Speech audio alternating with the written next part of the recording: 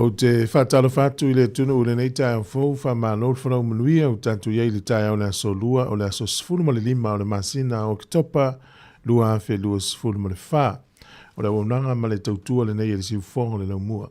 Ai alo mai loa le tatu saunui ngā loto le tai au nei tai tai le sunga I le whawhengainga pasta sione le asi mai le ekalesia whapotopotonga le atua Sāmoa Johnsonville. E usi maia le whaafonga.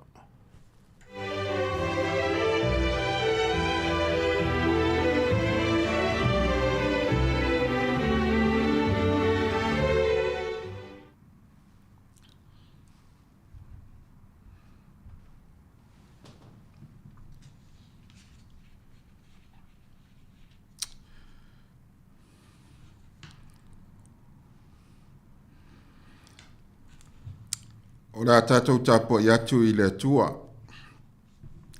Ala whai mai ala tātou watu nuu i le nei tai au fau. Se i o tātou watu whatasi maa ui luma o le nofo ali i mamalu o le tātou watua. E ala i le tātou tāpua inga whare a inga. I le suafa mamalu o le atua le tamaa, le atua le alo, ma le atua le nganga po ia. Tātou te amtai nai le nei tāpua inga. O ngā luenga au na au e moni ia ma le tonu, e wha maoni ana whi au umalava. E whātu mawina ia mea e whaavavau lava. Ua whaia i le wha maoni ma le tonu. Na ia avatu le tongi ola molo na nuu, na poloai i lana whea ngainga ia whaavavau lava. E pa ia ma le matautia lona suafa. O le matau ia Iova, o le amatanga leo le poto, wa iai le mafau le lei i a te ilato uma o e whaia mea, e tū mau lona vi inga e whaavavau lava. La tātou tālo.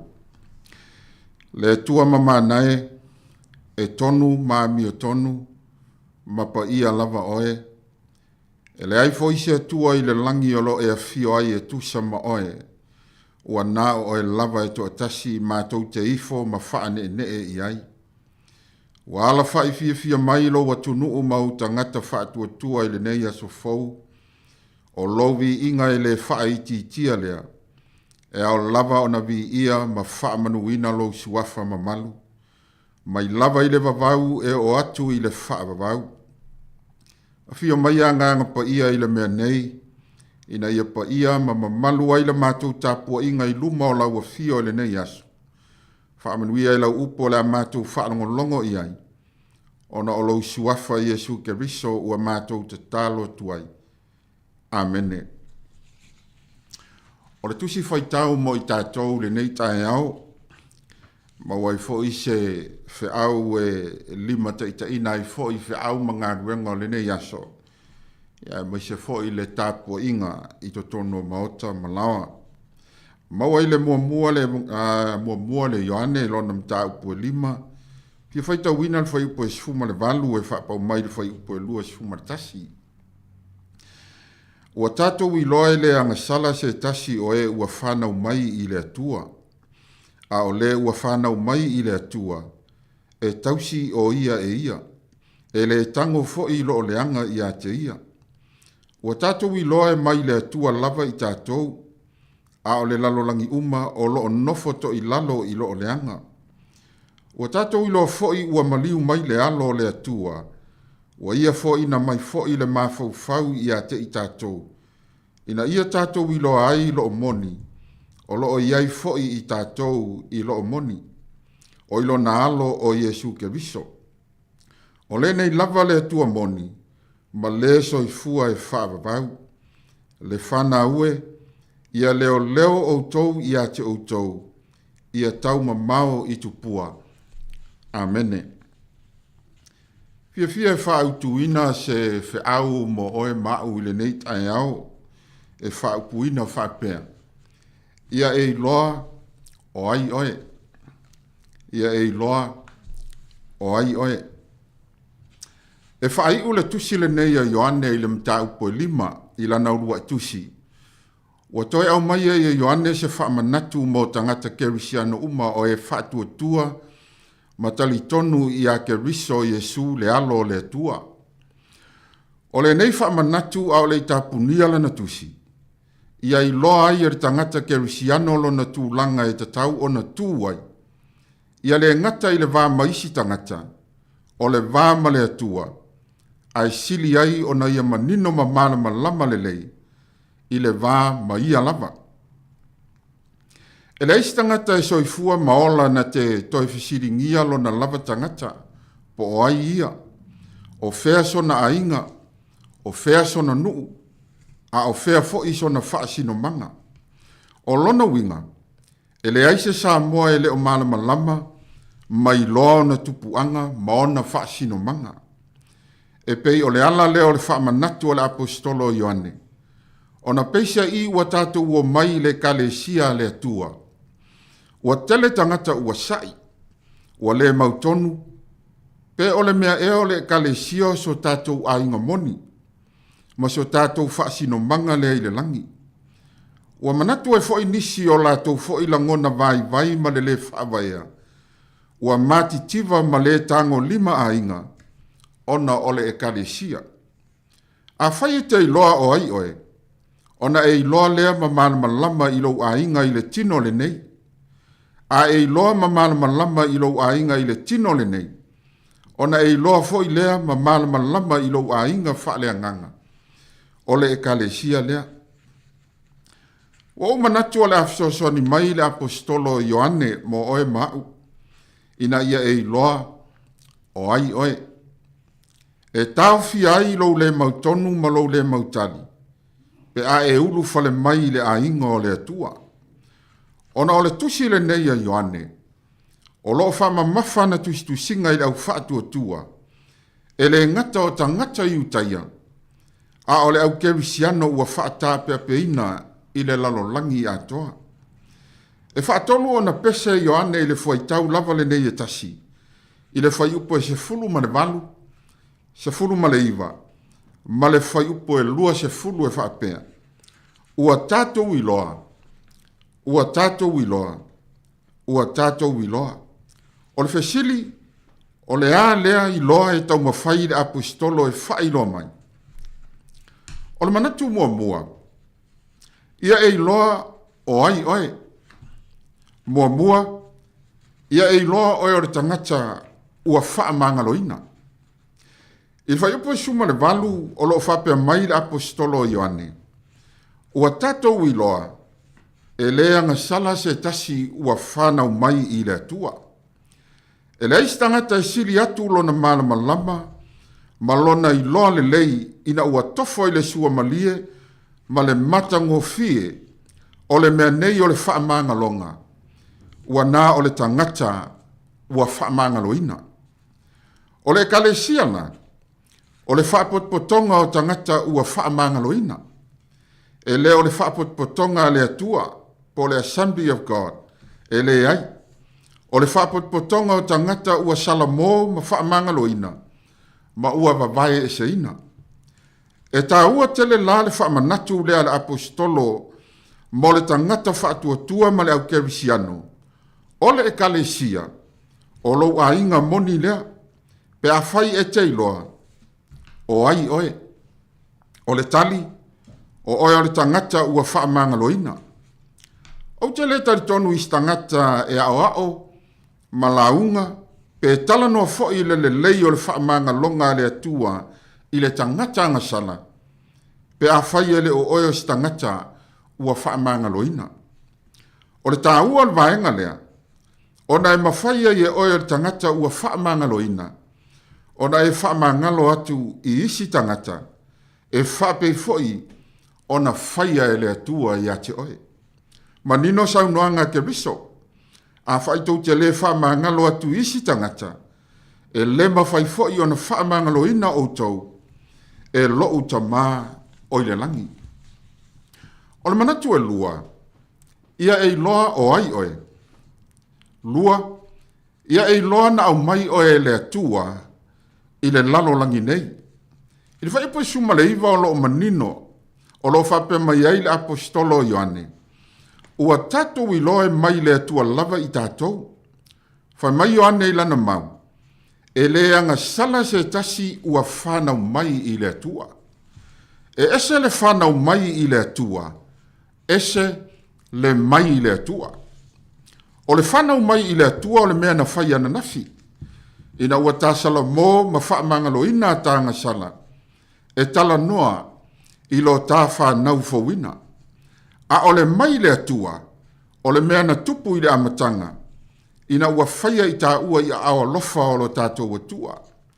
Ua whamana tu mai e Ioane ila na maude nei, ma lui ai tātou le au whatu atua. O tātou te le i tupunga mai i ni ko lila mani manuki sa i tulou. O tātou o ta ngata o le fuafuanga pa ia le atua. O tātou foi, e mai le atua. Na sila fia lava i tātou ana mua e le atua, a o le i whaava ina le laulangi. A o le i whaia i tātou i manava o tātou tina. I oe, o le winga i o upua Ioane, ua tātou i loa e mai le atua lava i tātou. Ia e loa o ai oe, o le tali, o oe o le suli, o le atalii ma le awhawhine o le atua.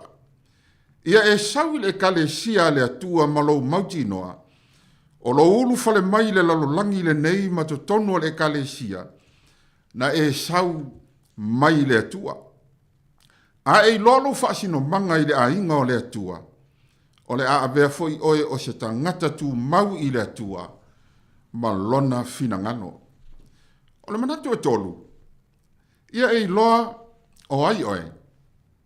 Tolu, ia e loa oe o le tangata fai mafaufau. I le fai upa lua se furu o lo whape mai le apostolo Ioane. Ua tatou i lo foi ua maliu mai le alo o le atua. Ua ia foi na mai foi le mafaufau i ate i tatou. Ina ia tatou i loa ai lo moni. O le maule nei o Ioane ua au mai e foi se wha manatu mo tatou o le au whaatu atua ma le au kerisiano. Ina ia tatou i loa e le whaatu salia le mafaufau o le tangata soifua ma mafaufau o mea ola se i tūlou. O le mafaufau o mea ola e tūfau. A o le mafaufau ua fua ina e le atua i tangata soifua e ao o na whao ngā tatau. Ina ua tātou talia le whao le tanga le atua e ala mai i lona alo o Iesu Keriso. Fai mai le maua Ioane, ua fua ina mai e le atua i a te i tātou le mafaufau, ina ia tātou i loa ai le mea moni. O le fesili, o le a lea mafaufau, o le tani, o le mafaufau tonu, o le mafaufau le lei, ma le mafaufau sao. I upo le fai salamo sa to mua ai le tātou sauninga lotu e whapea. O le matau i a Iova, o le amatanga leo le poto, ua iai le mafaufau le lei i a te ilatou uma, o e fai ia mea, e tu mau lona vi inga, e whaavavau lava. Sāmoa e le atunu pene. Na tātou iai le lalolangi i anga salama le inosia ina, sa pule sa tani o tātou mafaufau, tau mawhai e whaase se ma soli pala ina i tātou, ina ia awane i sao, tonu, ma le leia tātou whai unga e whai. A whai nā whaina le mafaufau o le urua i tangata, ona o le manao. Na whaase se ina ai e ti apolo po sa tani. Lea ua afua ai le malaia, ma le polonga ua o i ai, lo tātou lalolangi. Ai ao ina tātou whaafetai ma vivii i le atua, ina ua ia foa i mailo nā lo pele to atasi. O sa afia finga le apostolo Paulo i le kalesia i Filipi. Ia iate o tau fo i le lava manatu sa ia ke riso Iesu. O ia sa winga fatasi ma le atua. Ele i manatu ia o se mea whaoa ina ia tusa lava o ia ma le atua. A ua whaamaua lalo o ia iate ia. Ua winga o ia fatasi ma le polonga. Ina ua whaia o ia whapei o se tangata. O le fesili o le alea manatu po o lea mafaufau sa ia ke riso. O le tali, o le loto ua wha maulalo, wa afu ai o na tātou toe le lei ma ia. Ta ua tele le wha o ngā le lei ma wha o ngā tatau o tātou mafaufau. Aisea, ona o le mea lofa a le atua, ua fo ina atu i a te oe mau, ma i tātou uma o le au kerisiano, ma le au whaatua tua i le atua. O le tātou au tua o le nei aso, ia e loa o ai oe. Mua, ia e loa o oe o le tangata ua whaamangaloina. Lua, Ia e loa e mai le atua lou tangata. Tolu, ia e loa o oe le tangata fai mafau. O la tatou vi atu i le atua i lona vi inga ua saunia.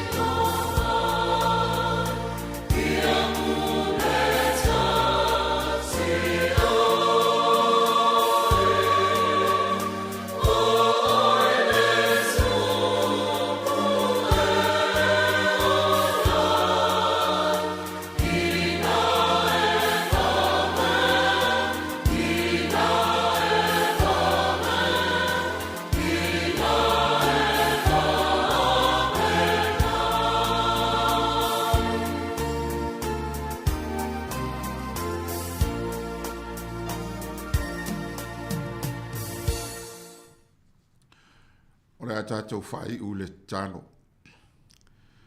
Ma e ule siri ese ma le matautia o lau alofa le ali ie. Ina wae toi whawhangu i mātou i lau mana whai wābenga i le nei aso fau. Sa ea sa mātou upu e tali atu wai i le nei alofa.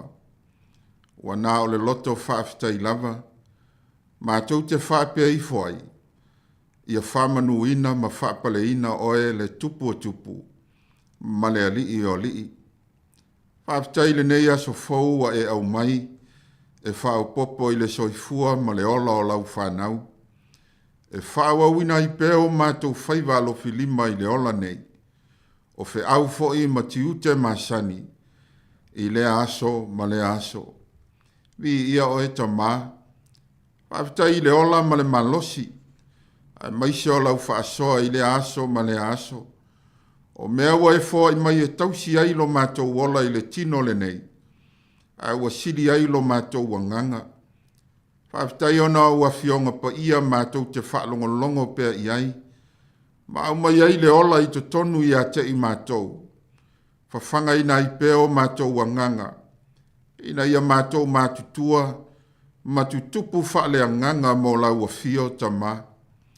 Whaafitai mō lau wha malolonga i o mātou nei tino.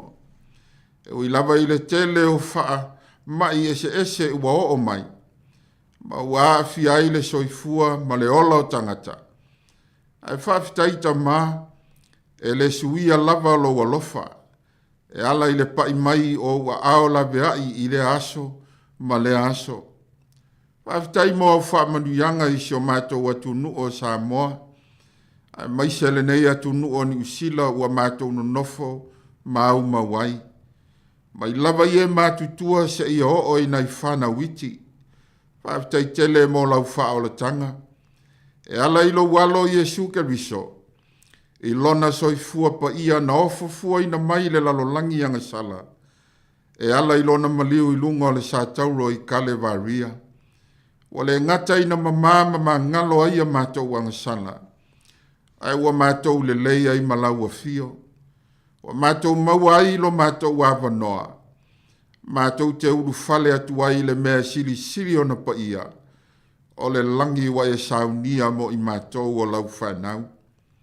A mātou whātou e se atu le li ie. O i mātou lava o tangata le anga ma le anga sala. E le lilo fo i o mātou tangata i lau sila whanga pa ia mai le langi. O le ala leo la mātou tangi atu ma le loto wha maulalo tamā. Wha mole wha ma ngalo Sāmoa lo watu nuu. A whaita mā wa mātou whata mala i o mātou tiute whata i tai. I le tausia ina o a inga. O nuu ma le atu nuu ai maise o lau e kale sia. Wha ma ngalo mai mātou. Ta mālo whae. Ta lia mai la mātou ta talo. Mai e sausawina i mātou uma. I le toto pa ia o Iesu Keriso. Lo mātou walii. Ma lo mātou whaola. La vea i mai o a awalofa i lunga o mātou tangata uma lava i le nei aso tamā. Ia malutia pea i mātou e le mana la vea i o loa nganga pa ia. Anga le mai la ua fio i fe au mga ruenga. O lava singa uma o le awhenga i ai mau tangata i le nei aso. Tai ma la vea i mai la ua fio mo i mātou. Tai nane le tāpua inga malu i ta māmatina mātutua. I to tono maota malawa i le nei aso. Lau au fai ngā ruenga ngā lulue o le tala le lei. I lea fata fai taulanga ma lea fata fai taulanga. I la lato ngā ruenga ta talo ma le tāpua inga. Ia whaamanuia lau a fio lo mātou atua. Alo whangia lau whaamalo longa mana i se o mai. Ma mawhatia i le tino le nei. I to tono maota malawa ai maise o fale mai. Ia pai atu iai le mana o lau whaamalo longa alofa. E ala i le siwafa o Iesu Keriso, le alii o le ola. Whamanui atu isi o mātou atunu pele o Sāmoa. I ona taitai ma ona tangata anu umalava. O whaata ape ma whaasala lawina iso o se tafa o le nei lalolangi. Ona o sa i linga manuia. Ai maise foi o le nei malo ni usila wa mātou whai malo ai. Ia iai lo manuia. Anga lelei maita mai nei whanau ia lātou a onga o le nei aso. Tausia pea i lātou i ala uma o le awhea ngai ma i lātou. Whamanuia le alo atu le whai unga. O le nei fo i aso le ali ia mo na fuafuanga whai. Tai tolua ina pea i mātou uma ma lau a fio. Whamanuia le ofisa whasala lau nei. Le ali pule ma le au whai ngā luenga. Ia manuia ngā luenga le lei o lātou whaia pea, au wale Tautua ina o mātou tangata Sāmoa i New Zealand nei, ma le lalonlangi atoa. Tu maumai o mātou lunga o malawa le manuia ma le file mua oe le atua le tamā. Le alofa siri esa o Iesu Keriso lo mātou wali i whaola. Ma ia mafuta ina pea i mātou le mafutanga vāwala lata ma oea nganga pa ia. Nei tae au. Ma aso uma lava o i le whaavavau. E whaavavau lava. Ono Iesu Keriso e ala tuaila mātou tatalo. Amene. Ma amene.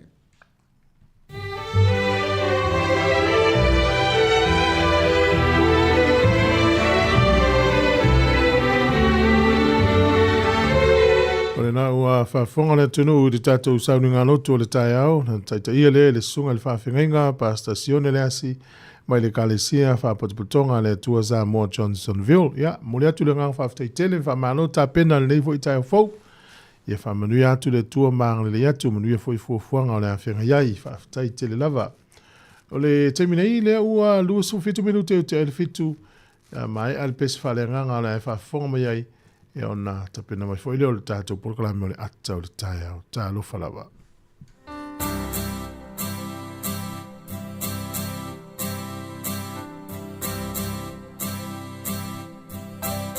O lau peselea, o te moli mawai, I mea lelei na ia whai, lea wau manui ai, le ngatailo u tangata, whapea lo u ainga, o inui le sua malie, o ana whaamanui anga, a o tupu tupu ae,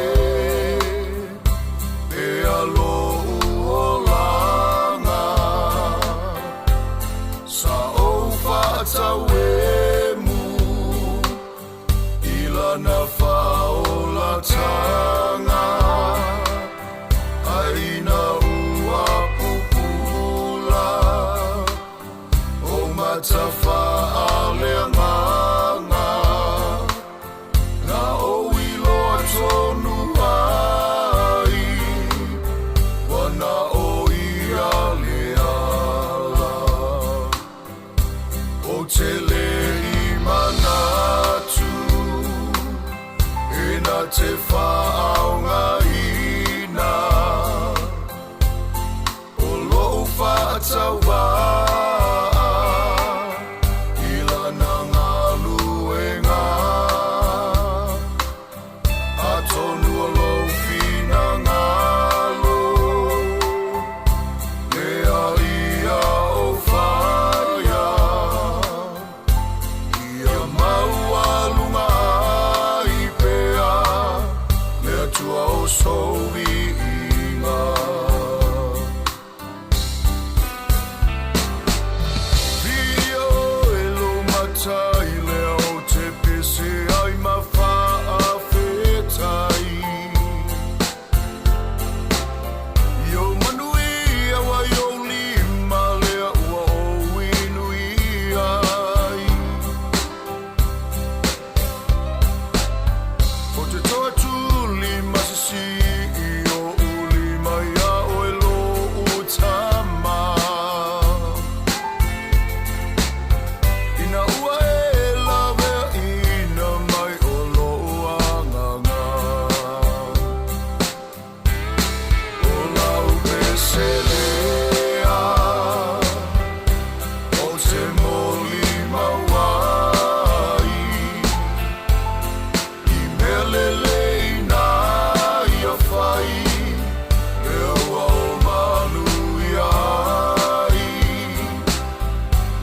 Tailo utangata Whapea lo ainga O inui le sua malie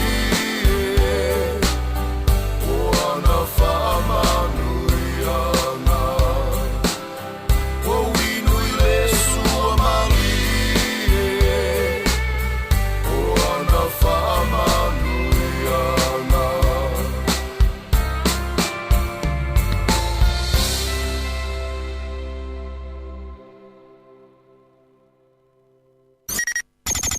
O le tautua le si ufonga o le laumua o lo iai fo i le langolango a le New Zealand On Air. Hi Samoa, it's Auntie Tala here. Instead of fifi whaalong i le ata o le tai au. Laugh of the morning. Amata mai le apple feed to le vanve au. Si ufonga laumua ata o le tai au.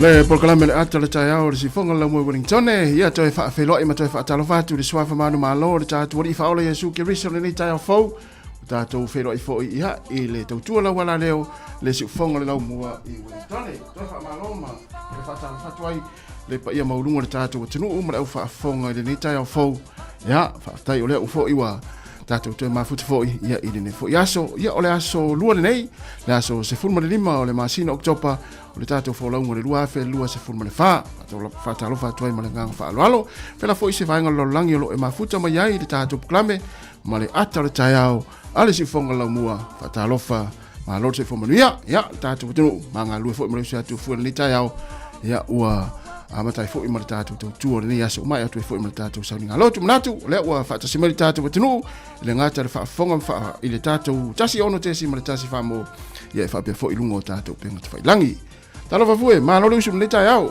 ia talo fa la vetel pele tasi ia wa mbaya twelo to waso nafi le wa tatu fe lo neta yo fo lo famalanga le leo le tua ia wa mai ole uso ia ma na ia vo ile neta ya fa ftai le tua wa mo fo ile ia le ola la to se tulo ia wa fo tatu maftanga masani ma tatu tunu ia le tatu to tu ne yaso ia moni le aftai fo i wa e fo ia isita ya we te fe lo e menai fa au nei fa fe ngai su mai tonu tatu ofisa pe vo le fe lo inga nei maltao an le tao ma pa stazione lasi ia o mata con fie fo nei yaso ia mai tawatu le tau sui mai tau yo ma na ia mai tau nei yaso ia o alunga ia le soifuanga e il taimi timu ai e fo le taimi lai ia le fo la o ta o mai nei tao ia o mane fo e vai atu pe tulanga la nei yaso ia sa ia tal sia on alfa nau ia le fo to fo isa mo ala tunga luenga wala tu ua onga tamiti mo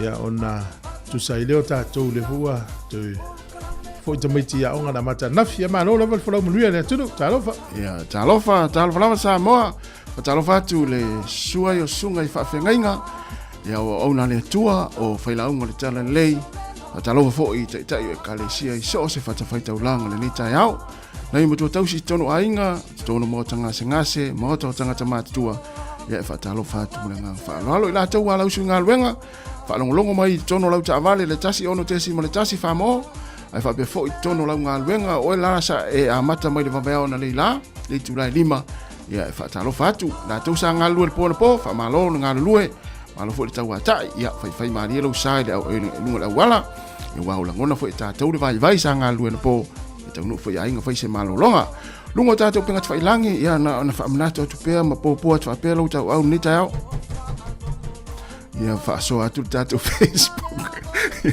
ia mensi tato YouTube subscribe ia ona tato mafuta fo ile tau tu si fonga la mua ele ngata o le yaso ia ai waso umala mo tato tau tu mala mala song fua se ipa ia le Australia la tato was fa fia nei ia mai le matangi mai sa ele o to 5 minute ona talo le o le tu lai valu talofa lava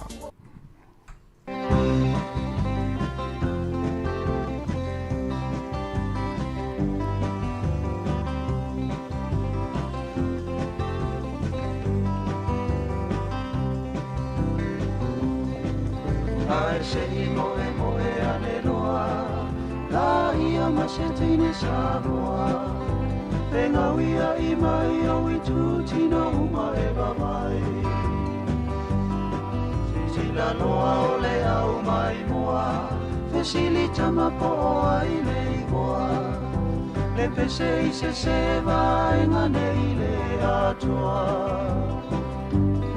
Se o fulaula au a ila I se una te uina Te taupo tapa ona vai malima Se ai uli o se ulama se sei Tafiti solo pe il tau felei Fia ngai a fa Sāmoa wala wiloa Fatima pole au mai moa Me mo ole pese tu sa pele ino Le au matonu lea O fia ma fa Sāmoa E pule lava o e ini au ta E para to sina ai o tangata Ai a mana tua olo ia e matutua.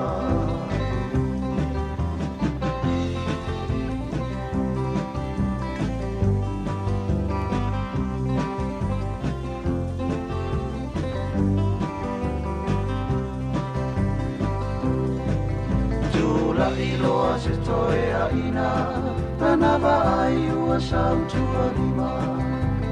Ai sa inu I se whaamafua se ainga. E whana ua tau wheturi ale, tau mawhai e tau ave I le whare. E tupe aia o anga lava o le fia fia. Le taimi la o le tau aluma, ua tau awina sisiwa uma. Wa ai malo, e wala au mai lunga. Tala tala o se lo matua, whaapa o masasa mai se lotua. Wale o lele o tawhia whale a lilifua. Tupulana e ia e mana tua, lau fia fia ngai a le sualua. Isiva mai whako, toa angani si e apo. Sili na malo pa amasani, fia fia ngau amasani ai. Te ono me ai, te ai se fai ti o mai.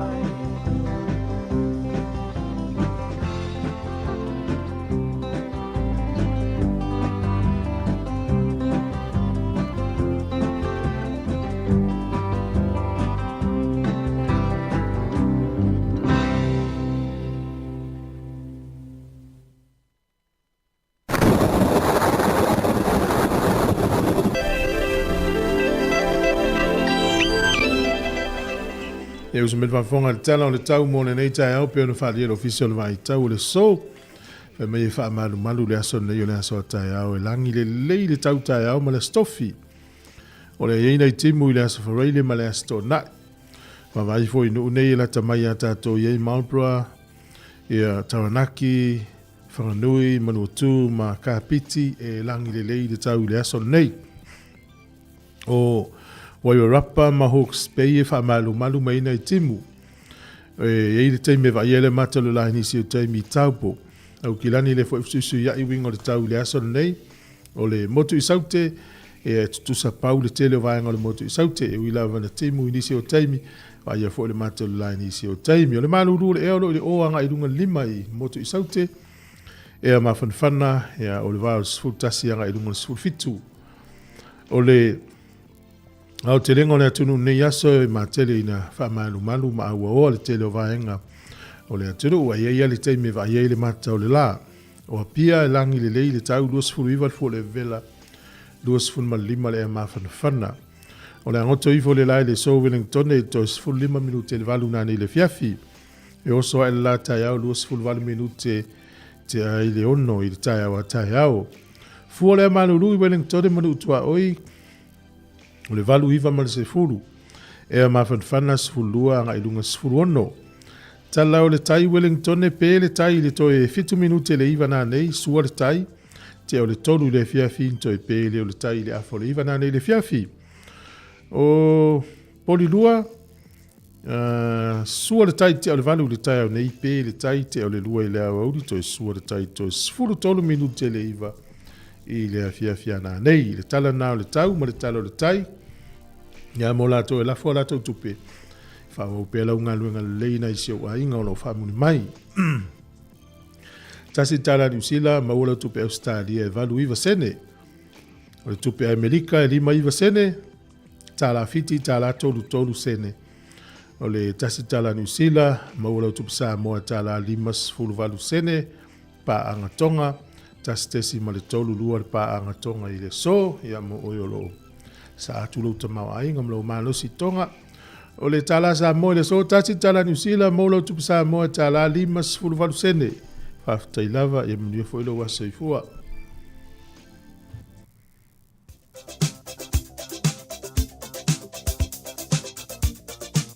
O whamnianga wa soifua mas whanau tātou I mini masani as whanau at samoacapitolradio.co.nz mo ila tau lava umalava na soifua mai le nei aso le aso se fulma le lima o ki topa whaamni atu puklami le ata le tahau ma le tautua le sifonga lau mua o tau aso soifua le nei aso whaamani ia tele lava le atua ia tau ma ia toe whaopopo nisi tau sanga se tele mai se fo e pere malosi au hal fianga iai ia ife au mga luenga ole whaamalosi o le nei tahau ma ia fionga pa ia le tua lau salamo tolu se fulma le fitu alona fai upu e tolu lau salamo e tolu se fulma le fitu alona fai upu e tolu ia whaatua ia Iova ma whaia mio le lei ia nofo i le nuu ma tau sisi i le whaamaoni ia whaatua ia Iova ma whaia mio le lei ia nofo i le nuu ma tau sisi i le whaamaoni ma na ia tele le whaamalosi le taia mo tātou as whanau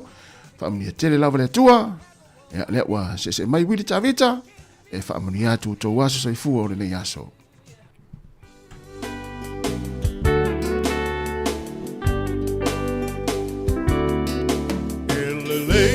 So mawana whaia le atua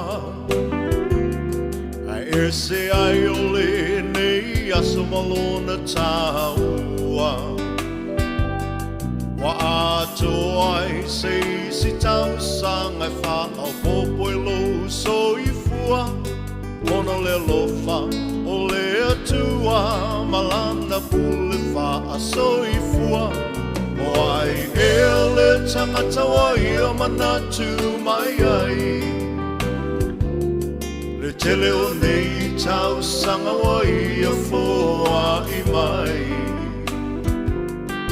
Fohi le atua le vi inga le wha manu ma le wha whetai Au au no mea matatau wai Emanuel was a whanau Emanuel was a whanau E wha Emanuel e turua Ilo was a whanau Emanuel to was a whanau Emanuel to was a whanau E wha Emanuel e turua Ito was a whanau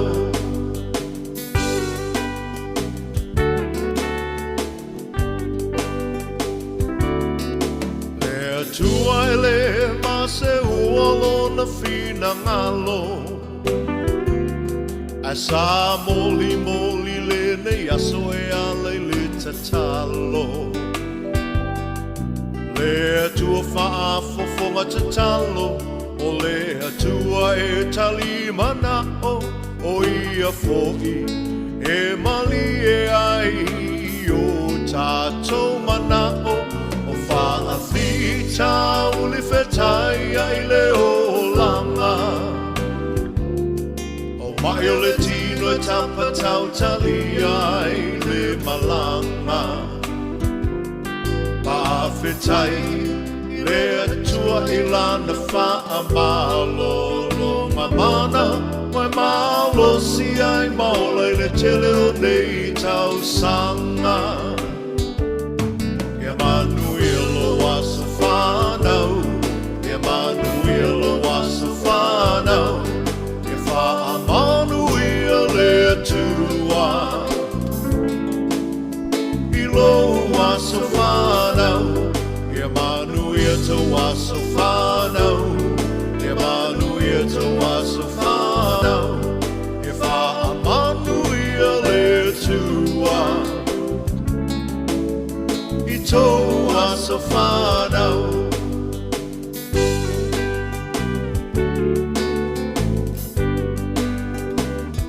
Ia fia la ia le tele o au me alofa Se me alofa sili nai le mana baola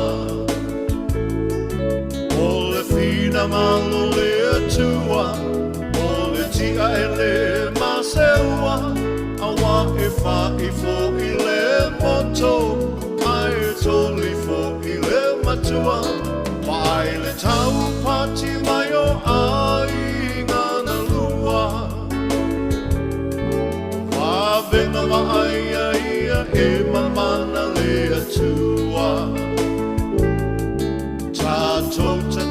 ia wha popo ina e lea tua.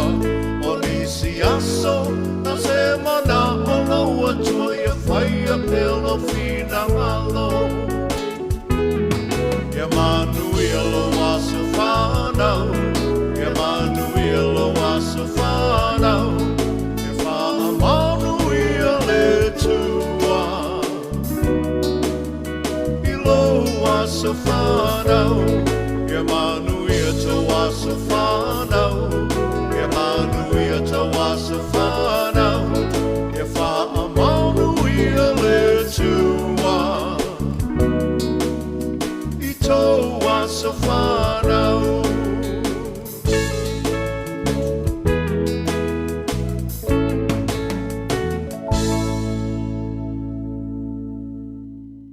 Tupula langi ni aso tātou lia, le aso se fulma le lima o ke topa. O le sol tau sanga te siiva lima whāna tau nuu ai pango le wa alta malo e suafa ia William Willis na malanga mai Peru. E ono spultasi ona tau sanga, o le ngoa le waa Seven Little Sisters. E ona malanga i fune o le waa tuila tau le MV manu o tele, ua toso atu le waa Utah. Ia e ono afe fitu se lau maila na malanga mai to ina nei no le waa.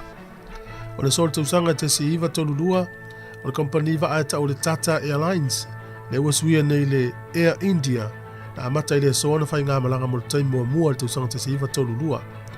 O le sol tau sanga te siiva o noiva, na whai e sisa vali o le file mu, ia te te e tui tangata Amerika le tau e Vietnam. O le sol tau sanga te siiva iwa sfulu, ia le Plestene o Lucia o Mikhail Kopachev. Na ia maua le whae longa le Nobel Peace Prize, ilo le tau mawhai lea, ia maua pele file mu ilo nā tunu o mā tunu o nā tau te whai paanga, ia pe ifo i se senga i upu whai. O le sol tau sanga te se iwa wha lua, e se furuma le fitu tangata ni usila na ngā lulue, le nu uleo Kiripati na whasi o tia i le so e tangata Japani, la tau ia na whae ngoina o le Coast Watches, po la tau fo ie mai tau ina i angata i whale, taimi o le tau alo na lua lalangi na iei fui tangata whaapea na ngā lua i Fiti, Sāmoa, Cook Islands, mai senu. So sani le ia New Zealand. Ia na malili wei tangata New Zealand le sol tau sanga e te siiva wha lua e to asfuru fitu i la tau le nu leo Kiripati. O le sol tau sanga e te siiva o na whaafa ta ua i lava o mai le so. Ia le aso lea e wha ta ua ai. Ia tangata i e pōrwa ai, e ila tau mana onga, na i mwhaina tūto atasi ma malue lava ia mo ia pe uli wha langolango ni stangata. O le sol tau sanga lua fes fururua, na malili ai ia David Cameron, le palemia o Peritania, ia ma le ministalo Alex Salmond o Skotilani, o le a whaia se talanoanga e whaatulanga se referendum po se whaafisili, pe te tau na tūto atasi si Kotilani. Whaia lan fono le sol tau sanga lua fes fururua. Tātou talana to e maua whapoponga te masani whaafitai. Malo waftai o leo to iwa minute o na tale o le valu, whaafonga i tātou tala mai Sāmoa pe a tale valu, tātou talafau, si ufonga lau mua Wellingtone. Ia, malo leo suru nei tai au, tātou mafuta fo i tātou pukalami atara tai au, i tono o ngā luenga lo mafuta mai e, i al to telo tātou atinu, ia, i ngā luenga mata. Pe o le mai tau atu i asfa manatu e manatu e la to e polva ai le so. Ia, mo. Ia, o tātou i loa la fo le mana onga i la antoni e mana au tūto atasi ma whaftai le tele wa unanga whapea i Sāmoa. Ia. Ne ua tātou i loa e wa unanga whapea. O tau la fo tai tai el matou no e la to polva ai al fi nau i o so i fuanga i la to. Tau mo fai la fai umanga luenga i tau te fai ai lo se me fai ngofie. Ia fa malo fo i la to o tau sia i la to polva ai al lo fa tele atu por kala men fa manu i atu o tau neas. Na tele as fa manatu. Ia le la tata no ia ma il tatu por kala me ta ne. Mana ia. Ia se i fatalo fo si vaenga le ua fatalo fa mai li tatu por kala me li tai au. Talo fatu sunga le diao ia va Malaysia va pe fot sunga le pepe Howard Aswalka fatu a fenga ia sila fa te tele lava pele tangaloa a lot so fo manuia talo foi le sunga epi Josefo ia va pe foi ia le sunga profiti feto ai ia sunga Cornelio no malo ma futa mai Melpone ia ma foi Eric fa talo fatu foi le sunga na night o manga yona ia va pe foi Ropeti ita ia o Lucila tinei fa talo fatu foi fatu ia epi Marina ia va pe foi le sunga Saulo Sam Faea Ia o ele silea e mafuta mai, ia o mati malanga o ma, ia o le sea Viliamu tole foa, ia Melponi Australia, ia vapefoi, ia Anas, ia whamaluru atu Fuatino, tu i whaasina, ia o Whale Alii, Popoli, ia misi fo i le awanae Sāmoa mai, ia o le sunga ia Tautua, le mauto sui Jeremia, ia whapea fo i taasi, ia o Sauvaonila, sunga o Kalangolango, ia o nisi nā lewa, mafuta mai whaatalofa mani le taimi le tai au, ia le tātou poklame, ia oe, ia a lela a, matu whawhiawhianga lea, ia tāri ai tātou tala mai Sāmoa, ia misi fo i tātou telefou le nei tai au, talofa lava.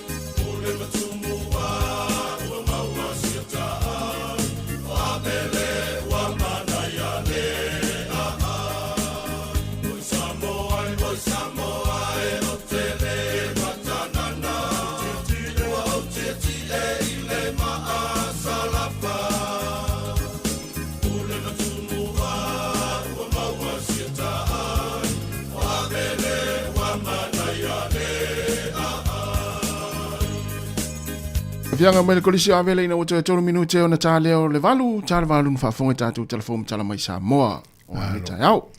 O le aso le nei e manatua ai le mele o le whawhano o lima le whasimoli. Na whaana mata mai le tausanga e lua fe mal valu. Waila le na valu ia mai lua fe mal valu le whano mao au le whasimoli. E o mai lua fe suiva lua sfulu sau o le tamwhai whamarima pia o le whale mao tulore ngana. Ia sa. Ioi. Ia tatou whamanatua le nei aso ia whai whamale ao ale i tausami. Ia pia whai sau ngā ruenga po whiala vete iai whano malima. Ia mese fo whainga le na whamarikuka le whale. Ta una whano le lima ia whai lei o le kuka. Ioi.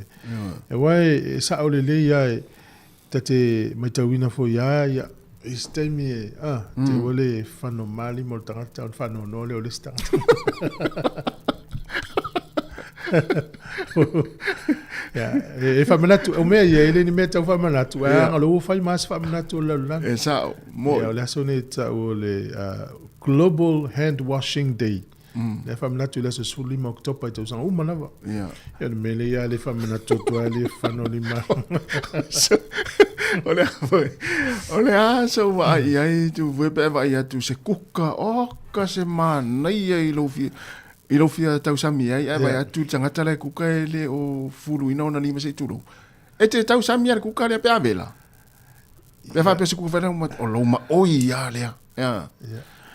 Ia o pe fua le taimi ia, pe la e o le ia sisi me alo ye. Ia alo ia la.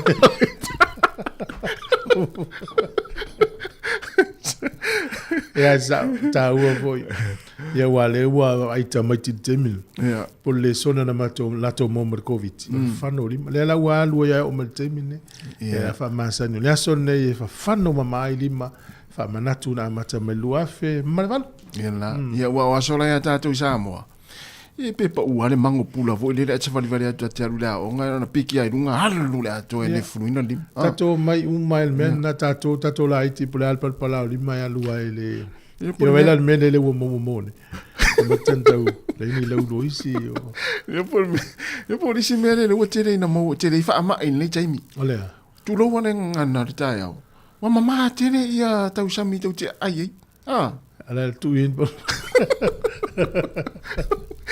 So papa wal kokolo matua ya la o mona tunu le fa ivo le ya mama tu no le valo matua o tolo mo mo tu di tele pepe la o tolo me le ya tu ngutole ele vo te no fuma o le sino matua mama fa fini o tu ainga ele ya masi se tatu ele fa solo ini mama ele va sino matua esa le tu su me lo na me fa fini ai la vale meno mama ya solo iti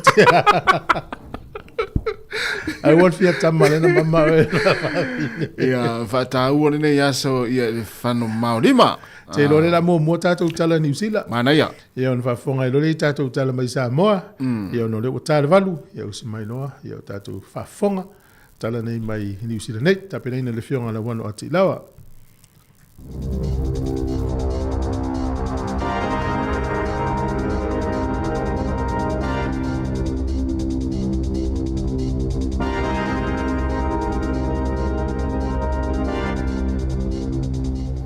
Ta lava ile nei foi vaenga o telefou mai le siu fonga le lau mua I Wellington. O le talamu mua ua whaasa e le pulenga o le whale mai tele o le tu malo le Waikato ia tausi soifua o lo ngā lulue ai ina ia aua ne ito e whao ngā ina seisi lawanga ngana se ia vangana ai le ingilisi e tala noa ai I mai. O le asfarai le talwai sa whaata amilo inai I tausi soifua uma o le whale mai tele ia se tusi alo ia mai le pulenga o lo ta wai le te tau lea I le au whai ngā luenga tausi soifua o na whaao ngā ana o le ngana peretania I te tauno o le whale mai I le whaatino ina o lātou tiute ina ia mautinoa le saonga le mua I o tonga fitinga o ngase ta wai le tusi ia le popolenga mahatunga lunga o le pulenga I le tele o isi ngana o maitawina le whaao ngā ina le vasenga o tausi soifua e tala noa ai I mai. Pe taila o se lipoti le walis whaasa laua New Zealand, Radio New Zealand, na ta o ai stasio fo mai ua vai ai I le tusi le nei e whapea ua manino mai o tausi soifua initia Filipino whapea ai male Pasifika lea e wha autu iai ia lea wha atonunga. Ta ua ai e lea fo mai o tausi soifua nei e au pito I ngā lunue manolosi a o lea ua fōlinga mai ua wha salaina I lea fuafuanga. O le tusi po o le mimo le nei e fōlinga mai e na o le whalemai tele o le Waikato e wha apitoa iai. O se ngayo inga ua so ma le whaafai ngā luenga ina lea e le mtanga luenga le soifua malolo ina le te whatuora o le whaita wafe o tausi soifua whaao popo mai e tunu o Asia ona o le toa ngao o lea vaenga o lana o whai ngā luenga ai ua vea mo mea ua owa ai ma na tupe whaalu mai le tala o le tupe na pasia I le whaita ufia se lau miliona tā la. E ale li mai nei mata upu I le whale mai lea o le Waikato ai ele I tele na iaso taluna ta ua I se lipoti le newspaper Herald ia se talo sanga a se mai i le tonu al fale mai tele i North Shore e whapea e le mana o ia e vaia pe tonga fitia o ia e se tausi soi fua mai a sia o se talo sanga sa talia le lei le pulenga o le nei fale mai ai le fia ai ma le au whainga luenga. Ua taponi ma whaamuta la wanoa e whaari ai manatu malangona o tangata i le fuafuanga e totongi le whaao ngā ina o le awala fau lea ua suia ai ia le awala o le mana wa two court e pei ona sa iai tausanga e tele ua mawai. Peita ai e le o muta ai le tau mwhaipea o tangata o le pitanuu o Woodville e whaalia lo lātou te ena o le whaia o se totongi e whaao ngai nai e ta walele a wala fau lea ua lata nei ina maea. O le fuafuanga e pei ona whaai lo mai, o tangata uma e malanga i a lātou ta awalaiti po light vehicles i le wā leo Palmerston North ma Woodville e whāta lātou se furusene i le nā o le alu. Ia pe o lona winga e walu ta la ono se furusene i le alu male sau i lea wā. Ai o ta wale mamafa po heavy vehicles e ono atu i le se furu fitu ta la lua se furu sene le tau e to tongi e i la tau. E pe ono si le fia o le awala tuai lea sa iai le State Highway 3 sa au iatu i au tafo la wai tafe o le Manawa 2 Court na tapuni le tausanga i lua afe se furu fitu ona o se solo tele na poloka mapuni tia ai. Ua whaai lo mai fo i whapea o le awala fau o fau sia nei e sui ai i le awala lea e te tau na o atu i le tausanga lua afe se furu lima po le tausanga fau lea ua o i le se furu afe iwa se lau ma le lua lea o whaai o ta avale whaau ngā ina i lea so tasi ai e au li atu i le tausanga lua afe whāwalu po le lua o whāwalu ua o lea o whainga i le se furu ma le wha afe lua se lau lima se furu ta avale i lea so e tusa leo o se fulu afe ua mawalunga ai na i lo lea o whainga e mana umia e whaiai ia se tau po se tutongi o lea awala e tusa o aia inga masani e le pulenga o awala te tele o New Zealand. O le tau la awala fau e se fulu lima ma le afa kilomita le umi le ua fausia nei lunga o le tumaunga o Ruahine Range na mua i whaatulanga ina i le ono se lau lua se fulu miliona tā la. Peita ai o le o whailo mai, o atu le tau i le valu se lau lua se fulu ma le whaatesi ma le tasi miliona tā la. Le o mafua ai o na mana umia le whaia o se tau po o se tol e whaao ngā ina ai. Whailo mai e sui le maaftanga o tangata o le nuu o Woodville, ia Vicky Tomlinson, o le a whaawau pēo no lātou whina wina le nei mata aupu ma te i le whaia o se tau e whaao ngā ina ai le awala.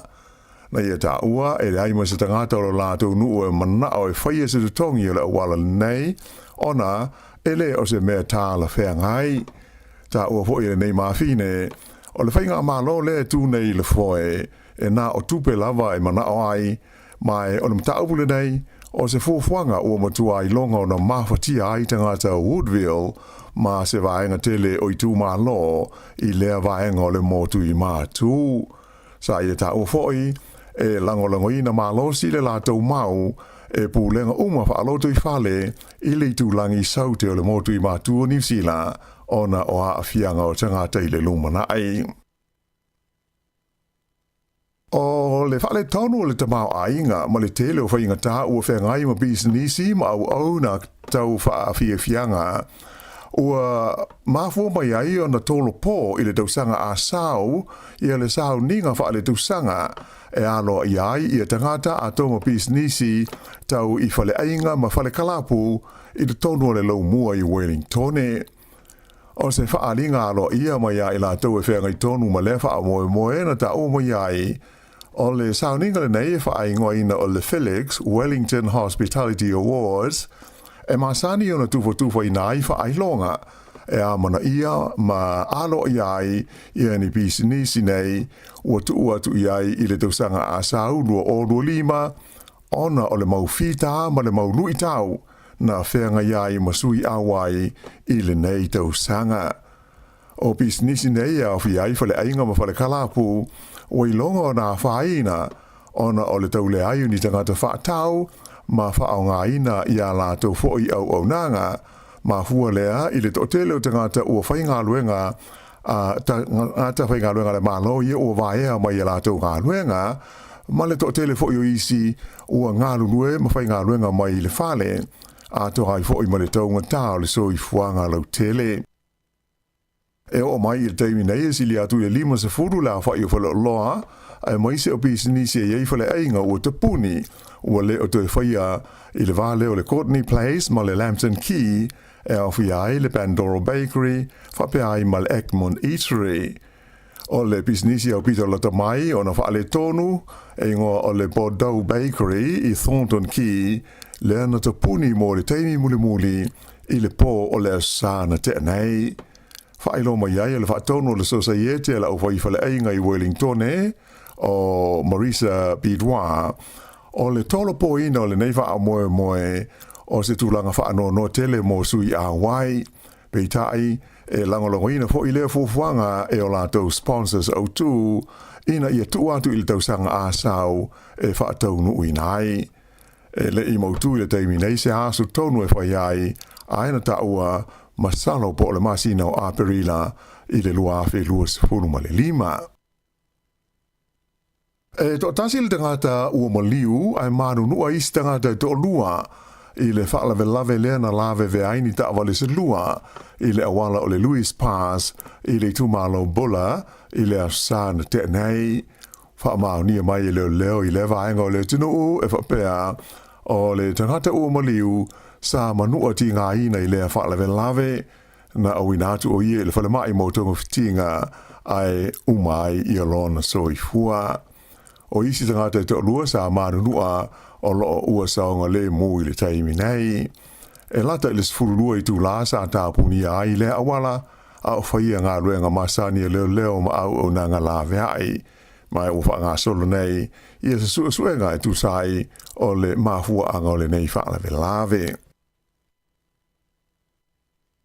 Ua whaino mai e le pālemia ia Christopher Luxon le filifili ai e le whainga malo o le li Israel whaia Sir Brian Roach e avea ma komisina fau o ngā luenga a le malo o New Zealand. O le nei whai unga o whaia i le tuana iai o le sifutolu o masina taru na malo loli taia mai lea tuwhinga i a le li o Peter Hughes sa ngalue ai mo le tele o tausanga. E lua i a tausanga valu masina le umi o le angalue ai le li nei o Sir Brian i le tofinga le nei e amata atu i le asofa o Novema. Whalia mai e le pālemia o Sir Brian o se tasi o te tai o tele mtanga ruenga whalapo tonga le malo ai whape fo ima business tu mo oti ua ngalue ai mai e tele lona to mai maanga waa e au ngā mo le sanga whaale le ai o au nanga ale au whai ngā ruenga le malo o New Zealand. O Sir Brian o le teitei whono mua leo le pūlenga o wala te tele i le tu malo au kilani whape ai fo ima le mtanga ruenga o wala o whela o inga ale malo o New Zealand. Nanga lue fo i mo le komiti whaafoe o whale mai i le tu malo o le Hawke's Bay ai fitu tausanga sa ave ai mo pulisili o le whaalapo tonga o whale meli po le New Zealand Post. E mea tau whaafiefianga e wha ni whaafiefianga po ni konseti e a se tasi o li pese lau i loa pele tā nia Sir Cliff Richard o le a whaia mai i New Zealand le tausanga a sau.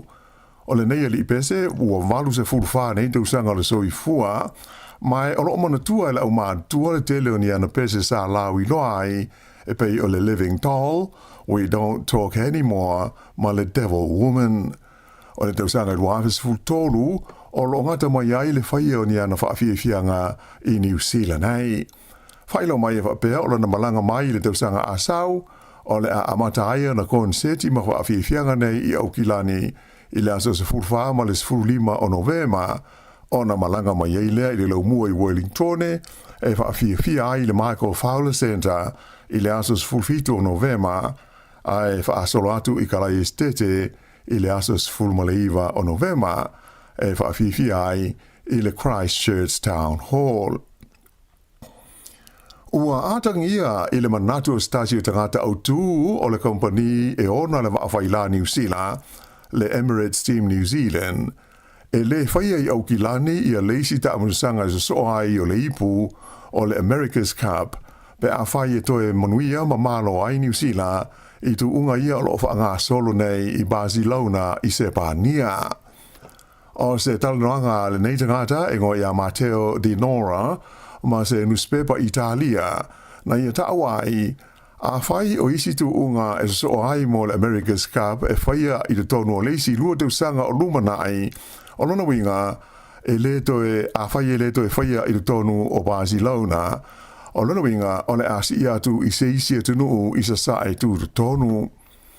O le li pilionea le nei o se tatasi ua tele te usanga o ia langalongoina le Emirates Team New Zealand, mai na whaalia o ia lava e au pito i te lelo na sao i le whaatupeina o le waawhai lale nei e New Zealand. Na amata mai le te usanga lua afe, o na a awhia le nei tangata i le Team New Zealand, mai o se tasi sa tu malosi i le toe tau mo whainga o le aua New Zealand, i na ua malo le waa o le alingi, i le ipu o le America's Cup i le te usanga i lua afe ma le tolu. O le te usanga i lua afe sfutasi, na whae ea i a te ia le whaerunga tau loa le malo New Zealand o le Order of Merit mo lona sao i le ati na e o tu ungo wa whaila whapea ai maisi ngā luenga whesoa swani i te tonu o New Zealand. I kirikiti whaale wao malo le i tu pao to mai tai o le ua sao atu le aua New Zealand le White Ferns i le vaenga o le semi-finals o le taumusanga o le ipo le lalulangi i ta'alonga ta iluas furu ova po le T20 o lo whaanga solo i Dubai. Na maru malona tau i le la ta'alonga ma le au a le tunu o Pakistan i le po ana o po. Se lau se furu ai o New Zealand sa tuli e Pakistan vei tai na pepe uma ai na o le limpas furu ono ai na maua o na o le lei o le whaatea ma le talitua a le au a New Zealand. I Barcelona i se pānia o lea ua wha mua so o le waawhai la o le Team New Zealand i tu unga o lo whaanga solo ai mo le ipu o le America's Cup i le waa ma le waa o le Ineos Britannia a Peretania. E na o le tasi le tu unga sa whaia le wawao na li la ai o le aso a taiao e le aise tu unga whaiai o se aso ma lo. Ia o le whaiunga na nei vaenga o talafau.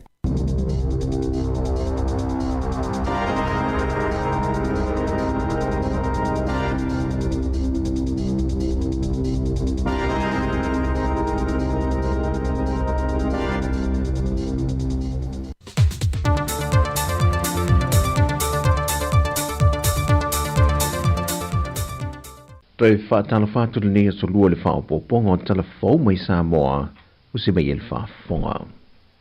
Mo le sila fiel mamanu lea tunu ua mga ala o aso mateimi e tāpuni ai matatala ai.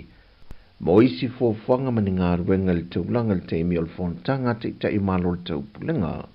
Wa whaatatia mei le vaenga le pui puinga i a sone e ono e fua i eife malanga i ngā alma manu lau tele o lea tunu. O le sone a e amta mai whantan malo le tau mea sina, a ngai mai i le manga whai ma ta autu. O le sone pi e mai i le manga whai ma ta autu, a ngai i le whaata bilisanga o le awala i le awala lau papa i vaisi ngano. O le sone si e mai i le whaata bilisanga le i vaisi ngano, a ngai mai i le ofisa o leo i a pia. O le sone ti, o whaatulanga mai i le ofisa o malu le malo i a pia, anga iatu il faltupe le ensetu mal fale meli. O le sone i po le e amatatu il faltupe le enset, whaangata mai i le falta vale le eskomoto i samalalo. Ma le sone muli o le F po le fa, amatatu il kampanita vale le eskomoto, se ia pa ia le aonga le malingi i le peninsula i muli no. O ia sone umayono, o le a whaatatu i nai po loka malo le malo mo le pui puinga. O le aso tofi aso luse fulma le wha o ki topa, e tāpunia le sone a i le lima i le afiafianga i le se fulu i le pō. O le sone si ma le ti, e tāpunia i le itulai se fulma le lue le awauli, anga iatu i le afa o le wha i le afiafi. O le aso whareile, o le sone a pi ma le si, E tāpunia mai le iwa le tai au i le sefultasi le tai au lava, au le tūlai sefulma le lue le awauli e anga i atu le afo le tūlai tolu, e tāpunia umai le sone A, e tau i le sone wha po le F, o na toe te tala i lea o awala uma, ai toe loka ato foi mai le lima i le afiafi anga i le fitu i le pō. O le aso to nai, e toe te puni ai mai le tūlai valu le tai au anga i atu le afo le tūlai iwa, le sone A, P, ma le C. Te tala le awala i isi teimi tuatu, patu ato e tāpunia foi i a vaenga lava i e tolu, i le tūlai ono i le afiafi anga i le valu i le pō. O teimi uma pe ona whaatulanga mai e tāpunia i ala tele ma vaenga te tasi pe ona Tautua. E na o taavale ai lato wa mai o na restale nei uia ia mga ala, e au fiei ma taavale kompani ma pisinesi, o lo i te tono le siu manga o no whanga ua umona makaina. O le whatawe no tūlanga i whaamobongo i tala whaasole pito o le vaenga o tinamata maitai, o le aunga le whaamoe moe na whatawe i le fionga te maitai ministamtanga wingo tinamata maitai, a tina no manga fisotai, le fionga mulipola na rosa ale molio, e le whaalawi loa ino le porkalambia le mtanga luenga, wa whaingoina ia whae e malama, po le Resilient Spirit Portraits of Samoa Women Warriors Initiative. So no mulipola, o whaamaumonga i ala iniata tusia, o se tusi na tusi, whaapefo i ata o documentary, o le a avea mapuna oa whaale awa onga, e whaalau tele na i tau mwhainga SS o loo tai mua i tinamata maita i o Samoa.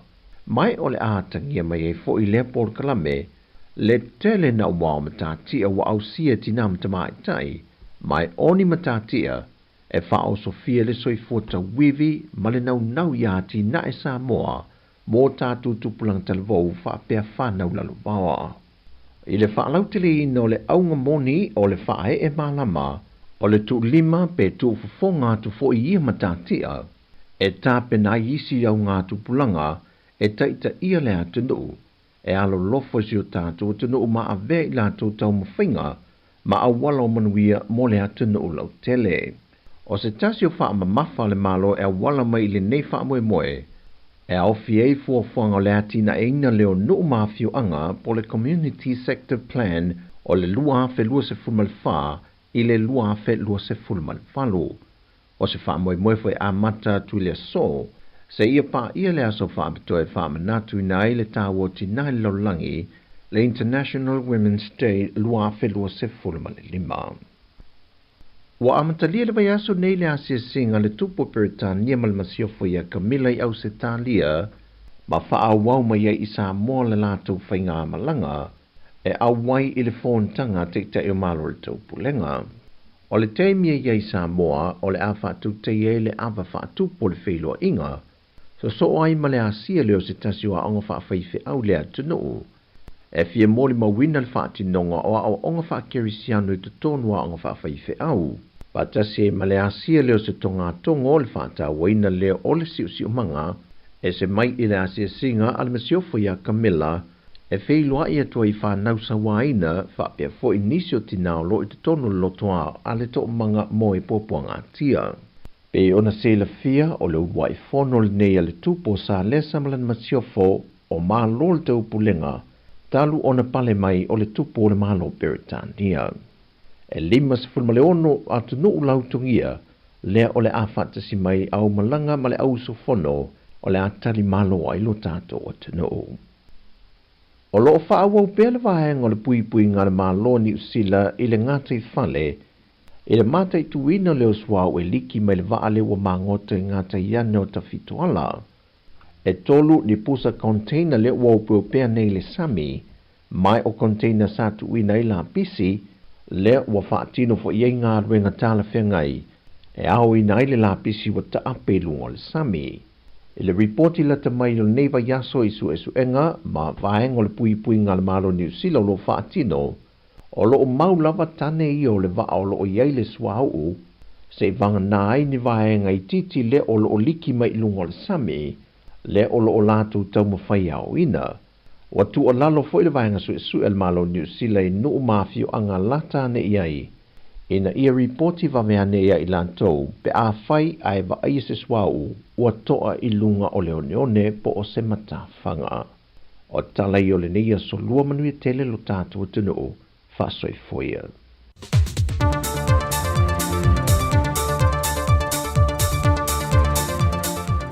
Toi whafonga i le tūlai vele tau nei tātou tala nā mai Sāmoa, pe on tāpene nina matu ina mai le sunga tāse salam sam, ia mesi o tātou talfou, e mai le whionga ala wano ati lawa. Wa luas fultolo minute o te nei le tūlai valu, wa ilunga fo ila wala to atero nei whanau, mumori atu ia onga le nei tai au, ia tamaiti o whaalongalonga mai o toi tono ta amale, ia tama lei mataine lei whaalonga whaya onga. Pe o mātou yaso la, ia leo utou wa ai mai leo wa mātou manuia fo i ona mātou stai whaya onga. Sao tala le zelina. Ka tu lo stala va pena mai. Ai longa. Ai longa. Ya malo foi nei fa ya onga lo sai. I tatua mi ya so tatu laiti. Ya. Wai pe al tala le sto ina le mala mai Samoa. Sao lo nei fa mal si automatine ni usila. Ya. To vai mal tatan nei. O le sifil tatan nei va sen. Ya so i fam tala lo no so i fuanga ya. Ta so i ele ese sifi pe yo. Vai lá no melhor sifi. Tu atelier fale to. O ne to po yo sifi. Eu acho que tá ele class captain. E mar sifi o vasenga. O le sifi lá o vasenga. Ele tá já está ele me fato ele class captain por captain o vasenga. Ai o sifi o vasenga. E mau ele o va. Na, ele vai no mato. Sa ole e fia si ese sifi na sifi vasenga ya sola. Ya, e te mo ai. O le watulanga, luas fun mai fitu ma ole. Unga foi da vasenga. Ya, laude ngor sifi.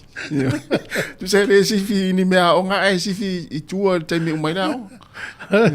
Vai le te mi le o foi ingilisia, di sifi. Ya. Te mi la le va pia. I'm going to the shop for the thing mai. Le la ka lo o lo ko mai ko i tum to tia ya so ya me o mata to mai ya menu ya on alfa na ne ya so lo tele atu o le si as fam na tu ile zotas e mana tu o le so ta o International Day of Rural Women. Wow. Na itina fo ya no auta no atu o ma fa faulea. Wala le se senga matafa yo imatiu te na itina le nu auta manu utu. Yeah. Ma la to le open area la to tono no taulanga. Wala se senga la tum tafa yo.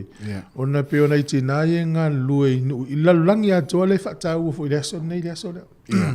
Ma tu na itina ya e mai nu auta manu uitua. Yeah. E lo la to sao ta u e community. La tau ia la tau te ngā lulue pe ngā lue ina whātou anga.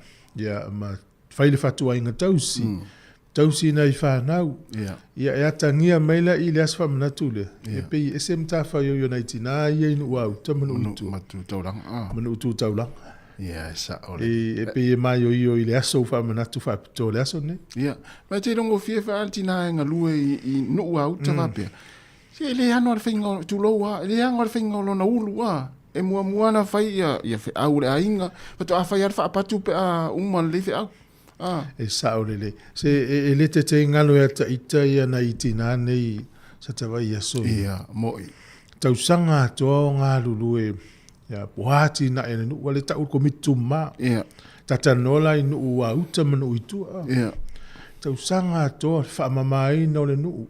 O le langa ina o I tonga. Ia o fala papa, o fala lili, ia. Tanga lau pono. Tanga lau pono, tau singa o ainga. Mane le tau sanga. Ai e ala si la tau whaptunga tupena alu e ta whaonga le whainga le tau sanga. Ia, moi. Te waila I le aso le na. Ia. E pule tasi na iti na. Te ule le pasi. Ao le meo le whai mamango ave pasi aso ia. Ia. Na filosofia na iti na ilunga. E le isi musika o le pasi. Pe pese atuana itina I va tenga la so ya pe la to ula pe pese atuana itina ele matudi so ya ta amilo ya luma matam tur pasi matamata e to ya uma le aso ya a le pasi le bien no to we Tolu i tu la, tu pasi i mena dua.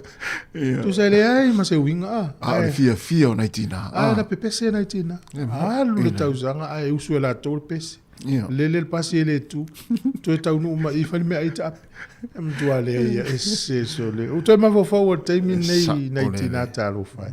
Ia ma lo mo lo to nga luenga fai. Ia wa sawa yo e vai tina e taulang. Ia te unga le le. Ile ise me ngole. Ia tina e nua uta manu uitua. Ia al fatu ainga tausi. Te no fa tina e ngā lua nua uta ma nu uitua e wheo i lense e vai.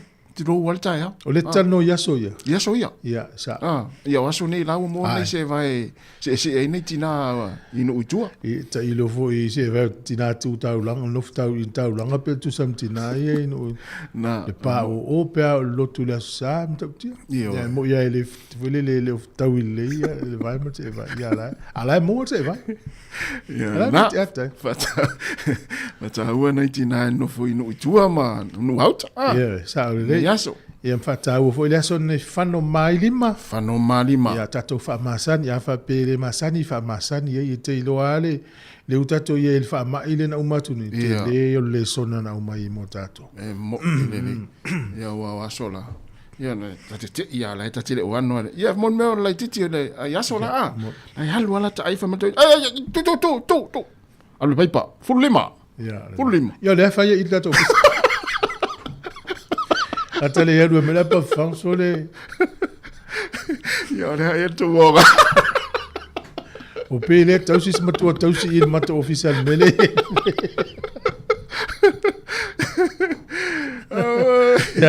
Fulu mali mo ne ya se fa ta wa il mama o lima. Sa o le ya. Ya na fa mena ta ona ta. Ai te lola. O no fo na fi matota no fo ya mal mato e fa sol. O leo e disi vai nga fo ko viti le o sau ne te mine at talo le li o ni to loka ia uni to ya fai nei ni ai te lo u fa mo lo o to alfa ma ile na sau la matanga o tau sanga nei pul fa ngul tau sanga fa ma ile na e ma ilunga to o mi lalo ngalolo le ai mas fa ta fa mtalanga o to sau lu le a fai na te le ile tu pa o ile o isi o vel tanunga ila lo fa maina ia tatile tanol fa maina alfa mna tunga time nei fa no malima ia fa tawo fo ila so nei manaya ne wa Amerika la tasi adi talpe so Amerika fa tawo ila so nei nai pepe fo na fa fanno na fanno i to tonu mana voltina ia manai pepe na mali liwa pepe fa tawo ila so nei la to mana tuai ia ola ia wa fanno I tonu Amerika lava i ala langi ato i wasfa manatu na leva ta ufa tai lava malo ia la tatu pese vai fo nei taimi ia to fa talo vatu i si vaenga le o mafta mai fo so la i mau si Raymond Faola fa talo vatu nei tai ao ia fa pe fo ia ma fo Eric ia o fatu ia fora na rieka malo fola ia lo vatu ia o motiva pa yutu fa tamala ia tasi le Amerika ia le mafuta mai la fola ia o malu tafa fa talo fatu nei tai ao fa pe fo fa fo ina Tanielu ia o Johanne Williamu ia me se fo ia fatu ia Lupe ia Malinowski mai ina Brisbane ia tu fa sina mai ina Amerika ia va pe fo ia fa vale le fu semi ia Jaylee Tafea fa talo fatu ia fatua te pora e ke Roma ia pari sina ia me se fo ia to tele alo mamano ia Sam Taula ia mo to tele tatu tunu le wa mafuta maneta ia ia le la tatu wo sina fa fianga nei tapsori mai ama fa talo fatu ia male ia da uvaenga ia sia fuluina limo Ellen Solomona ia mantua fulu lima Ellen ia puao leota tai tele lava le mafuta mai ia male fatua ia po le meta ia ese va ngai mai nai Amerika Samoa se taulo Amerika Samoa mantua apso sisi ia la tatu wo pesele ia mai fo nei tai mi malo lava le mafuta mai ia fa so hatu tatu Facebook le nei tai ao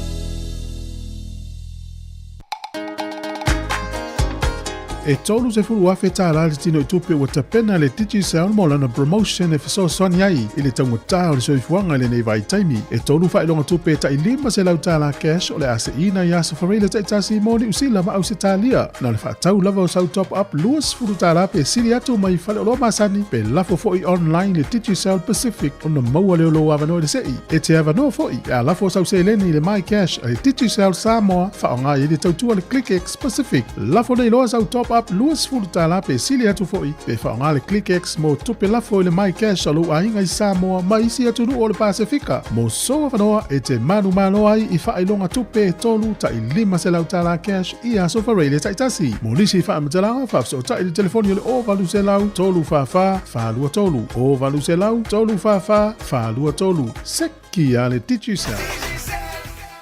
Whaasila si langa Tautua. E tusa malo mātou tu langa e ave ai ma ofisa whaasara lau. Mātou te tausisia tu la fono o sau nia e le Broadcasting Standards Authority a whai e fia whaia sau whaasea i se mata upu na e whaafonga i ai i le Samoa Capital Radio e re tau na lafo mai lau whaasea tustusia i le tuatusi Limatasi Mangavin Avenue Porirua Wellingtone pe ole i meli mai te alu .moresi@samoacapitalradio.co.nz e re tau na whaia i le tonu le luas furuaso whai ngā ruenga talu na whaia le whaasala launga. A whai e le o whaamalia ina oe i se whaai unga o tu inatu e ma whai o na tu ina sao lau whaasea i le te mana whanonga kai pāho po o le Broadcasting Standards Authority e maua nisi whaamtalanga i le wha ngā solonga e whai ialo ia lau whaasea i le upenga te whailangi bsa.govt.nz whawhitai. Whala tonu mai ia te oe i la sa lusu fitu e katopa i le lima i le fiafi i Lower Heart Event Center i Wellington. Sa so leinei mo oe na ia e malolo ai ma maua i le mana o le tua i lau soifua. La so vavenga mga luenga ma mana le tua le whaatinoina ia te oe. Wala e mawaina i fo suau o e whaamaniana e le aisonita. O ni MC le nei avanoa tau. Mo nisi whaamtalanga whaamolmoli whaafsotai mai o lua tasi, lima o tasi, lua fitas, soifua. E nisi o tātou whaasirisilanga mo le taiau nei. O le whono le mautanga whaiwhiau sofa tasi Wellington e Polilua Manhattan Valley. I le awa tele mal whaanoa wala ua toi pa ia, maulunga o le mautanga whaiwhiau sofa tasi Wellington e Polilua Manhattan Valley. O le a whatanuina le tātou whanotanga i le asolua le Stonewall nei se fulurima Oktopa lua whelua whai le kalesia e whakasa tolu walu Mitchell Street e puni lo hat i le se fulu i le taiau ta tala fo i lawe no e so se whawhengainga fia mafuta mai ai ma le whalo lava whawtai saini e laulaua whono. Pauri o tātou whaasitisilanga mo nei taiau whamano la foi.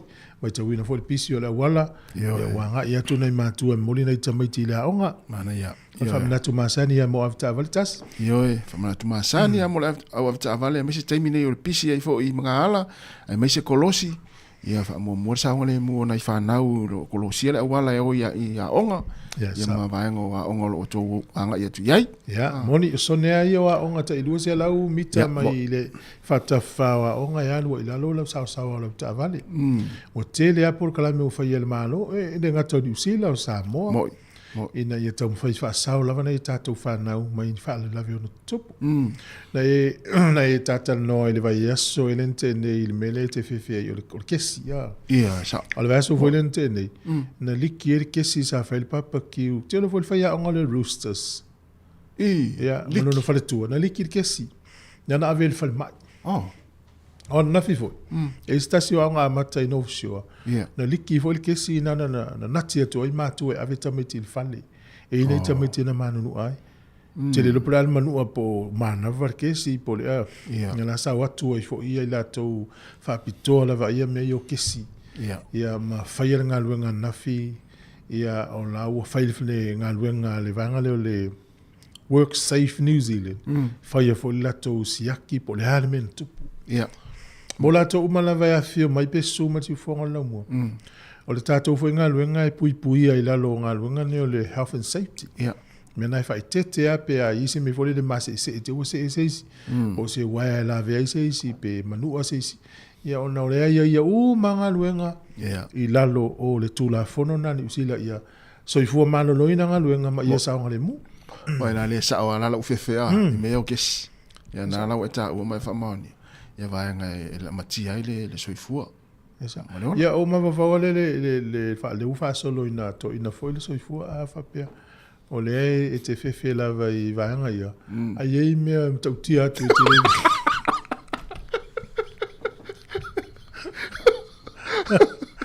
Ie me malo lo si e te le fefe ia o le nei me fa tau va ia so ia na vo te manu o I lo soifua o le na mai nei le fionga la wana uta tu telefo ia o le falma ile wai kato ala upolo ina uma fo mai o nurses e le mfaito e tautala se siangana na le ngana fa pe tania we se te mu alu lata mai Wellington le mai te le Wellington tas e matua se a e to e vai se Pacifica po se palangi falma te le Wellington tu mu asia mai tia for my nurses we say doctors fa to tele matanga te ese tau le ni Pacifica te fiu e vai so person e me tua e mana foi tato fa so ai nei tamama nei tina matua ma tato fa no ola so la to foi la ngona o tu ya o nanga ese fa ngal tato ngana yo tu foi o nanga le pela fa so fu maloloin al Pacifica la we te lo le al Pacifica e plas foi so la ngona ya te au e te mi foi no talu fa mai le vat foi asi malu foi appointment il film e matua tau le o sui a tanga whainga luenga whalma.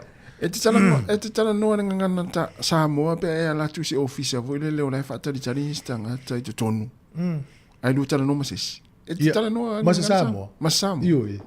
Mata noa masa Sāmoa. Ai lo ulangona nawa uatas. Ya e tanga. O lo ufa alo ia I tanga te iu au tafa. O te le so ona le hotele. E le wha pe o mai la ungangana. E pe vai mula tano le telefonia, a tailo e tumu tangata te alu sino whana o te musu fo lele ia whaina fina ngalo isi tangata ia taita. Ai, so se Sāmoa po e tala no ngana, ai oe. E whapena fo ia, e te iloa lai, o lo ua so o ia I ofisa ma, ta te loa tua I no fo I whaatali tali ei. Le correction. L'official le correction ma mena. Eu I whane mai ia, ta te alu fo iei I whaatali ia ni taimi o le appointment. Olo o maua so o ia tūlanga lea pe whapeo te ratu le Sāmoa. Ia, lea tuala ia whamalo tu ia ino talo leo tawha eo tawha. Ala tatala noa e leo le mu peo na taua. A te vai lai I tangata I au tawha po lai e whanau. Te vai lai, te vai le o mata. Whamai. E neno lesi whasino ia maa ua le tala noa. Whapea, o Sāmoa tangata. Ia, o Sāmoa la. Utilite te iau pure. Olo maua so o ia. Ia, olo maua so o ia to inga whapena. U te te upule I pe utana no ngan Sāmoa. A upule ia te lutal noi. Ia, upule. Wa whapea minoi tangata lo inga pe la e. A me se pe ma whaso o tuspa ia.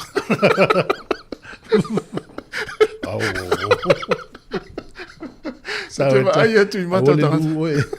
Te wa ai atu I mata tangata mai. Wheo hai solo mo meo. Te mai nga wheo hai mai. E leo lai.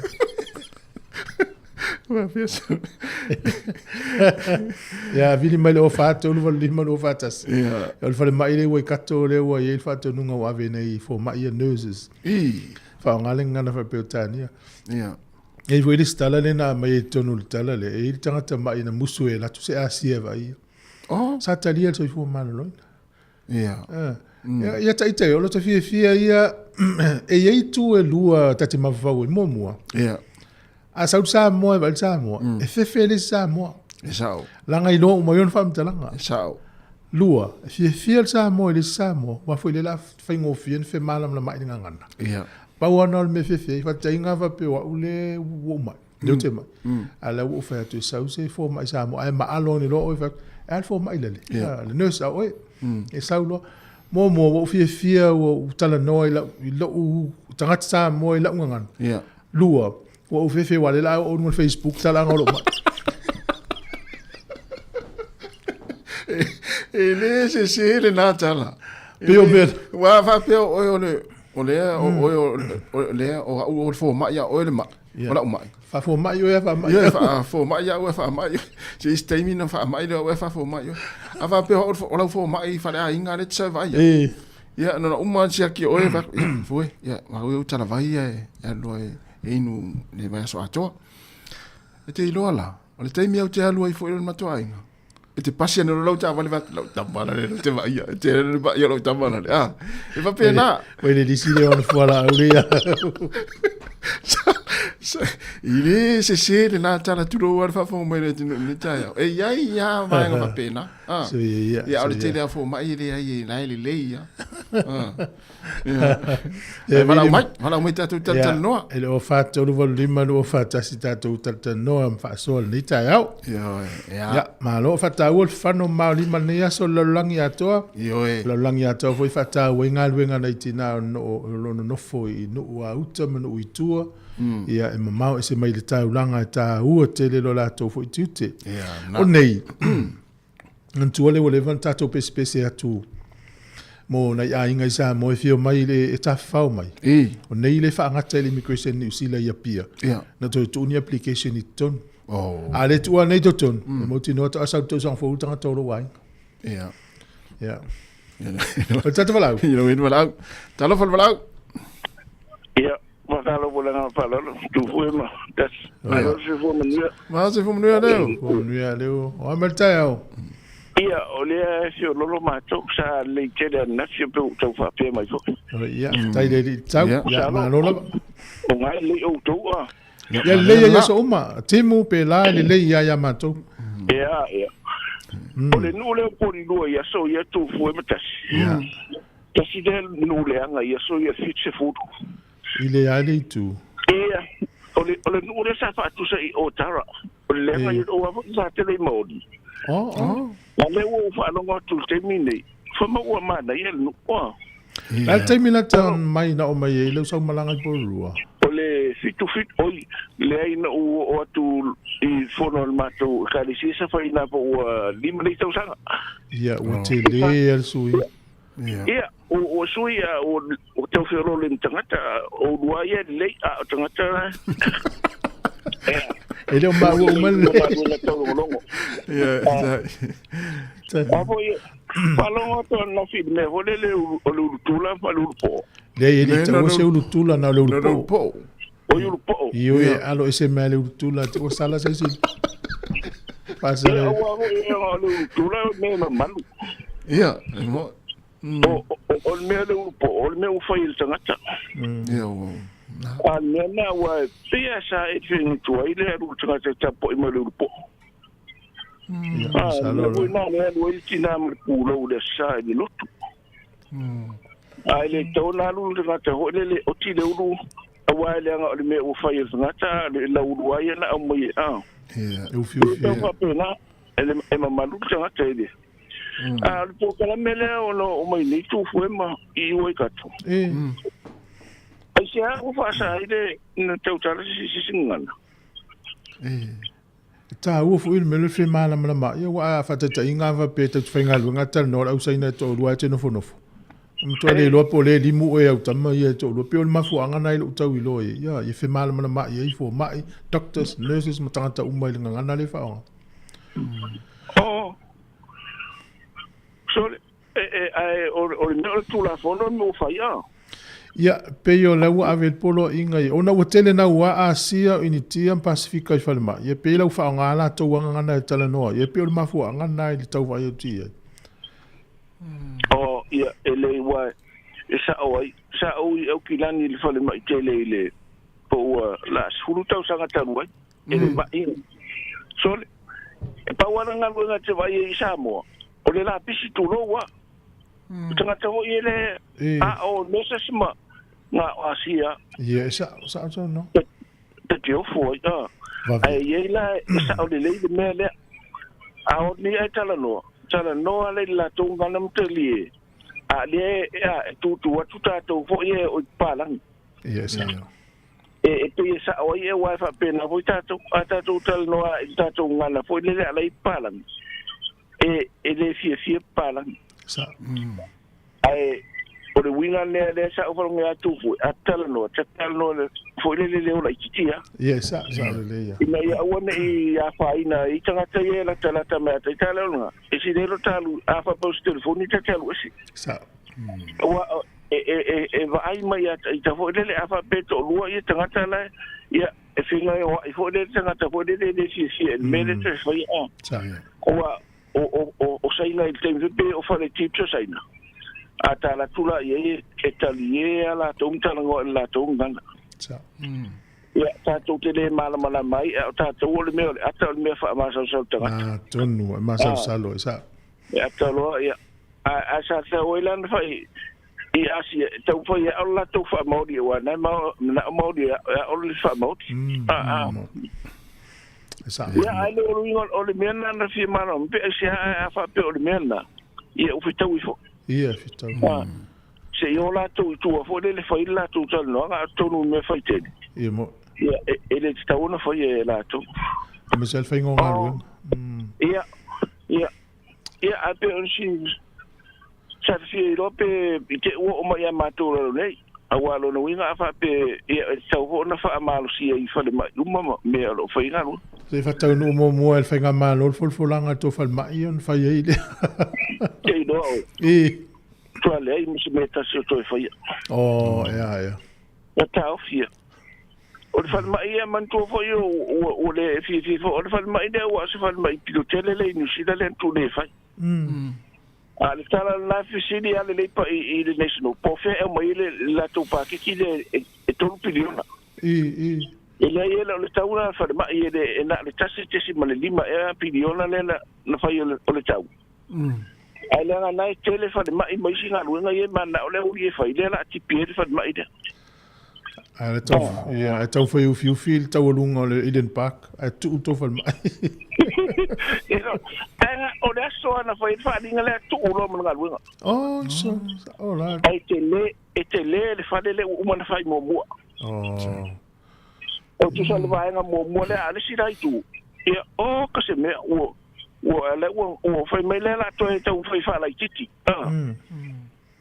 So se le lo fo ni malo e fa sa le palo campo. E le si ina tele o le malo. Ia mo. O lai lunga le national ia fa pena fo tanga te na pandemia. Ia. Rono ina e ki ngana na oita to. La lango al tele o tanga. Ia. Ia. Ta sia ia va vena o ese malo le man. Pulenga le malo. O maria no fa no fa ngol vai so I fina lo o va samana I Winston Peters fa li I melesa yo gila. E tele yo mato fe ese inga tanto no fa por kiki. Ai tu o ya utafa ai ki liva na to polo misi sa fa I don't know. O le life te na ile o I ni si mea ai le fenta fi ona umana fola I tangata mato o ton o le mele mo te fa ia. O le mea ton wala.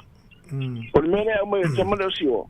O mea ia na la tau fola fo dele na la ina na watu e lango le malo. Usala polo misila national I la la ia I le New Zealand Christmas e fai a mea le to te mana wa. Ia sa. Le la ua tinana le. Ale o tipi anga luenga. Ka pungi fa le fai na luenga Ia. La ufa ma diel mana o va fa ia mo. Ia ai ki ngai na I pelo tele. Sa. Ta. Ia ele wa o luan no pa lo ka national ia. O lo pole a usa palo taila no pole o pan. Palo sia ia va beo ese malo ia. Ai to si malo. Ya, malo. Tai mon fa soa. Ia va tai tele. Ya, telatu. Malo, ia sa ole pe fa tinga la lena fa ma lienga patine to. Mele fe tai mo me to lu pati va se to pe lu. Wa lena ma li o le a fa il mendo te man na. Ina ole to fa ile fitau ia ma tu ala tas. O fa tinga la o te leva le paul le fa pa la tamaile na ye. Ai fa pena le lima pasene tanga palo tani usila na mafo to no sau to no pati. Paua yo tangata ana al fina ngalo le watu pati le su ya to al mea faina le tunu. Se lau pasene le tunu. Ana limas pasene tangata na pa lota na mawai pa lota le mafa faile. O lo tonu fausia le malo so fatas fa malie lo 5% le ai o te atoa le iva 5% le tangata in balot ya malo se fu talo fa tu le sunga la wa o tu fue fa pe fu tasi se va tu sia fele sa lo valau o i Wellington o ia le tau no ya o te o le tasi soi fuale Wellington Hospital. Ia mana ia. So o ke fa sa o le mele le sa le ni. Po inge le kaukala ile lang ile language. Ta o fenga lenga o ile for 25 years. Aya foi lange. O oi Wellington kele le inkia Filipino Malaysia ai sa o fa punga ma ele va ai si Sāmoa po se Cook Island ai asa faila le sia so sa mako fo la fai mai ia ngia kala ngole sia vai ngai a masela inkia bala Filipino le la ko nganga o fa ku lo ia fa mole awa e sanga kala ngoi I ko nganga la ngale fa dong logo mai mai I see kala ngoi la nganga there is a staff room there ke kala ngoi but not in the ward la nga failo le ma ko li nga la le ward meeting la so nga la fai mai lo ma ko chat ne e sao ele ka kaunga e fa asang kala ngoi ka kala nganga ko ile ward mela ye mai ele o malama foi mai po a mela kalango ye a o a foi nganga la e kalango ye o kele foi mai complain ai mea sa e ola o se kama I fa popo ko nga le lo po kala o le la e fa ma ni la tala le fa ne ya ta si mana tu no la tu fa mai tau le va in Sāmoa man pa la ngu tu mu tanga ta se le nga lu fa ma Ia, sa ole leia nga whamkalanga, especially in kia mo le Filipino. O whea wo I tatu tangata I sa tumu sa ngā luel whale mai? O kanga ka umaia le au senior one, la ua o umai Australia. Kia leo neses la ua o Australia, a le au vaenga ia nge, o le au fō uma. Ia. Lona winga la le ala fa san to tala no nga na la to wa I tonu me ai fa tanga I tonu potu ina o to with ta no ala to wa e ma faia nga kala ngo lau nga I ko le staff room kai mile o I lunch a o le ward fa sanga e kala ngo I lau nga sa o le ya Malo ya mana yo na ele le lau to tala sa no nga Sāmoa so ni foi ne tatanga ta pam na mil so ni na Io e kele foi mai Sāmoa e vaku ai le si Sāmoa le wo nga mai le o la vai nga vaku au e translate le me ai le Sāmoa to ile le no winga la afa pe va tu se fa mai Wellington e mo mi se fa le upu e tau ona fesili ia afa pe e sawan fo mai le va ia te se ka po nga le same language ma le mai nga salole ava ku ka ika funga le fa makala e mele mga oile mai ia ma fa makala e le mai le mele fa mai fo mai man ia fa tai mo lau Tautua ia ta utu pe fo mai lo ia fam tala upsa mo na pe yo e fa yela ngalu mo no tanga ta pe awat fa tai ya tu foi ma tasi lo kalami e mania le aso pa se ua e fa ui e wo tai mo tatal fotas ia to tala no ya tala mai Sāmoa e usi mai alfa fonga.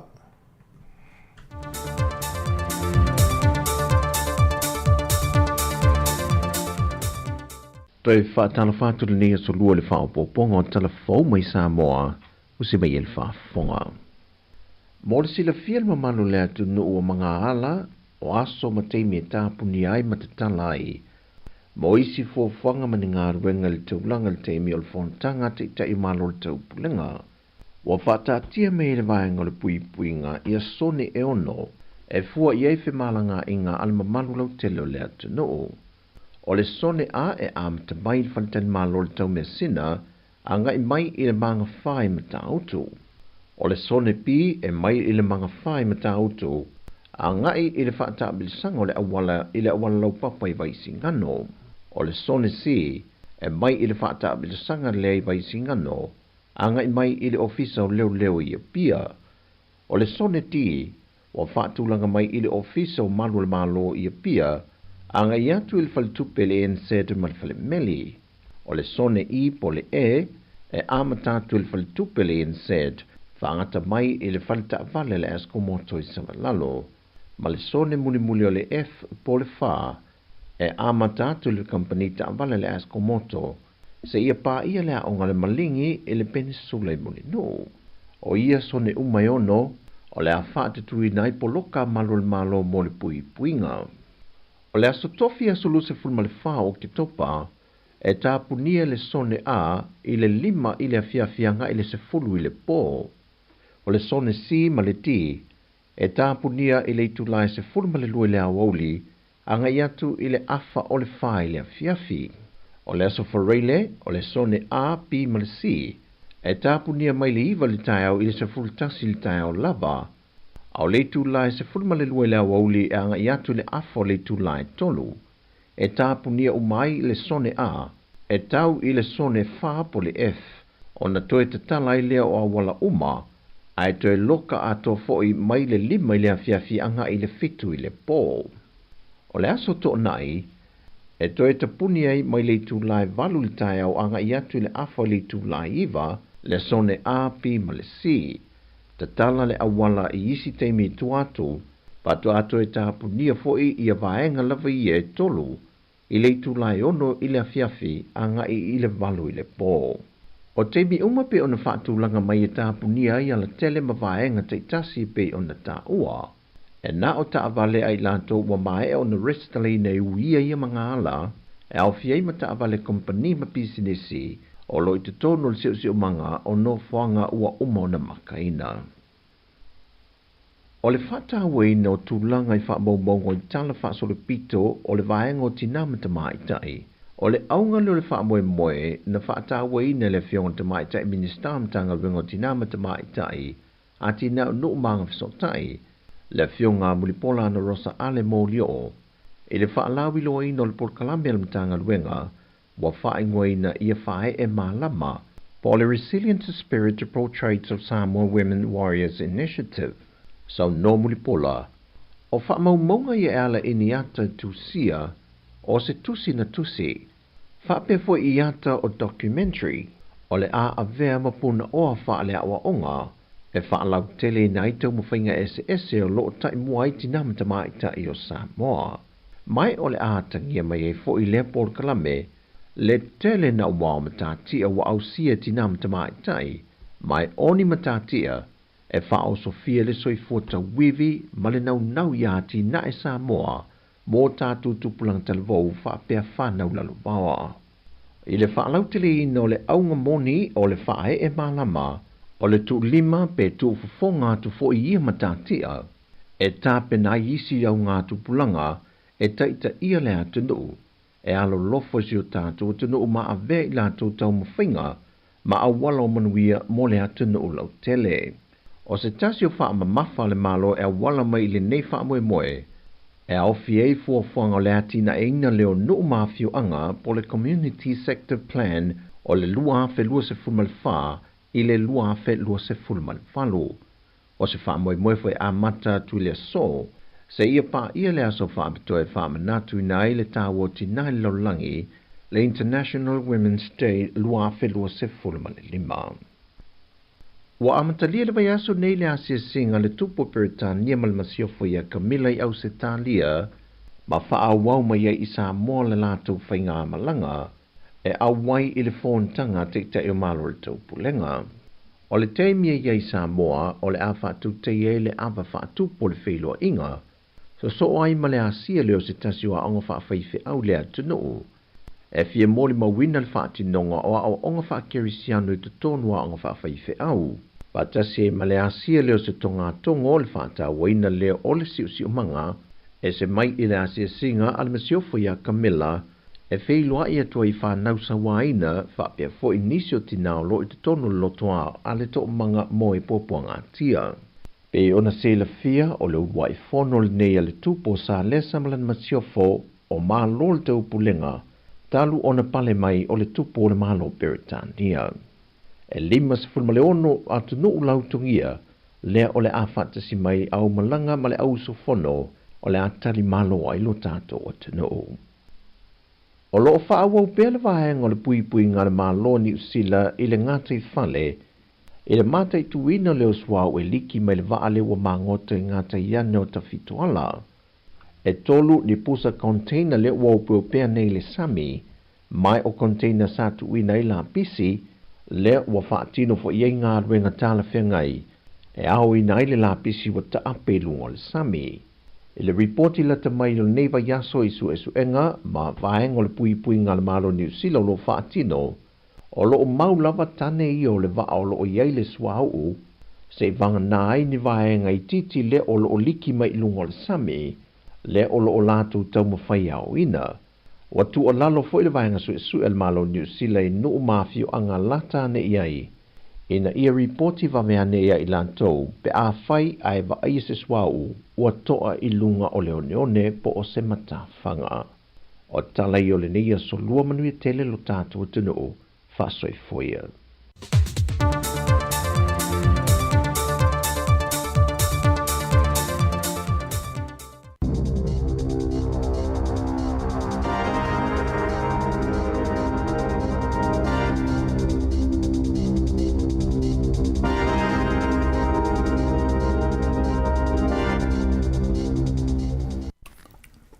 Ta lava le nei foi vaenga o telefou mai le siu fonga le lau mua i Wellington.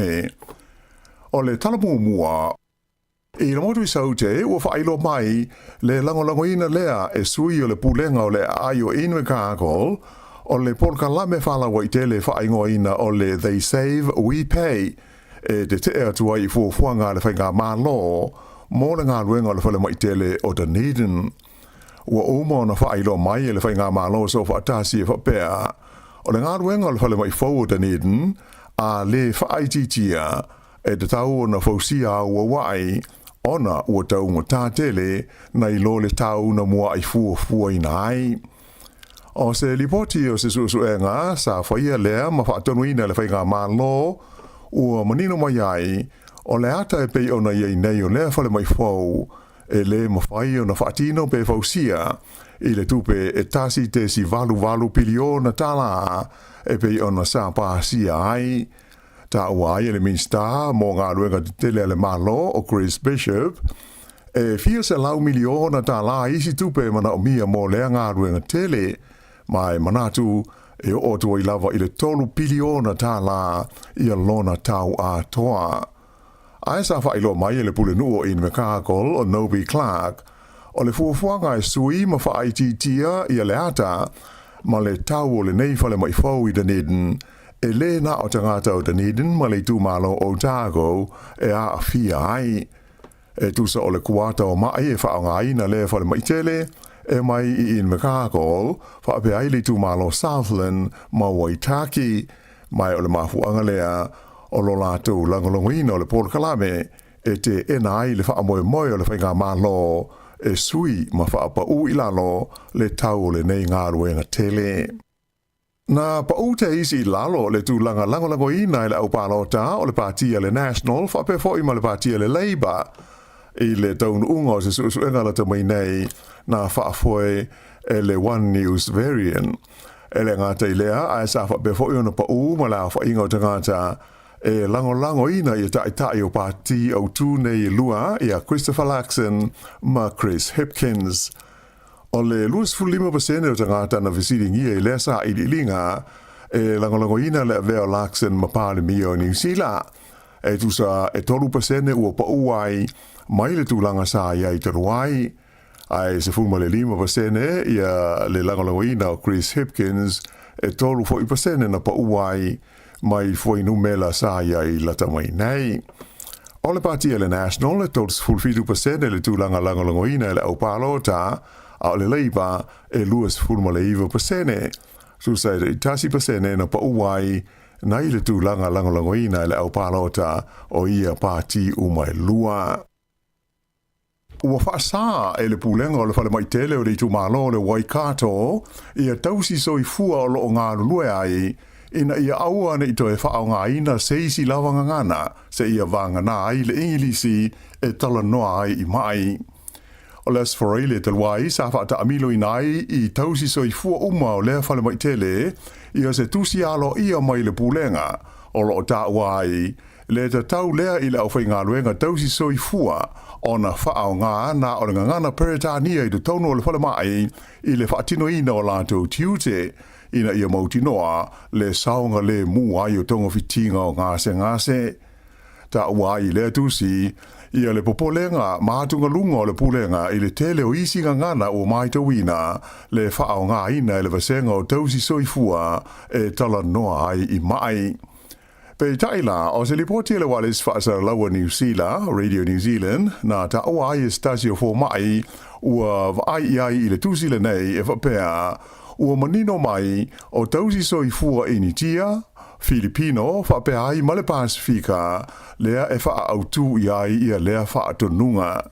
Ta uai e lea fo mai, o tausi soifua nei e au pito I ngā lulue malolosi, a o lea ua fōlinga mai ua wha salaina I lea fuafuanga.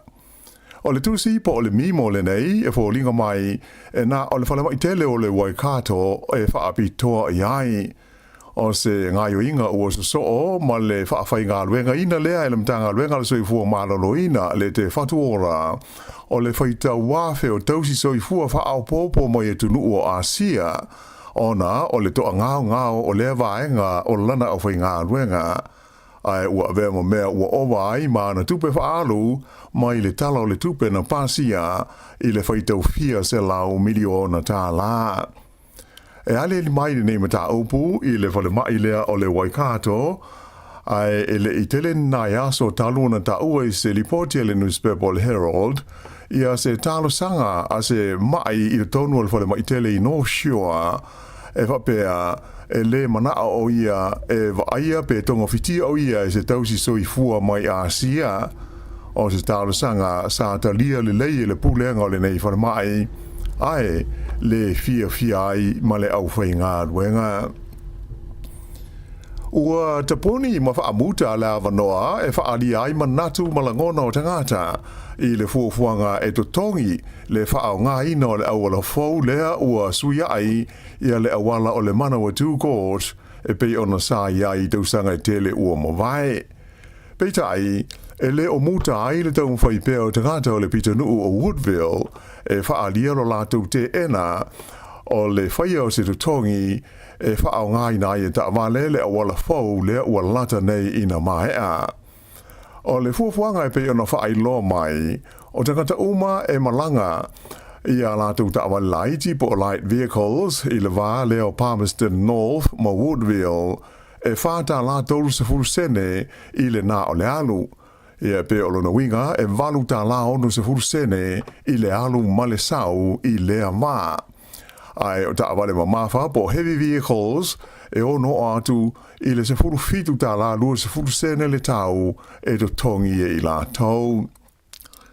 E pe ono si le fia o le awala tuai lea sa iai le State Highway 3 sa ui atu I au tafa o le waitafe o le Manawa 2 Court na te puni le tausanga lua afe se furufitu ona o se solo tele na poloka mapuni tia ai. Ua whaai lau mai fo I whapea o le awala fau o fau sia nei e sui ai I le awala lea e te tau na o atu I le tausanga lua afe se furu lima po le tausanga fau lea ua o I le se furu afe iwa se lau ma le lua lea o whaai o ta avale whaau ngā ina I lea so tasi ai e au li atu le tausanga lua afe whaavalu po le lua o whaavalu ua o lea o whainga I le se furu ma le whaafe lua se lau lima se furu ta avale I le aso e tusa leo o se furu afe ua mawalunga ai na I lo lea o whainga e mana o mia e whaiai ia se tau po se tutongi o lea awala e tusa o aia inga masani e le pulenga o awala te tele o New Zealand. O le tau la awala fau e se furu lima ma le afa kilomita le umi le ua fausia nei lunga o le tumaunga o Ruahine Range na mua I whaatulanga ina I le ono se lau lua se fulu miliona tā la. Peita ai o leo whailo mai o atu le tau i le valu se lau nuas fun ma le whātesi ma le tasi miliona tala le o mafua ai o na manaumia le whai o se tau po o se tol e whaao ngā ina ai. Whailo mai e sui le maafutanga o tangata o le nuu o Woodville ia Vicky Tomlinson o le a whaawau pēo no lātou whina wina le nei mata upu ma te i le whai o se tau e whaao ngā ina ai le awala. Na ia ta ua e le aima se tangata o lātou nuu e mana o e whai e se tutongi o le awala nei ona ele o se mea tā la whea ngai.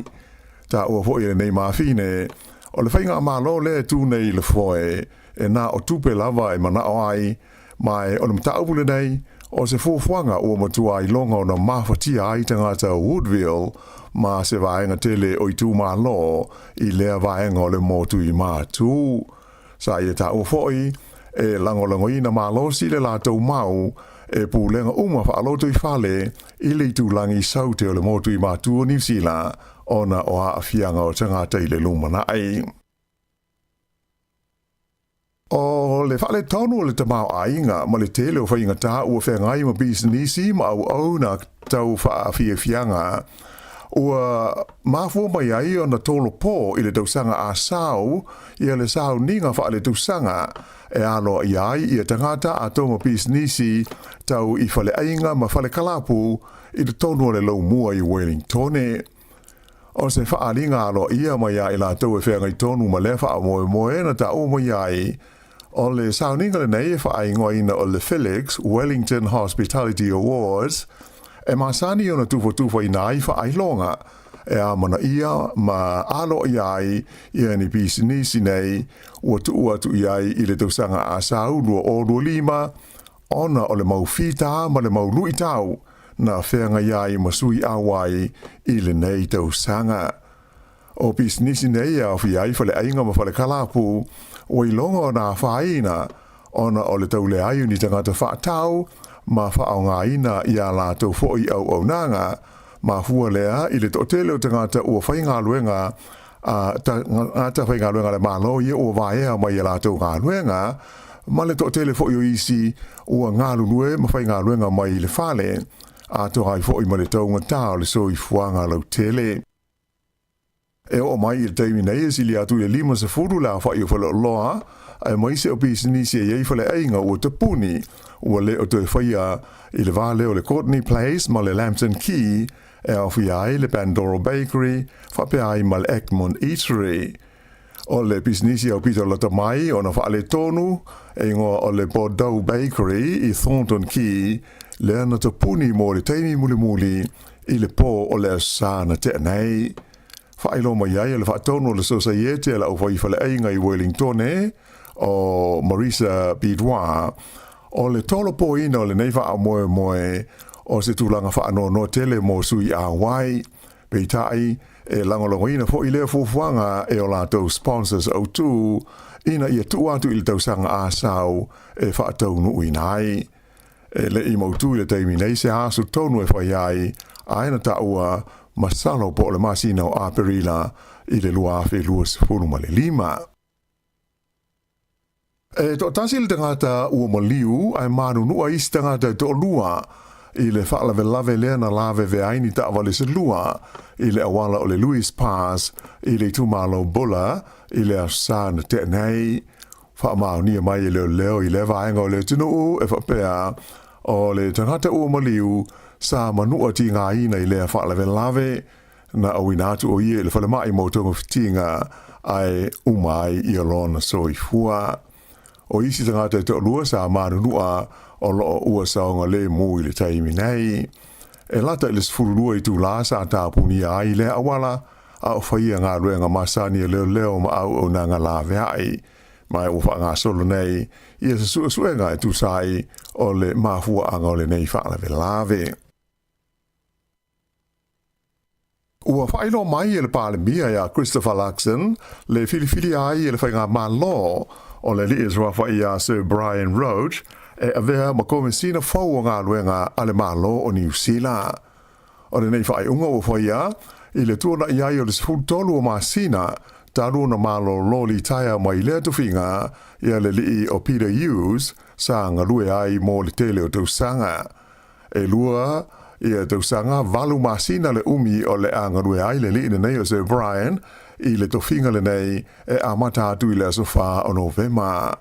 Whaali mai e le palemia o Sir Brian o se tasi o te tai o tele mtanga ruenga whaalapo tonga le malo ai whapefo i ma business tu mo oti ua ngalue ai mai e tele lona to mai maanga waa e au ngā mo le sanga whaale le ai o au nanga ale au whai ngā ruenga le malo o New Zealand. O Sir Brian o le teitei whono mua leo le pūlenga o wala te tele i le tu malo au kilani whapea i fo i male mtanga ruenga o wala o whela o inga ale malo o New Zealand. Nanga lue fo i mo le komiti whaafoe o whale mai i le tu malo o le Hawke's Bay ai fitu tausanga sa ave ai mo pulisilia le whaalapo tonga o whale meli po le New Zealand Post. E mea tau whaafiefianga e wha ni whaafiefianga po ni konseti e a se tasi o li pese lau i loa bele tā nia Sir Cliff Richard o le a whaia mai i New Zealand le tausanga a sau. O le nei li pese ua walu se fulfa nei tausanga le soi fua mai o loo mana tua le au maa tua le tele o ni ana pese sa lau i loa ai e pei o le Living Doll We Don't Talk Anymore ma le Devil Woman. O le tausanga i luafes fultolu o lo ngata mai ai le whaia o ni ana whaafiefianga i New Zealand nei. Whailo mai e whapea o lana malanga mai le tausanga a sau o le a amata aia na konseti ma whaafiefianga nei i au kilani i le aso se fulfa ma le fulima o Novema o na malanga mai ai lea i le laumua i Wellington e whaafia ai le Michael Fowler Center i le aso se fulfito o Novema ai whaasolo atu i kalai estete i le aso se fulmaleiva o Novema e whaafia ai i le Christchurch Town Hall.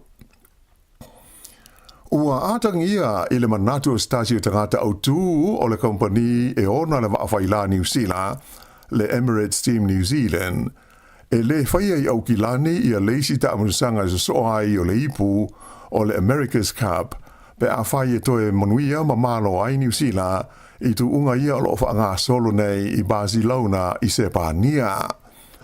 O se talanoanga le nei tangata e ngoi a Matteo Di Nora ma se newspaper Italia na ia taawai a whai o isi tu unga e so ai mo le America's Cup e whaia i te tonu o leisi lua te usanga o lumanai o lona winga e leto e a whai e leto e whaia i te tonu o Barcelona o lona winga o le asi i atu i se isi atu nuu i sa sa e tu te tonu o le li pilionea le nei o se tatasi ua tele te usanga o ia langolongoina le Emirates Team New Zealand mai ana whaalia o ia lava e au pito i te lelo na sao i le whaatupeina o le waawhai lale nei e New Zealand. Na amata mai le te usanga e lua afe o na a awhia le nei tangata i le Team New Zealand mai o se tasi sa tu malosi i le toe tau mo whainga o le aua New Zealand i na ua malo le waa o le alingi i le ipu o le America's Cup i le te usanga e lua afe ma le tolu o le te usanga e lua afe sfultasi na whae ea i a te ia le whairunga tau loa le malo New Zealand o le Order of Merit mo lona sao i le ati na eo tu ungo wa whaila whapea ai maisi ngā luenga whisua swani i te tonu o New Zealand. I kirikiti whaale wao malo le i tu pao to mai tai o le ua sao atu le aua New Zealand le White Ferns i le vaenga o le semi-finals o le tamusanga o le ipo le lalulangi i ta'alonga ta i luas furu ova po le T20 o lo whaanga solo i Dubai. Na maru malona tau i le la ta'alonga ma le au a le tunu o Pakistan i le po ana o po. Se lau se furu ai o New Zealand sa tuli e Pakistan vei tai na pepe uma ai na o le limpas furu ono ai na maua o na o le lei o le whaatea ma le telitua a le au a New Zealand. I Barcelona i Sepania o lea ua wha mua so o le waawhaila o le Team New Zealand i tu unga o lo whaanga solo ai mo le ipu o le America's Cup i le waa ma le waa o le Ineos Britannia a Peletania. E na o le tasi le tu unga sa whaia le wawao na li la ai o le aso a tai ao e le aise tu unga whaiai o se aso ma lo. Ia o le whaiunga na nei vaenga o Talafau.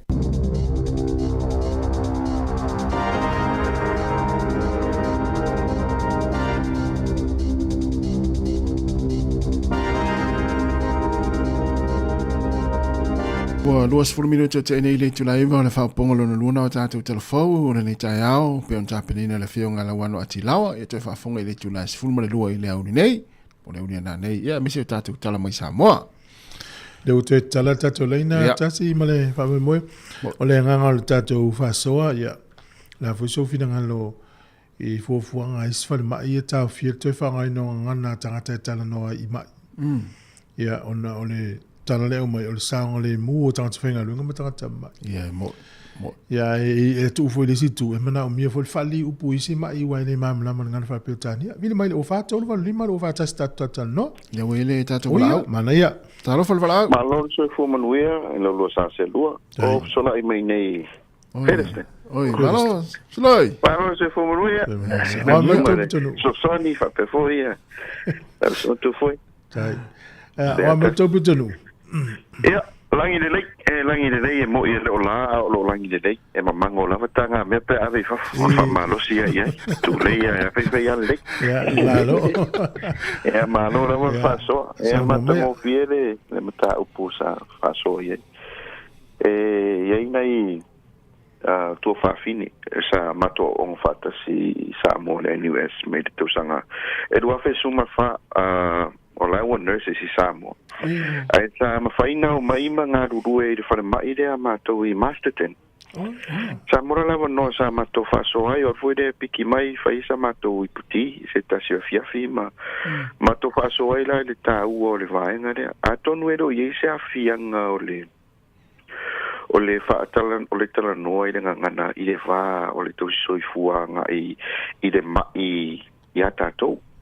Ai o le whaasoa fo i le whaatinoina o le ngaruenga o le tūlanga na le o te awa i lo tāo fi i le vāngai pe o na whaamalo sia o na i eise si ngangana e tau e lua ngia ma le ngangana whaasoa tātou Sāmoa o le ngangana Peritania whaingo whina malama fo i le aide tūranga te tono wia o le tele o nei tātou mātua ma matua tausi e anga i whare mai.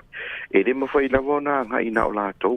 E ate mi anga i e o lawa ma whanau i a matau ainga, matau mawhai e whaasoa, ma whaamai malama, o la mere tupu toi ina, o la mere tupu le lo matua.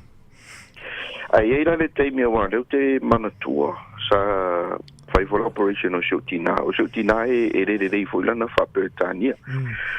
Ia, e saura au Tautua le saura tara noa i le tae au, mai nui tua ma, ia, tama foi e seale le la e tō whaai ma alua taulanga, e seale i le tau i tua le, vito i tua whaase o langa uniform Tautua na. Ia, na maila ta oto le sa afia i le ngungu, ai o le mena no whawhitai hei, e le vaenga o le form ma le whaatala noanga i le amatanga.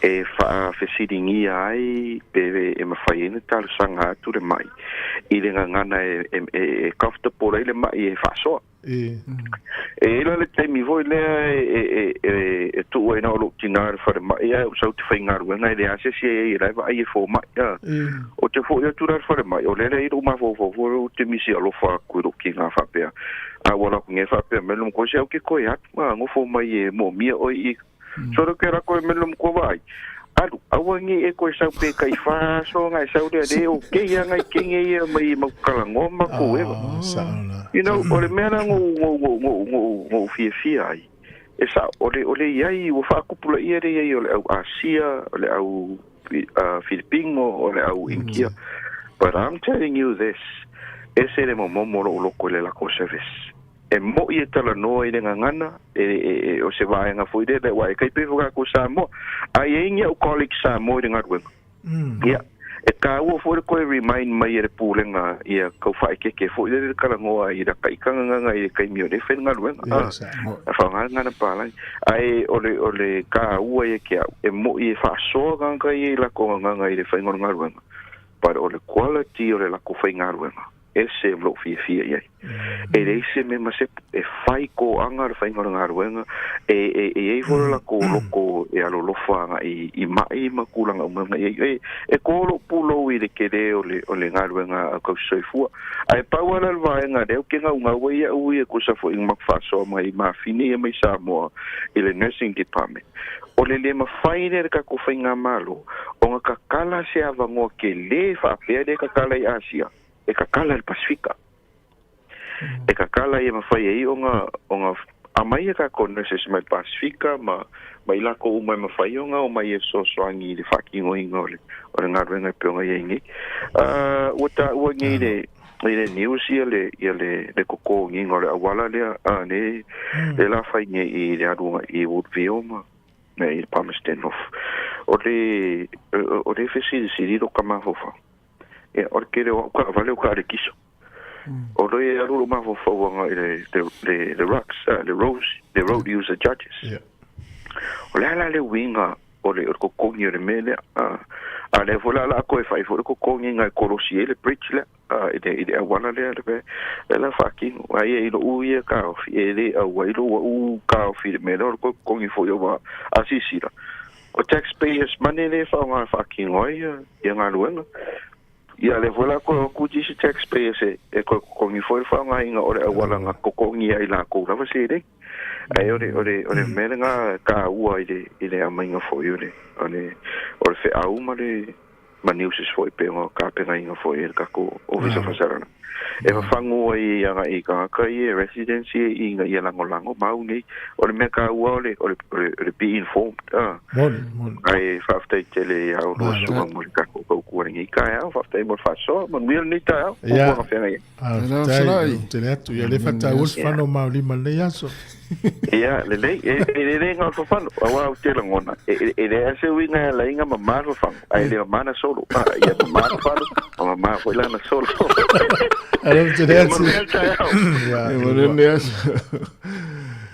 na tal pelta to leina mala mo yai ya la vai foi start fa fianga yo mala ele la le mo vao ava pele mo ina la vao ya to fa mona tu pele mo vao fa no mo ya inga pe mo le vao te upa o ni ta la mo vao ele i lo le inga fa mo le mo le se mo su le vao ele tan fa mango le wel mal out talo fa mal out ya alova tasima foi Malo, mas eu vou. Malo, vou Tautua. Agora com o Nias. Não foi expo.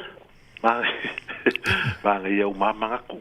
Agora mangaku é fau vou inglês mangaku. Haka. O que faz no ringa foi mais. Já lá que vídeo com o ofício. Lá ngai ma ko fa no longo do pokala me ka ya uma. Vai lá service o que kai ia, lá o ka o service. Ele menga kupu i foi mais. Nga ele kausi mai Samoa. Or ka mai kai. Sa faile la pele mal mai o Samoa. Fai la swipi. Kelo kausanga Pasia ko mar puler fan mai le. Ala kala ngo fa Samoa ko lo le. Fai lo malangala e sanga lo kala ngo le nganga le. Ko i langa le isi mai ke langa la men ko pure. Ile pulenga. Nga ave numa le disciplinary.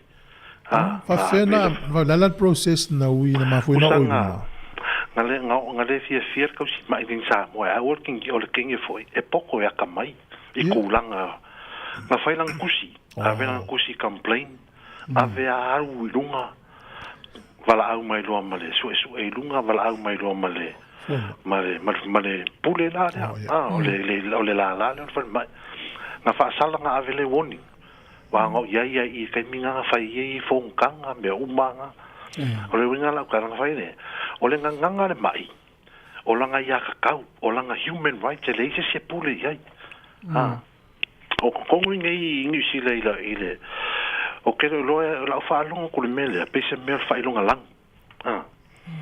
Sa fa malu do ku la. Ne, o lo wa fina ngalo na sa ata. Wa la ngala.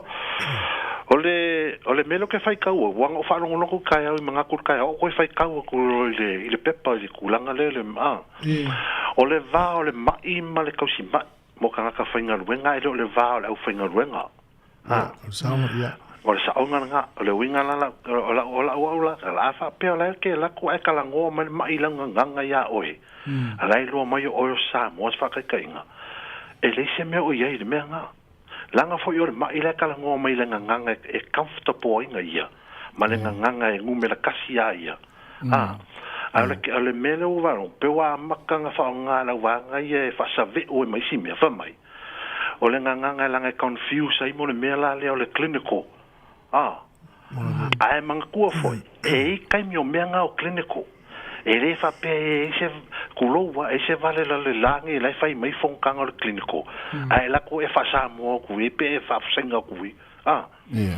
banga ngai e fo ia kanga ka mo le translators e ma fainga vilje team la le e pe manga o mia le mai le se so swangi kai mio fonkanga la ia e fa ngai le nganga ya ula e ka kaunga fa mangingo le lele ka upor fa mai le wai kato langa leu ke vai ko pe wa sa ve u va kasi uma mea ila wa va ai ye mala o le mea o inge ine fa mai le o la wa ya ka kau e fa ngai la nganga ile mea ke kafta poi mai ko kele foi ka ko kanga ka e fenga luenga I fa mai Pacific a manga o mia se la lokonga ye le la lokonga mau mai le so swangi mkulanga fa penga ola u nga fa so ko ke mingi ola ya ka kau anga ole si foi me ka ko va ai le o fai e wai katore la ko kula fongo ai man ku fo yo le fa mai un sila wai la lo fa man malunga e kasi po te fatu ora ole ala o ke si fa lo mo fi man po le ala se upu mai lunga ile melo fai fa mai wai kato o fau ala ko kula fongo wa lo ke va ai ko la o fai ko o kula fongo nga fau ai wai kato ia mola ko ai lai la lo mo fa man malunga le mo ke ye mo wa man ko ya o mala mai a fai kula fongo a ko ani sila wa o langa lo kasi de fa malu lo fa malu ye le te fatu ora o e ma o mele unga la fam kalanga o le si ya o la wa unga mala mai mala o funga fa so ye o le ia ka o fa nga ka langa nganga e ye ya kai mi sao e ye ya kai mi clinical ia e len failanga ela ko e ka ngo fo inga fa sama ngoa ila nganga le ai langa e o ka ka le fa pe ku lowa e le valer ma fo ka la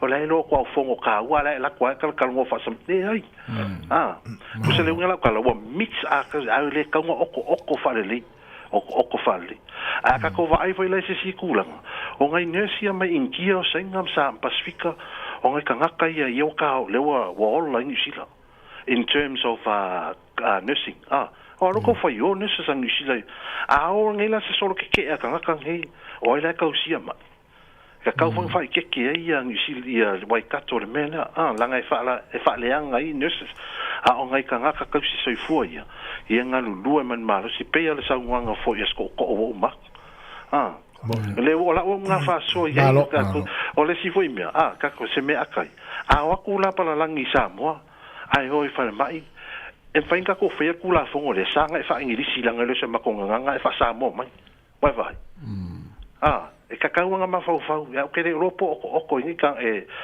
wai kato ia la ko ola wa nga fa so kia ke o uso le ka uso ko o ni aso ai fa kai la mo le va go ya hulo wa ro pa ia mo lo sa yo ka o ia kai ai ma ui ang ia so me fo sa mo fa fonga kai mo lo no ya lo te da tu me nga sai foi ana ia fa so claro ya tala pel tatou leina ana vai foi tatou fa fianga nei tasi no le taimi o tatou pokala me ia lo fina le la tatou se tu imta puia ia maluato lo fa un no le fua tau umano pokala me va tu taimi o va vela lo taimi ai o le fa ali pe mana tu ile tu langa le ai vai nei le tangata mai ava pe tu lo wa pe tangata mai le tono po tu le mai tangata ia mama mai ngana I tal no e al polling al tangata mai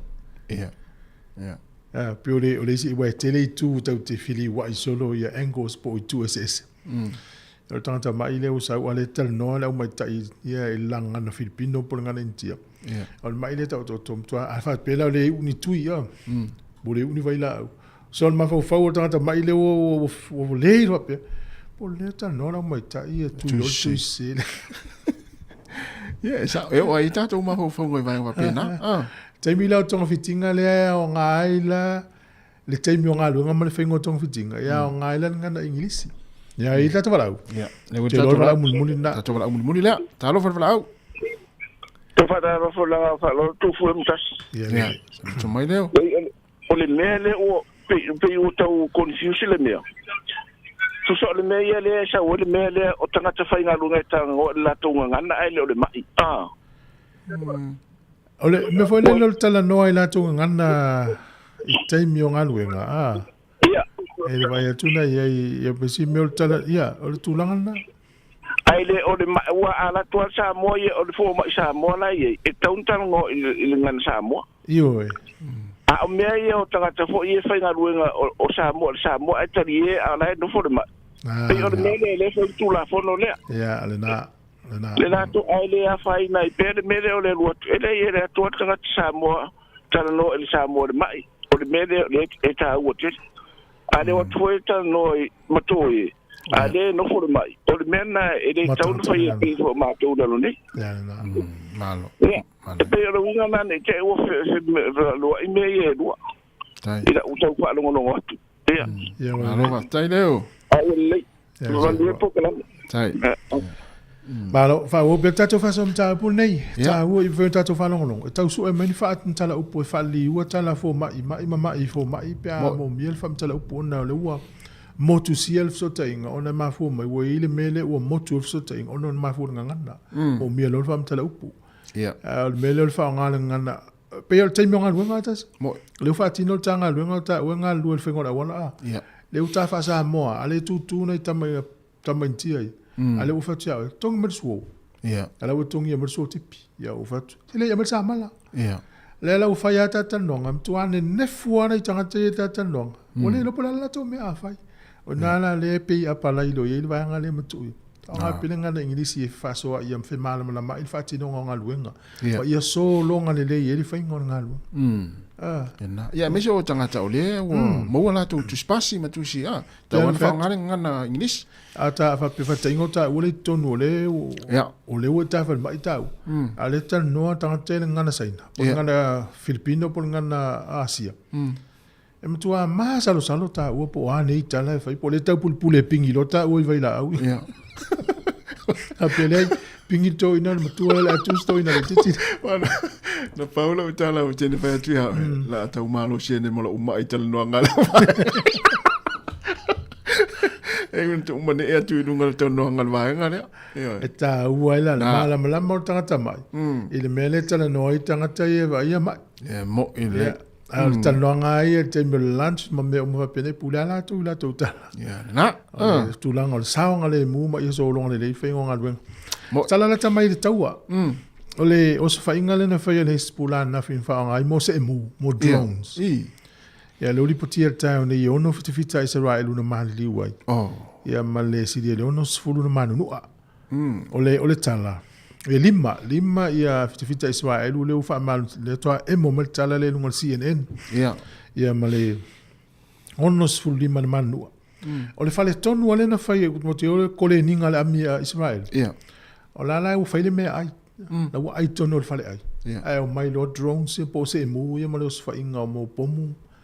Ya na la na mani li wa ina tama ya mali to fa le mali me sto ta si le fale mai. Male ono lima la ton fitia. O se tala mai oi malo telo meleke. Ai fa pe na talo sanga tu malo Israel u se so ani. E inia na wala pui ai lo keti ta fanatu lo winga wai. No vai tau lisi tala le Iron Dome. O le tau ngotai o le fati no ngala wonanga na Israel. Na lo winga le tau. E tele tu pe aloi. Ya lele lo keti tasi fa fito lo keti le sa. Tau ngotai o lato. Lo che ti le tau me tasi fe tau fia feta la America. Io mi tau la le a fele le mai se la u te me tasi. Ia lo fele tu fierce fu wa feta la America fa tau i me yo mai. Ya tau ngota Ia, o lea lau watu i lo Israelu, e Amerika ia na vaeng whaapitoa na o masini e whaafitau ia le maalosi o mea le whelele mai. Sosoani i le... Ma fita se lau. O la toi whaapitoa al whainga o ngā luenga. O stala la tamai le na. Ia, o lea ua atili le fia i lava ia le malo Israelu ia malato palmia. Ia ona le hawhaina ola o lato fita. Lea lava lai whai te mini, pio stala la tamai na mori si le fia le tunu. O le lau, me e se malpotu lea, se i tapena me i tato malo. Ia le la tua tulo sunga tasi pe ini si vaenga o toi el pokalam whaftai tele le whaso i le tunu. Ia, na pau al vaenga fwy lea, ia, mana o lean sau i tala le whionga la wano. Ia, talo talonga. Ia, o lea na whai no nafi, ana nele vaveaure si tu unga lona wha. O le vaa lea o le tau vai, le tato vaa le... Emirate Team New Zealand lean tu ona le dal vaveau ia le ua to mua fo tato va le New Zealand ia ua fai tato mua al va New Zealand ile le ai le va Britania le iniose Britannia ia le ngol va ia o le ma li o le va nga le o na mata mai na fi e ta iluatu unga le vaveau sau ia nei se atauna luatu unga ai ole tūlanga le o mai tau atu iei. Ia, pei fo le pei ole ua toso nei el vaenga, ila wai lo iei. Pei ole ne ua toso nei el vaenga lea o lo o iei ia whaatino ina le ia le tūunga. Ina ia umi aso le tūunga. Ia walo na winga ana whaapea e toe whaawau le tūunga lo na lua. Ia, o na winga toe mua fo le wha New Zealand. Ia o na li mai fo ile o lato manu. Ai pei o la taitana mata fo ile le whaatangata mata. Ia pe ua alu na ta mawhau i whapea i lopo mana o vaenga lea ia toso mea le tūunga ia tele ai tupe ia wala no inga avave uma le tūunga tae au ia ua matua le lai titi fo le tamau ainga o lea tinu ui o Spain leo lo whatenu nai ia ia mo mea o business ia lea ua te ia u tai tasi tūunga le aso ia u te le roi pula le mafua anga na le taunu oi le tūunga lo na lua ia ala tātou talata no pea ona o tapena mai ia le tātou poklame le tūlai sifuro so fua mana loina au nei misi ia ai toi whaatalo fatu nei taimi whaatalo fatu le sa sak le tafea sak ia fulu lima i whaatau fulu ina o lima nei aso ia whape foi antilea whalitu ea Teresa ene ia o potoa e Joseph Walau ia ole sifonga la mwe Wellington nei New Zealand potoa e pe whape o le te mua nei ia ole o ngā upu tamuli e whape foi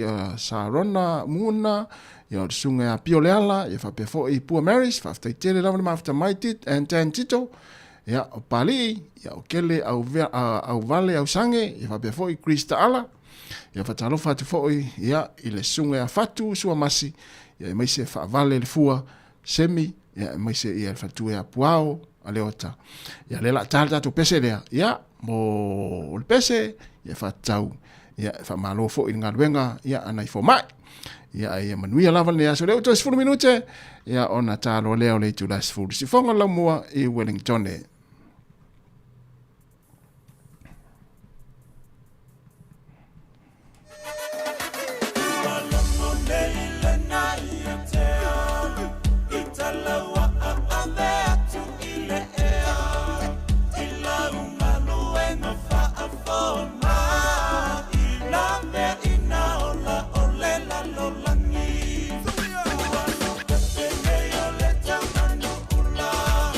Ila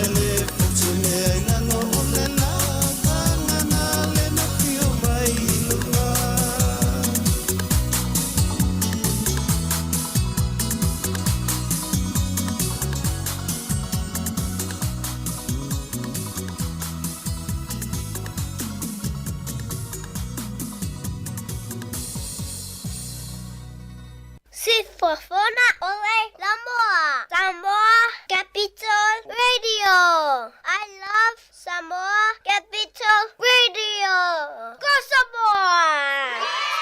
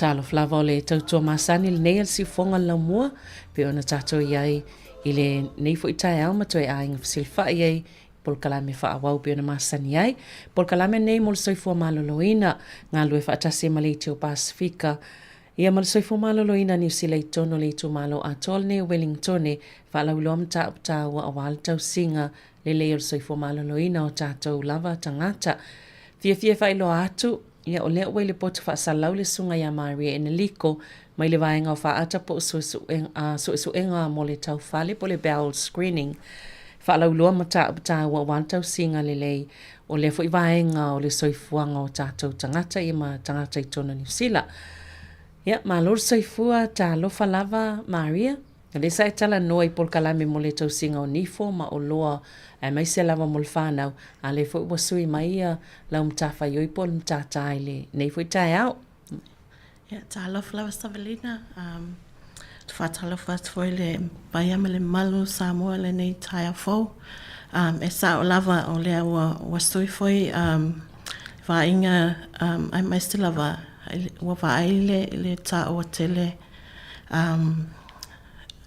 i soifua tangata matua i le maine le ka nesa ai mai se ka nesa lea le tau whale ia tu wha malulu atu foi se tau mwhai atu le ngana Sāmoa ia mo le nei tau mwhai ngā whawhatai ia malo atonu e whaingofia le mata upu wai sa whaatanoa ina mua fo i nei mata upu ia ai o le iei le tau video po le ata le o umana whaaliliu ina masalo le ata a matai ina ia whaingofia ne e tala noa i si vaenga e au ili o le nei fo i suenga ai la ata a mata mua i le tau ata le whaalawiloa ia ona ta whaasolsolo i le olpo kalame Maria whawhatai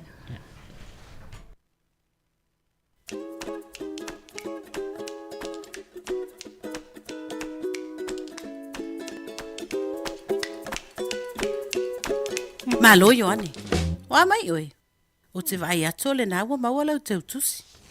O le teu tusi le nei. O lo o iai me whaatino ai le su enga o le tau whale. Po le siaki o le whi au mamau. E pei o na whai ngoe nisi. E ta ilua tau sanga o le amato la fuatuai ati oi. Ni me whaatino ai lau siaki. Mo le su e ina o lo tau whale. E le ai se tutongi. Pe a whai uono sfulu i le fitu whaau tau sanga. Ua awa noa nei nisi no fuanga mo le whai au siaki. Mo le su e ina o le tau whale. E le ai se tutongi. Mo tangata Maori Pasifika. Mai le 5 i le fitu wha tau sanga. O le whaatino o le su enga o le tau whale. I le tau ilua tau sanga mawhai. E fisosoani le sailia. Ma maua vavel ka nesa o le tau whale. A o le iso solo. E ono le aini whaailonga e tau whaaino mai ai. Ua e maua el ka nesa o le tau whale. O le whaia la o le siaki. E fisosoani le aia i mātou. E ilo ai po ua e maua ai. E whaingo fia o le whaatino o le whainga o le siaki. E oe lava i lo mauta. Mai le ai se tutongi. Aina o lo taimi e whaalu ai. O le ala i o ane. Awa le whatu ai. O le vave o na iloa o ni whaailo ilo. E ono se whiailo soifua. E te mana o e whaataitai. O le a o whaamatala tala atu lo na whaatinonga. Tātou a matala i le vai po a mea o i tutono o lau teu tusi. I tutono o lau teu tusi. E te tau o ne e mawai mea nei. Le pepa le malienga. Le pepa mo le sampo. Le tube unga e whai le tāpuni. Le tanga pepa e toso le sipi e whaamawai mo le tube. Le teu tusi ua uma ona tutongi, e toi lafo ai lau meli. A whai e iai se mea o misi lau teu tusi. E mawhai ona e vili il telefoni vili fua, o valu se lau, i valua wha tolulua. Ona lafo atu leo se isi teu tusi. Wha atu mul pepa o le malienga. Tusi ilunga o le pepa, le aso e wha atino ai lau siaki. O le a e mai tawina, e iai ni au wha maumaunga ua mae au na tusi atu, ilunga o le pepa. Wha mole mole, siaki ane po o sao ma whaatumu ni whaamtalanga i le o sao. Toi siaki le aso ma le tausanga po o sao. E whaingo fie a o na iai se sasi. Fofo e ese se tasi o barcode sticker sama mai le pepa o le malienga. Ma whaapipi i le itu ma folfola o le tube. A whai e te le whaapipi i le leibo i le tube. E le ma whai o na wha ngā solo lau siaki. A mai alo o na whai le mea le nā. O na tuu leo lau pusa o mea whaatino ai le siaki. I talane o le pu o le toilet. ina ia sauni ai e whaonga, pe a whai ua fia whai sau whiau mamau. Ia, o leo le a whai lau siaki or whiau mamau. Oi, whatalia, se tūla na o oe whatino, e le a whaina. E mawhai ona whaau au pēr le whamatalaina. Whai lau whiau lata, ona whalasi leo le toilet, ona winga o lo whaasolo ta itasi au me e whai. Tango loa e tuu ni toilet paper i tutono le pū, i lunga o le vai, ina ia taatia le le iai i lunga le pepa mo le sampo. So o loa, tuu le pepa mo le sampo i lunga o le toilet paper, ina ia mafola le taatia le pepa. Malo, wa e sao ni nei loa mo lau siaki. Fai loa lau whiau mamau i lunga o le pepa mo le sampo. A o le ima ngoto le whiau mamau, mi milo le tāpuni o le tube, masa e solo i le pito i lalo le la au sa veu. Vaenga ese o lau whiau mamau, ina ia kawa a toa le whaasiusi unga o le la au sa eu. Toi tu umalia ifo le la au sa eu i tutono le tube, o omi i lalo le tāpuni, ina ia kiliki ia mau. Aua nei toi tatalaina. Falasi le whiau mamau ma le pepa mo le sampo i le fale ese. E le a whaina le whaia whapena, e tusa pe e whaise tau septic tank, fufulu ma whaamango le leia o 5. Tu le tube i tutono le tanga pepa i ila, lea e toso le sipi e whaamau wai. Ia mautinoa ua whaamau le leile tanga pepa. Toi siaki pe ua sao le aso ma le tausanga e tusi lalo na o ina e lau whiau mamau e pe ona tusia i le pepa o le malienga. Tu le tanga pepa i ila wa iai tutono le tube ma le pepa o le malienga i tutono le teu tusi ua uma ona tutono ma le toi whaafo iai ma whaapipi ilo. Lafo loa isi vave e mawhai ai, a whai e le o mawhai ona lafo le taimi lava lea. Teu i se no fuanga pongisa ai maalu. Ia awane i la ina. Se ia o ina mawhai o na lafo. E le mana o mia o na teu i tutonu o le pusa aisa. Mana tua, a whai e te mo o mia se isi fisosoani, i wha maala malama wha tonunga, mātou te nofo sāu ni e fisosoani atu, wili maile o walu se lau. Ona mātou wha tonu atu leo oe, matali so o sau fisili. Wha afitai mo le whai o le nei siaki, e le ai ase whai ngata, a ea, nā lo lava. Aua lai te popole. O le amau atu i ungo lau siaki, i te tono o le tolu vai aso. A tono e lafo atu te tusi le meli. Pe e whaafsota i atu oe, e se fō mai po o se tausi soifua. A whai e saule i ungo lau siaki e le o yaini a fianga. Lona winga e le toi mo o mia o na whaini si au siaki, mo le isi lua tausanga. Ai a whai ua uma o na whai lau siaki, ai muli ane i se isi lava taimi. Wa a matali ali maini a ungol ka nisa o le taufale. E pei al filongia o lau whiau mamau. Pe ua so o vai aso ua sui le tūlanga sa masani ai lo wanga il fale ese. E tā ua la o ne e talanoa atu i lau fōmai. Mana tua, ia awane i misia le whai o lau siaki. E ta i lua tausanga ma mātou la fo atu se teu tusi. O lo iai me e whaatino ai le siaki. Pe a whai o lo o e anga wa apea e whai. O le ka nisa o le taufale. E wha solo le mua na tupu. Ma o le whaiwhai so o au siaki, o le telefo i nā o awanoa, e ma whai ai o na maua se wha le tonu ua iai. A whai e saule i ungo lau siaki ua iai a fianga. Nona winga o le a mo umia o na whai se isi so esu enga ia te oe. E maa sani lava o le a wha atino ai, se colonoscopy. O le a wha afsota i atu oe lau fua mai, po o se tau soifua. E te lua tala noa i ungo o lau siaki, ma le tu a inga o su enga o lo tau fale o le a whaia. Mai fitau i mo oe. Mana tua, a whaia saule i ungo lau siaki ua iai a fianga. E le wha apea ai ua e mau ele kāne sa o le tau fale. O le siaki e whaia ai le su enga. E ma whai o na ono maua ai ni toto. O lo o filongi ai lau whiau mamau. O nai mata ua iti o le toto. E tele lava ina whaapongai mai po lipi. Po o isi mea la iti. E pe o hemorrhoids. Mai whai ngō fie lava o na tonga fitia. Ioane, ia e soifua pea i se o langa e sili o na matangō fie. Pea e tō anga e tausi le leilo soifua mālolo ina. O le whaia e le au noa so esu engal tau fale. O le kile nā. A wā o le vawe o na tau i loa atu ni whaailo ilo. E ono se wheailo soifua.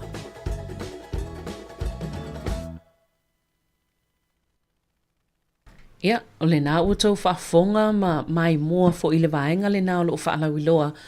A le au onanga le nei o le bowel screening ia po o le vaenga o lo whaisu enga o wha ata po o le vaenga o le tau whale lea mo le Mō nei tangata mātua e o le ātou i whaalau tele le tanuanga ma le sunga ia Maria nei tai au.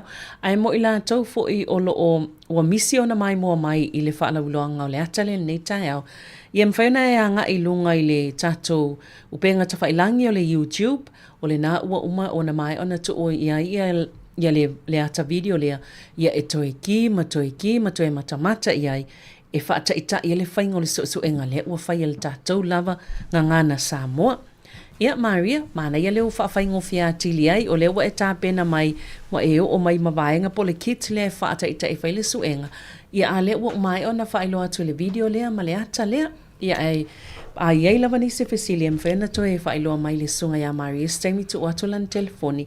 Ia e mana ia tele vaenga le utou tāpena ina Maria le ata le whaawhaingo whia mōna i tātou tangata. Ia, maloa Savelina, sa ole lei, o fia foi. Mana ele whamtalanga, manino, very informative. Ai mai se foi lai tu mai ata e follow iai ile whainga o le test.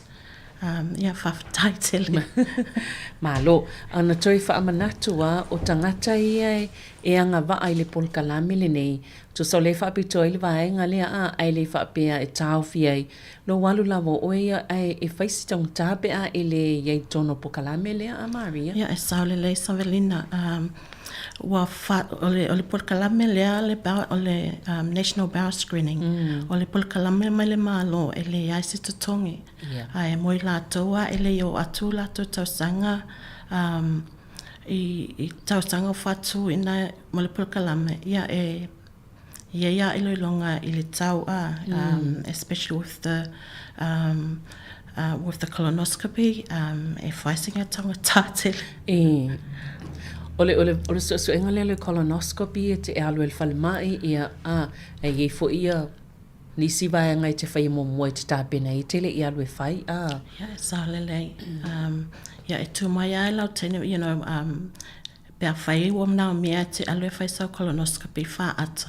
Ia information se au mai e lea vaenga el falmai tene fo mai ia e te follow iai. A o le whai lau wha ata pe ele diet. You have to follow through because your bowel has to be empty to be able to do this special test. E alva enga lea o te fia to talang noa anga iai. Ai mai sea le age group tausanga ia whātu ina mo le nei polkalame. Ia tātou nei Wellingtone o tausanga eligible age for mo le polkalame le nei.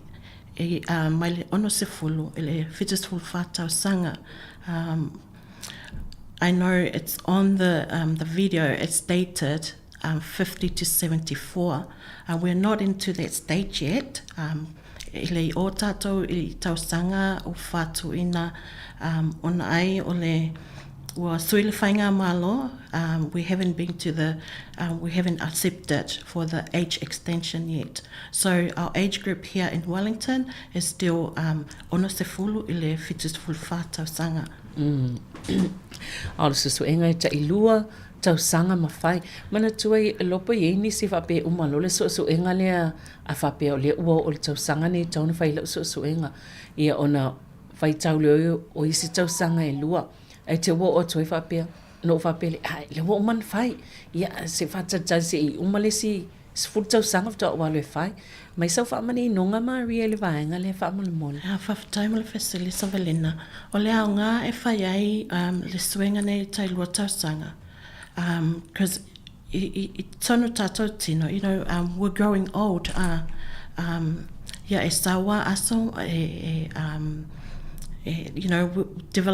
our body develop differently, especially I tangata matutua. Maybe I whai lau test e tausanga nei, I whai mai le test e negative. Yeah, that's it. E le whapela, e sau lesi lua tausanga, anything can happen. O le tāua lea e tawai ona whai le test every 2 years. Maybe the first one, it didn't detect any blood from your bowel. And maybe the second one, it will be, they might find something. you know, that's why Tautua tele le whaile suenga every 2 years. Yeah, and te o whapea, you know, for the first test, I'm negative. Yeah, le se whaipea lau le isi siake mo le isi lua tausanga. Yeah, mana ia. Luna winga e te tauna mātau le e tai bei fo ia o le so enga lea o le press screening e ta ilua tausanga ia matoe o mai whaasolonga ia ta Italia ia toi mongo mai fo ilala tatusi wa pe o le whainga le leva vai atu in whaamatala mai le video. Yeah, salelei. Ia e le lava le manei o le ua iei le ata lea a iei lava sisi vaenga e te toi fia manino toi fo i lava iei le ata e toi malamalama atili ai i le whaatinonga ia waifes whainga tau toi whaamatala toi le sunga ia Maria ia o le nau wa iei lava le ata e teno fo lava oilo ufale ia maki ia matamata iei na wailunga le upenga tawhailangi le YouTube a le Sāmoa Capital Radio e tā ua tele mō tātou umai maise o le ngaluenga whaiwhaatasi a le ainga. Ia e salelei Savelina e tā ua tele le tātou ngā lulue whātasi, even for because o le nei pulakalame, o le tusi lea, a la whatu le meli, ngā o le ingilisia, e la whatu o le ingilisia, e mānaia fo maybe the children can help to translate, especially when a whai ele malamalama tele, pe le leile, le malamalama anga o le tinama le tama I le ingilisi.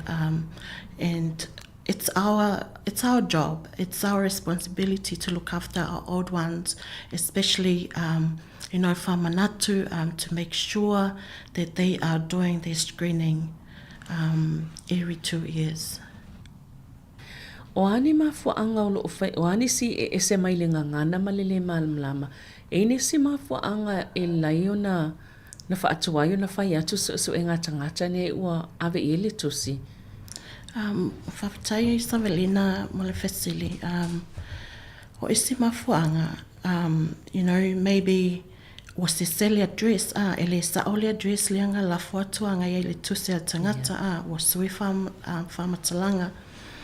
O isi vaenga maybe e popole tele le tagata le ona le tusi ne te ua o whai atu le swenga ai whai mai le kānesa ai o vaenga o manei e au ngā se fisosuane e vavenga tō whiti pia whai ua moi pia whai ua positive o isi vaenga maybe o le tangata ua pōwa toi alu, you know, maybe it was here in New Zealand and moved, you know, maybe either moved back to alu Samoa or alu Australia, because it's a telefoi tata tangata, you know, they moved over to Australia and overseas and not letting the bowels or screening, you know that they have left the country. But yes, maybe of our yeah. Malo whawhitai. Ia, pei o le autu lava o le vaenga le nei, o nei pokalami na ia tau mamao tangata ma le kānesa. Ia, e mawhaiona e tau whaamatala po le kānesa le a fiei, le kānesa o le tau whale. E mawhaiona e tau o maisina whaamatalanga, Maria? Ia, whawhitai Savelina. O le kānesa nei o le bell. E mafua ona o ua iei po lipe ai o cells o selai te tonu o le taufale ua le ola malolo and they develop e mawhaina develop ngā po lipe to be you know I le kānesa o le au ngara o le test lea e whai, you know, when you pass your bowel motion maybe it will slide through the end of the taufale. Ya e olosia ai po lipenga and that's why, you know, it can be detected. And that's a reason for the cancer to develop. It's those polyps. You know, those polyps will develop. You know, e sawa aso kawasanga, e ola pea ngai po lipe tonu o taufale. Ya ma turn turn into a cancer. Yeah. And this cancer also, o ka nesa lea o le bea, e mawhai anga so solo atu, I isi whaenga o le tino so it's really important that we detect this or prevent, this cancer can be prevented if we do our screening. Yeah. No winga to angai whaile wha atale nei pe a watu le tusi ina ia I loa I po iei ni vaenga e ono wha atuptupla ia ma a fie le kānesa to so le puipuinga le vaenga le whaile wha ata. O ani wha maunga o ne o tātou tangata Pasifika ia po tangata o le a fie le kānesa le nei ia po tangata fo i ele o atu ele o whaia lato screening po le wha ata. Pea whai mwhaina maua. Whawhatai Savelina, whamau lalo atu. I didn't have with me data on how many Pacific Islands with cancer, but I whamau maunga data New Zealand atua. E tusa be tolu awhitangata they,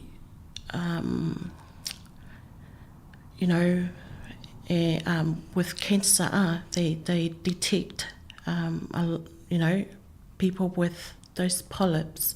And 1,200 kangaka, ia umatinoa, lawa wo maule kānesa.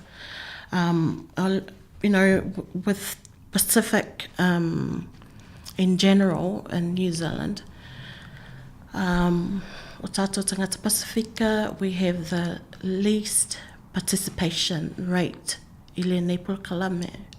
And we are the priority of this, that we need to encourage our Pacific, tātou tangata Pasifika.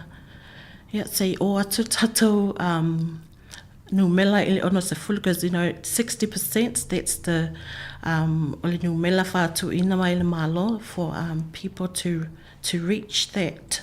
So at the moment we're sitting at 30%. Oh, so afo atumatua maola loa ne numela. Ia e tau mai ina ai toa tele a tātou tangata e lei whātau no ina lato so swinga o le kānesa o le tau whale. Tolu se fulu pasene ai te tau na fitu se fulu pasene. Yeah, 60 upwards. Yes. Ona se fulunga I lunga. O iei nisi ese mai o ai tu ainga o whaalauloanga ia leo mana ia le video po le ata lea tasi lea whaalauloanga le whai o tau sosani tangata ina ia mawhai o na maua le whaamatalanga I le whaingo le suesuenga le nei ia le fua e tala noa I lunga le le tios tasi na awala e whaalauloa tuwai le whaingo le suesuenga le nei wani si vaenga I tua atu o ia whaalauloanga o loo mawhai ona o tawanga ia ina ia maua o mai tangata le whaamatalanga I le whaingo le suesuenga mai se tātou tangata Pasifika, se au mai ei leisi wha se fulu I le 5% ia le o e ele o whaiala lātou suenga. Ia whawhatai Savelina mo le whesilia. E le taimine, e te lea events, community events, lea mata te whātasi atu iai. Ai o se whanoana te le whoinga e o atu ai tangata mata talatala noa. A whai because we can access the bowel screening register. If we can check that the person is due for a test, we can order or request a test to the National Centre or isiva inga,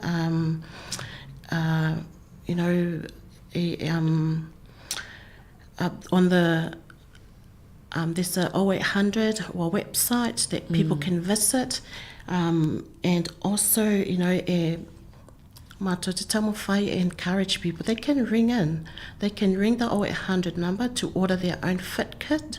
A whai ua matinoa e tangata lava ia e lei whatau no ina sana test. They can ring the 0800 number or isi vaenga. We have priority days, especially with the cervical and breast screening. They have priority days on Saturdays. This Saturday there is a priority day in Kinepuru Hospital. Mawhaia nei alatu for the cervical you can walk in. Mawhaia nei alatu e whaisau test. ole breast screening, you have to ring in to book an appointment. Ai o te moti noa to te lea tatu tangata Pasifika wa ye appointments la wa booked. Ai o se awa no whaile nei te whamanatu atuai. Ole tato events nga e whailas tōnai i le Kunepru Hospital. And also there's an event coming up on Saturday at Elston Turf i Titahi Bay. Ole events le nei, it's for the breast cancer. As we all know, ole masina nei e whata awai le ka nesta ole susu a tu loa. So there's going to be an opportunity for people to come around, and I will be there. I'll blow up the colon. It's it's a blow up. It's a colon, you know. Ole whatusa le ile le taufale you know, you know, I'll be there to promote bowel screening, and it's, you know, with this blow up, it's such a good resource to whamala mai tangata, you know, the kanesta o le bowel. So please come along, come and talk to us. Tato whelua, you know, if you're ready, I can order your kit on that day. And also to remind people, you know, about Otelo lau fit kit, it takes like maybe 2 weeks to arrive, and just to make sure, like saule dress, like la fuatuanga ye lau tusi, to make sure that you get it on time. O priority days la ia o fefo ile fai ai Kenepuru this Saturday at Kenepuru Hospital. Ile ale taimi ole taimi whatulonga ina, it's from 8 to 3 o'clock. Ia wa aile te leo le nei ia wanoe mawhai ona nga ia tuai pia mau le wha amatalanga tatou o mole au whaafonga ia 30% mtoa mau lalo a tonu e ole au ngafo ile tatou o e whaatase una ile pasene lea ua mau lalo ile ngā taile ole pasene lea o tanga taile o whaia ia so enga po whaata fo i ole pressed po le susu ia malesi so enga lea o tōtunga whanau ile tu pao tina mata mai tai o lo tau mawhai lawa o le sa whanungolongo atu nei tai au talafou sau mai ile whale mai ilea i Waikato. Mo lea wa au mai le whaasisilanga e whaasaisi ngana na o le ngana ingilisi lau. Ia a mawhawhaula ngā luenga le tau te taumwhai Maria. Taumwhai au mai le tātou lavanga ngana ina ia mawhai. Tātou malamalama. Ma ngana isia tātou tangata Pasifika. Ia a te iwa alu a te ufofa pēnane i tātou tū malo. O la whawhela na mātou malamalama i tūlanga i lo taumwhai e tau te au mai pe fa pe o matou le fa nga ina le ava no le o tau ngā lulu mai ai i le taimi le nei lo na winga ta o tele le o taimi nei manule mo le ava no a o tata I foi o mai le news you know, I got a shock this morning when I heard it on the radio, like me thinking with I launga luenga le, you know, I'm trying to help my people here and to make the job effective, you know, you have to use the language that people will be, you know, for them to be able to understand. Sa ole nta tala no nei tuaita tele I o mai whaatino le tala noanga. Sa e whaamatala I le sivaenga o lo o tauanga I po o ave pasi. E mana I fo I le whaamatala o le vaenga le Maria? Yeah, Whaftaisa Velina, this is one of the initiatives, because at the moment, now le toa lua ma wife e ngā whamale ne mata luenga le nei taimi.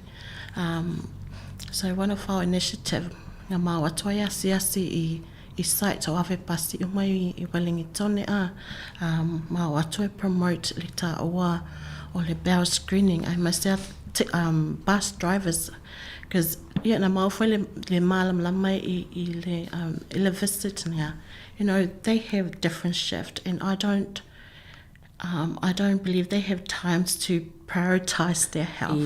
So we did them a favor, you know, by providing the service to them, for AVF informations, ole meta ua it's the information sharing about the service. A fia tele le ave pasi, especially for young amato talatala noa ma isi ave pasi Pasifika ia e whaali foi le fia tele ona wa avatu le nei service ya lato and some of them we ordered them some kit, you know, and yeah, they really appreciate it, you know. And you know, according to their, because they've got their own safety team at their sites, you know, their service. But I think that this was, for us going there, it was a seat granted by us. You know, they're going to look into opportunities providers, especially with health. Ao ngā mo tamaloa ma tamaitai ave pasi. So it was really good. And me and my colleague, we were so proud of ourselves that we have made ourselves available to go out and promote this in this area. Malo, ia se I whai lava sina tā malo longa pupu o Maria, ia na toe whaawau wai leo tā talanoanga nei tai au. Malo lava, whaftai. Whaftai.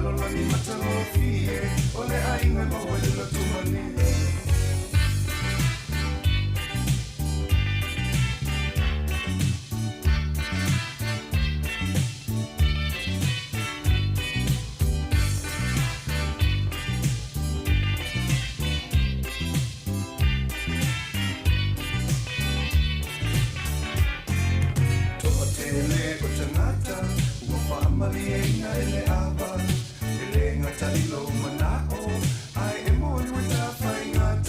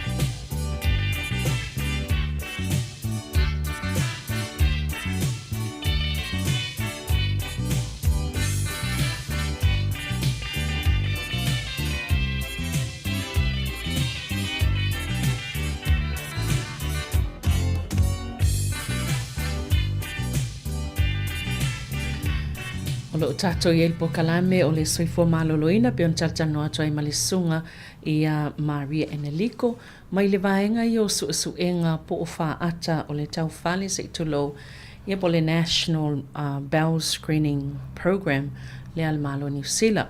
O po kalame nei mai le ono sfulanga i le fitus fulfatau sanga o lo o mawafua mo o lo anga vai tato i tō malone Wellington mo i lātou ia mo le mātutua lea ai e isi vaenga New Zealand e isi tau sanga i lalo mai po le 50 anga i lunga. Ai o le tāu o le neipol kalame o le toi wha manatu ina ia mawhai ona wha tāua ina le tusi le lafo atu o le tusi e whailau so enga wha atino lava le whale te tau le alu i le whale mai ia po lau fo mai a le mwhain wha atino le whale al tāua e malama lama ia e tanga i le video le nā po le atana e wha lau loa atili e le ngana lava ia wha Sāmoa na watu ilunga o le YouTube al tato le tio Samoa Capital Radio pe afia malama atili ngā lue wha atasi o tato ainga si tau tutu ilunga numero le o le 30% le matua maua lalo lava le numero tato tangata Pasifika o lo o wha atino le su enga lea ia ao lewa Sauno Maria pui pui ei tato mai le ka nesa o le tau fale.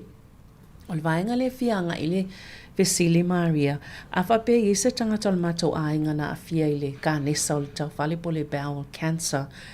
E o le tūlanga le fifa Vesili, pe te tau na upopole, pe wha atalia se atoa le onus fulu tau sanga i po tau sanga e anga wa ai le wha atale whaia fua e le se tutongi. O le asau wha amal mangal vaenga le wha amal mole. Whawhatai Savalina mo le Vesili. O le vaenga le nei, e te taua na popole iai. Ai mai se apea whai o le ulunga mātua. O le tamā, po le tinale na ua maua i le kānesa o le tau whale a. Ia e te tau fwoi la, o na suesue le la o whanau. A whai o le tamā le na maua i le cancer o le tau whale. Ia e te tau na suesue tamaiti. Tamati po wa atoa le se fulu tau sanga i lunga. Ia o te tau na whaina la tau suesuenga o colonoscopy. Ia e whawhiso ta i le fō mai. Ia e whapia fwila a inga po tua whawhine, po uso le tamale wa na maua i le kānesa o tau whale. Ia e te tau fwila tau na o e whaine la tau sia kinga e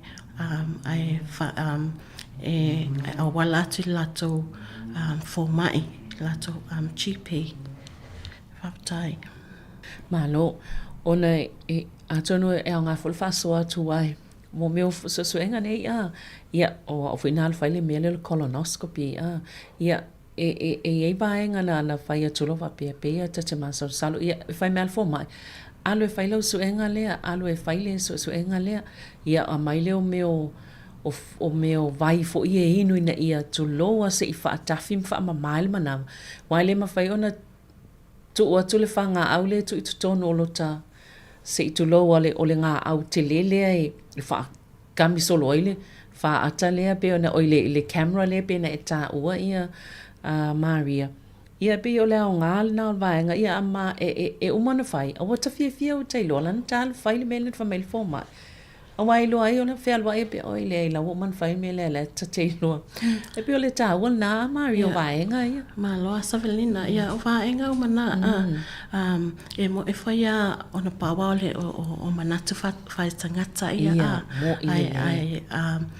a tātou, you know, if we want to live healthy, you know, we need to do it.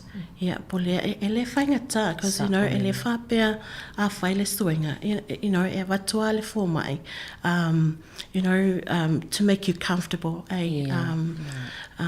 le ao ngā, o vai ia inu, because, you know, o le wha ata, e te tawana o na mama, uma, you know, your intestine has to be, your bowel has to be emptied to be able to get a good picture of inside your bowel, ai. Ia o le tawana.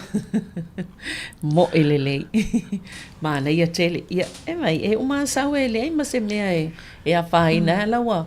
So wa tik le na ting pusa o masina vaenga ai o toi facile ai kits po me ai mai vai so enga Ale tangata i le fale. E expire pe se te me o mai le nga. Whawhatai Savalina mo le facilita o te le facilina al e time e expire le tusile nei it's be onoma sina e expire ai wale ai sa nga ole na tusi I you have to check the date on the letter on the envelope to be able to find it out. I always tangata foi, because just to tell you what we're doing now, Savelina, ele lisina ela for my National Centre ile DHB because ole amate ile Heart Valley DHB at the moment. So ele lisina ela for my National Centre.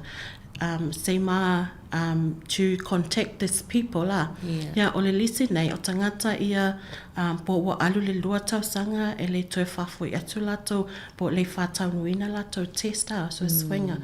So we do have a long list of Pacific people and Maori people on our list that we need to contact. Sometimes it's really hard because it's a long list. It maybe takes a whole year to contact these people. The other barrier that we find with this list, o tangata nei o le aini phone numbers. So boba sui foi no whangalana no foi. So yes, we really need to work together. Sorry.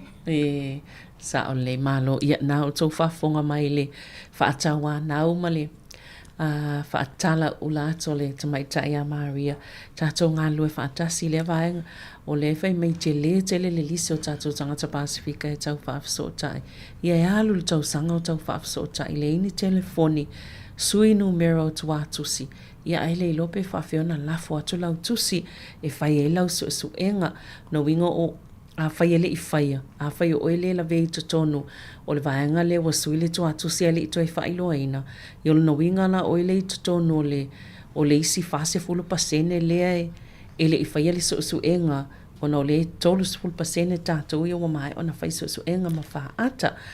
Ia, e se mai eila I su enga ma wha ata nei, o le tau mwhai ina ia pui a mai tangata I le o le isi vaenga le o le kānesa, o le tau whale se itulo.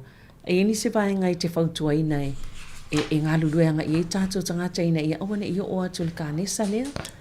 Whawhatai Savelina, o isi vaenga lea o te whamalo se tātou tangata tala noe la fō mai. O isi vaenga whaina, e ma whaina latou ora inga so fit test from that service. For those o kangakaia, they don't need to do a test. A whai bena whai so wha ata mua bena nai maufoi I symptoms o le bowel cancer. So you don't need to be in this program because you're already in the system. Yeah. Malo, whawhtai, se ito e mai ala tātou numero telefoni, whaamole mole, numero fsota I sao atu ai lau sunga, whaingo whia mo tātou tangata na mole fso soani, whaamal la matili le, whaingo le test? Yes, Savelina, sorry, I haven't got my card here with me, and I don't have my old 27 number. So, but, you can ring the 0800 number, it's on the... or you can contact me on my email. O lau emaili ole maria.enelico@heartvalleydhb.org.nz. I se taimi luma o te senda duela numela say for you, Savelina, in case of someone have some concerns or lele. Ai mantua foi alulunga le ata video na toi mata ai na foi toi sa waisi numero ai malmla matile bala awi ai au staimi le la fai ma fa la wilo atu ia numero ia Maria so tai sa ai le malma lama le tato ngana fai ngo fiona fa matala atu ia vaenga ia ai mai se la vai le fai ngo so enga nei tama fai la vai so soani ina ia pui mai le ka nesa lava nei ona ua tele na yo tātou tangata o loo a fiai. Ai, ia, masalo le vaenga na tapu kalame Maria Neas, van ngai si vaenga trefi whamanatu. Savelina le ai au te whai atunga le nea wanoa mtangofie o mwhai au whoionau sau tātou te mafuta tā talanoa ai mai silava i le ka nesa tau whale. Ia mo le puipuinga ma le o tātou tangata au te whawhtai Sāmoa ma lau tapuainga whawhtai whoi mo le awanoa Savelina. Ia, malo whawhtai lava lau sunga Maria ma le ono sai mai, tā pokalame nei tā au, tā ua tele nei tā upu ia mo le au whawhonga, tā to pokalame nā, o le soifo maloloina mo le neifo iwa iaso mantua, mwhaina e toi anga i lunga o le YouTube, o le itu lau o le tātou o nanga le sifonga lau mua, ia o lo mwhai ona mauai le ata lea, pe awhia malamlama atili le whaatinonga le suenga, le whai mai lava i lo whale pe a whai ua mau atu lau tusi, ua le mau lo tusi tia i lo lapisi, whai tau le lei ia ma whaatino le suenga lea, o le pui puinga o tātou mai le o ile nei to ai ngā kānesa, ia ma whai nai o tātou wola mau tau soifua, kia o le fia ma futa umi ile nei lanulangi whaatasi ma ainga. Mani ia tele lava lau whafongang Sāmoa, taimi o toi nei aso, ia ai whaasoifua ia, mō le nei taimi. Te whaasoifua. Oia ina mua,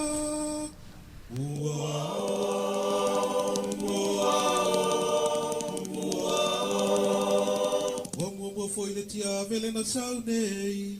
Samoa ta fefe i le tai ua sua. Ua ta ale manu o le vau matua. Le a foi oe a nei a maua. Mua o tau. Mua o.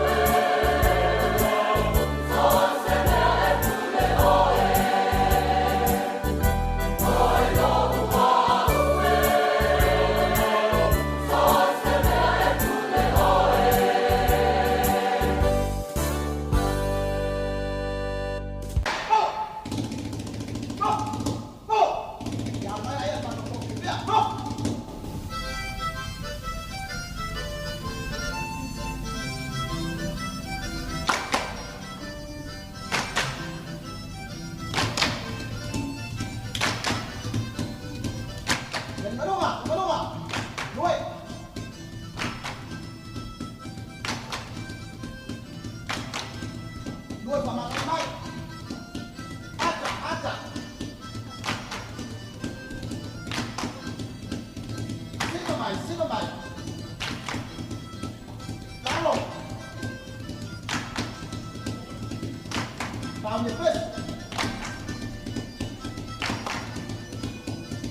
Ya pes la ya.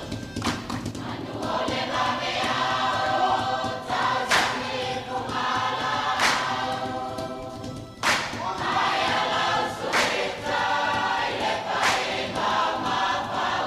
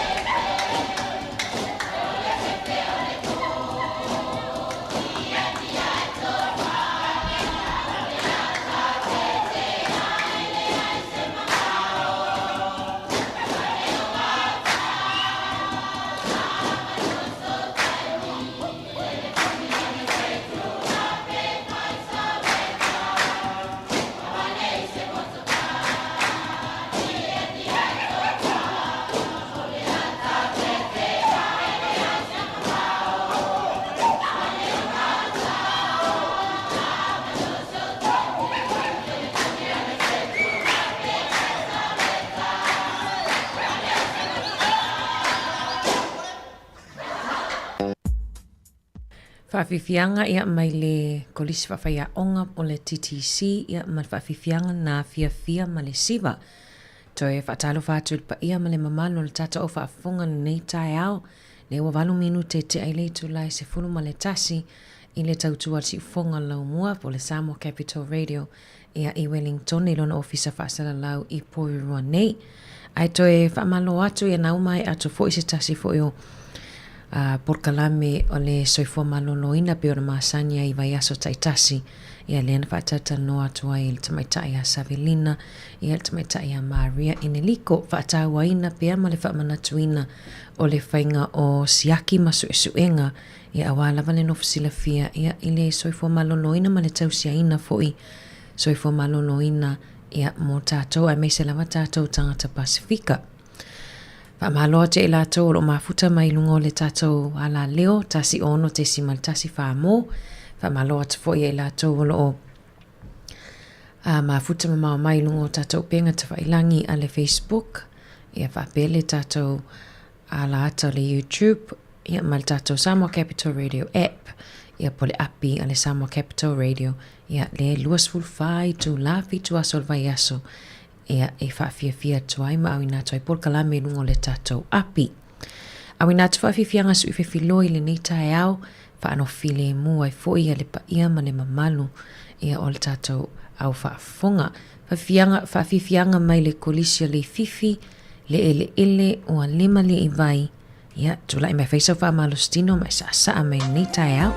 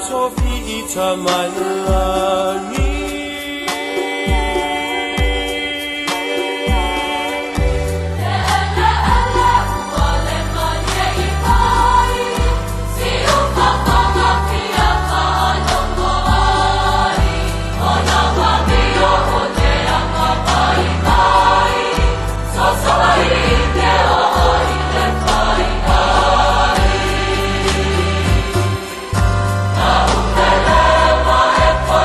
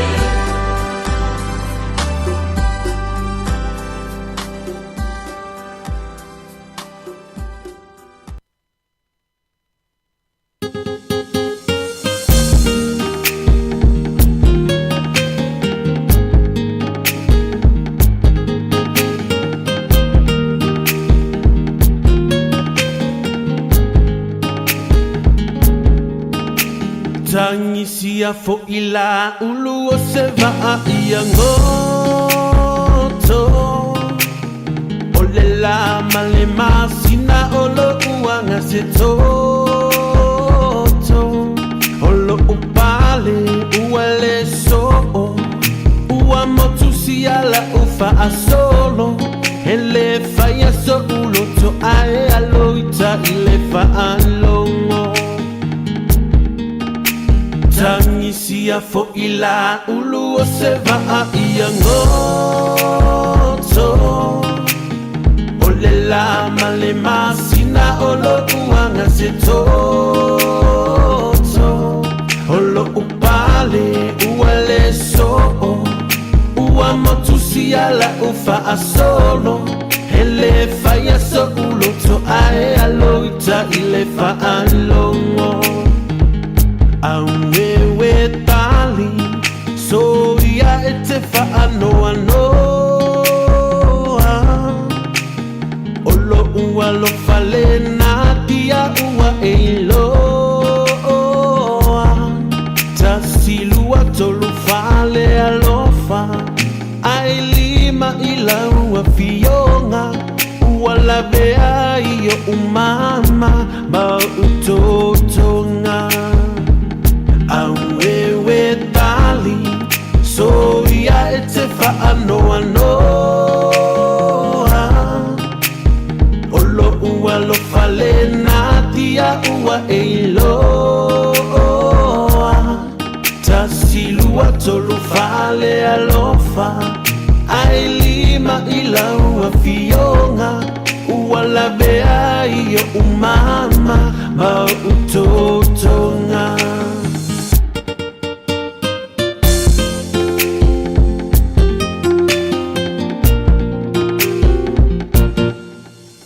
Le mafua angalene iwa iloa O le tanga le tatangi Samoa O le malanga ate inge to alua na fe au sima I fiti ile Basaloloa Na la au mai ai o le atoa Masia la pese tutuma Fai mai e tata o fafine aile Tata o tane A ole alana tata yo tane Ina wasese si ala pese Taunu uinga tayo fale alupo Wapa ayalo a ole faisu a uotele Toto fulo ai o fafine Ma ua sui ai si ala pese Fai mai e tata o tane aile Tata o fafine Sila sila isi tama ua taatia O le tufunga lea ua amatalia Talofa ua tangi awewe Ua ote solo ole auta pulutele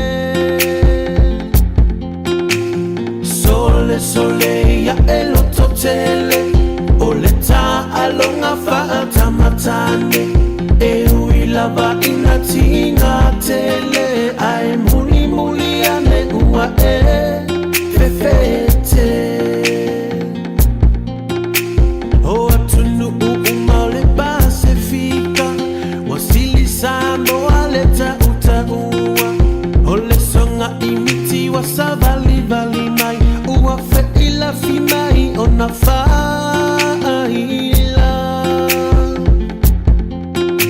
O asofa ai fofa amuli alia Fa atu aloha selu fa ala ufa Ole singa no fa apea fa auluta Ua ova ileva salao lao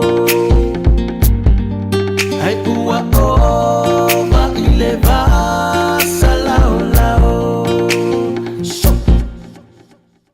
Whawhiwhianga su whiwhiloi ia wa fo ili ni wainga o le tai au ia e te whamalustino mai e pe whapea lena mamafalau tamafutanga le tae awana leila ia au te lofo i le ua pisi fo ia le au ngā sese la tau fo o whea ngai ma le tau se ino tātou mātua mātutua ia i le ngā sese ino la tau tamafutanga ia mese o le awa uli ia o le lunch ia po o le tamafutanga o le awa uli lea la alo atuai i le itu lai se fulu lua wha maloa te i la tau leo lo mafuta mai tutono kamu panim whalwhainga luenga ia leo lo o atuai le tautua si ufonga lau mua ia manuia fo le whaawa unga o taunga luenga le nei aso tāle itu lai se fulu lua ia o le tā foi leo le simoko foi lea le pe umi ia pe toru se fulu minute ia fai foi sina malolonga ia e fai le tamafutanga wa se whaasiri ngā malosi i le toi whaawa wina foi o ngā luenga le nei aso le aso lua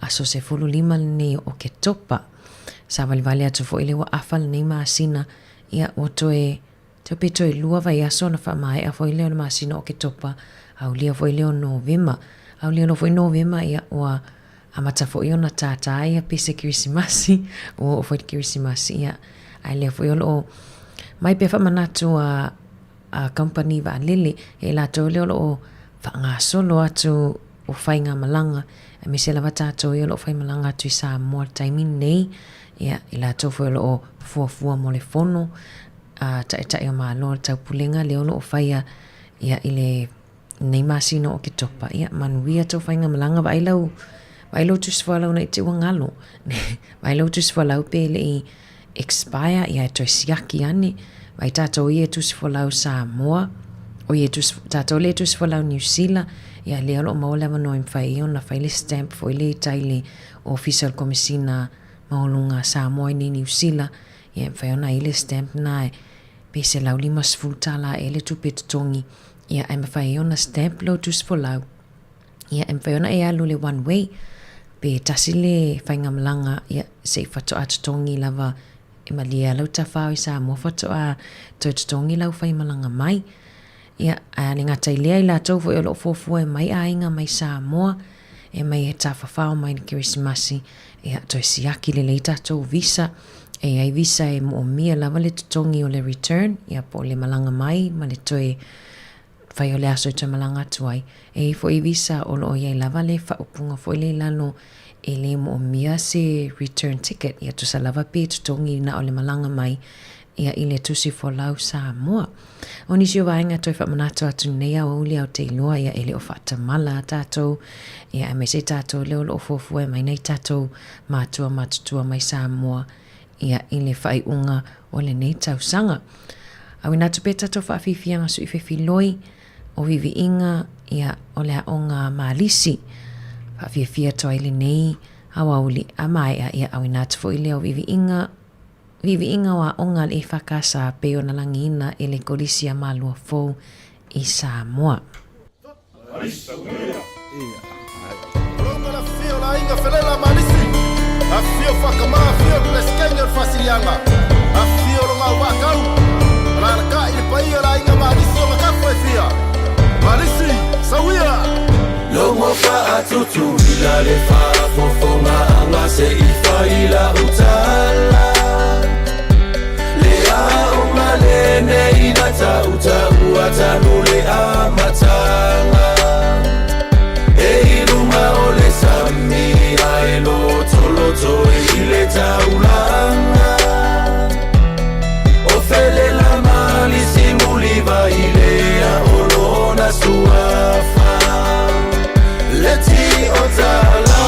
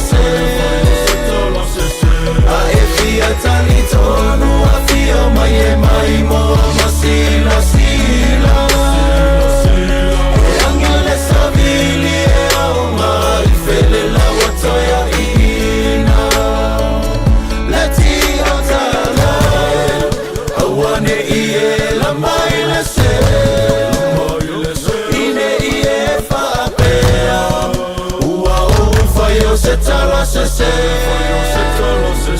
a e fia tali tonu a fia mai mo a masila sila e angela savili e o mai fele la watoya ina e angela savili e o mai fele la watoya ina.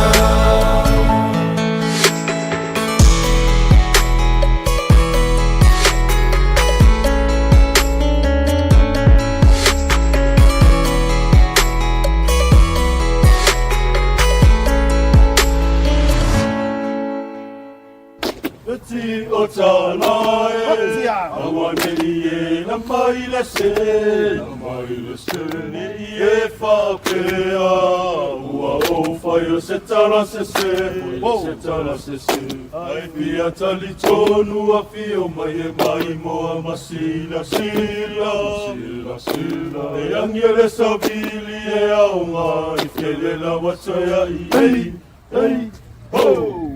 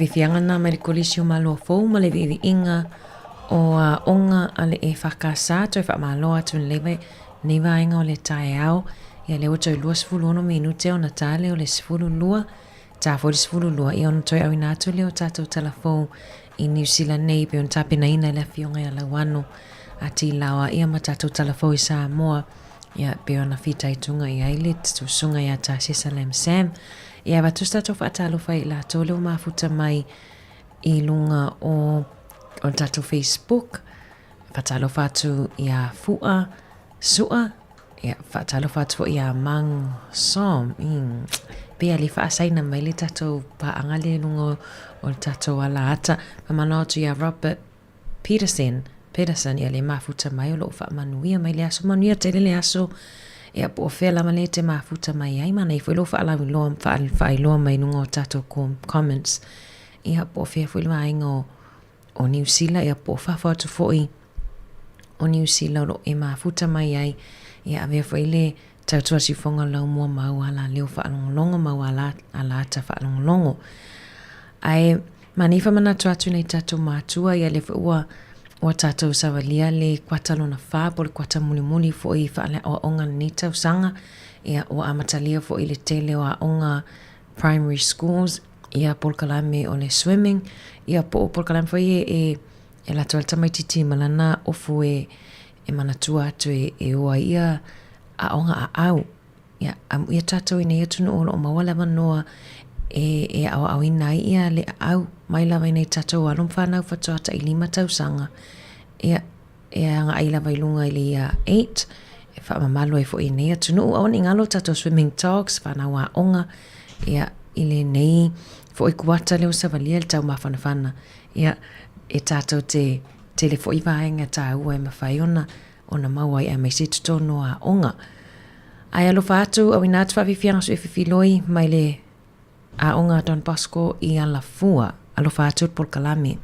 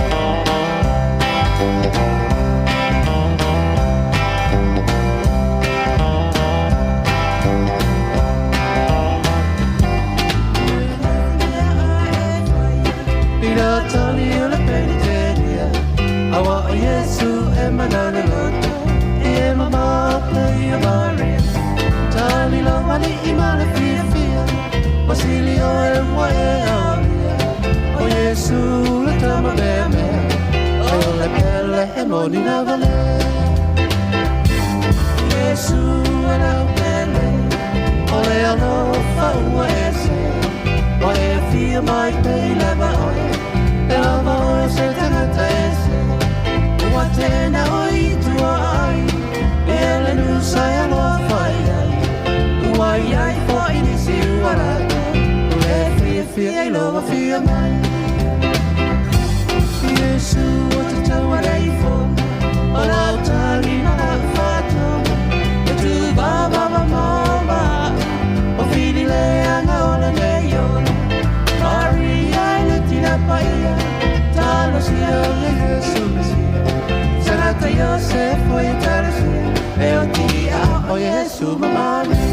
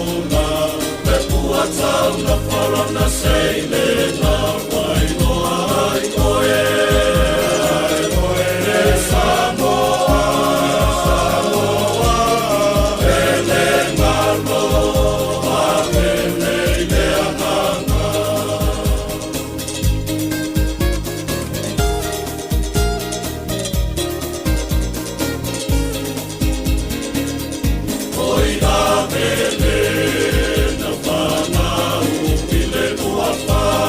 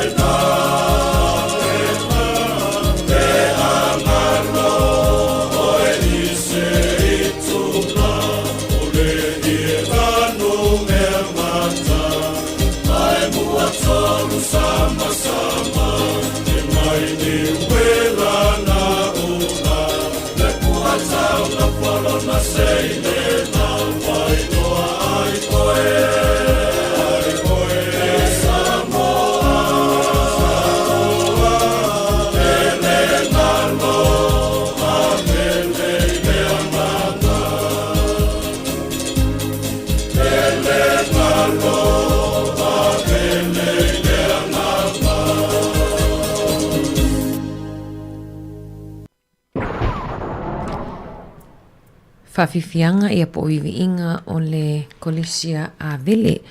Whamaloa toa i le nivainga o le taiao. Ia le ua toi titi lava tale sifulu lua toi whamaloa te e la tau o lo mafuta mai inunga o tatou ala. Ata whamaloa tu whamausili si anava ia te tono leo lo leo tele mai le tautua i lunga o lau pasi.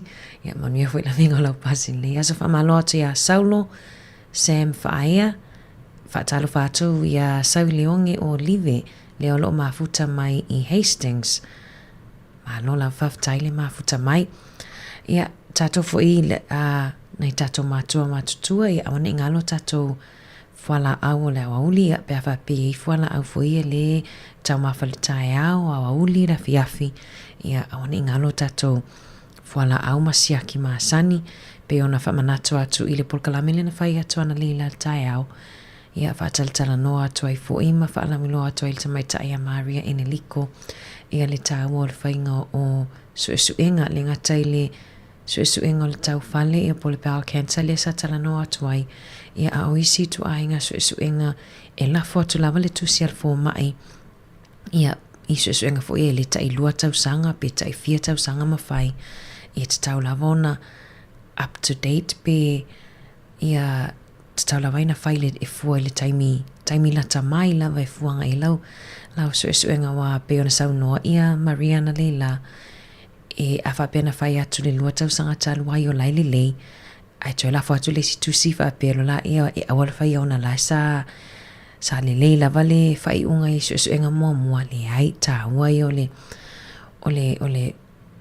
whai peo tato suesuenga ia po tests e awala wale tau singa o le soifua maloloina ma whapea fo i le maua i le peor kānisa o le tau whale le na whamamafa toa i le talanoa ia wawe ona maua fo i le wawe ona maua wawe fo i ona whaia ia tonga fitinga ia awa atua ina maua ia ona te lea lea o isi whawhita auli ia matinga aina o maile ainga ia awana ingalo tatou suesuenga nae e whaifua tele ina whaifua mo i tatou lewa 5 anga i lunga tau sanga pe ona whaalawi loa atua na leila whamaloa atu ia tupu muli au whaftaile ne mafuta mai malo la wata soifua manuia ai tatou talafo i le tu lai 10 ia ona au inatu na leo whaafifianga tau le tu lai tasi whamahe a fo i leo tatou tautua i lunga o le tatou ala leo ia ai whaawau atu ai lava se ia pa ia le tu la e lua i la wauli nei ia mai e foi le tautua le tu lai lua ai whaawau atu pe lungo le tatou Samoa Capital Radio app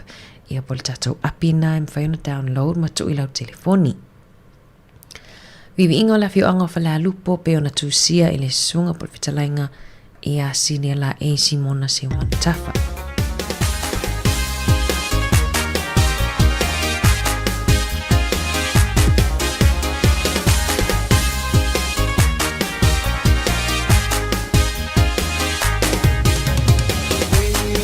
Talingai, if you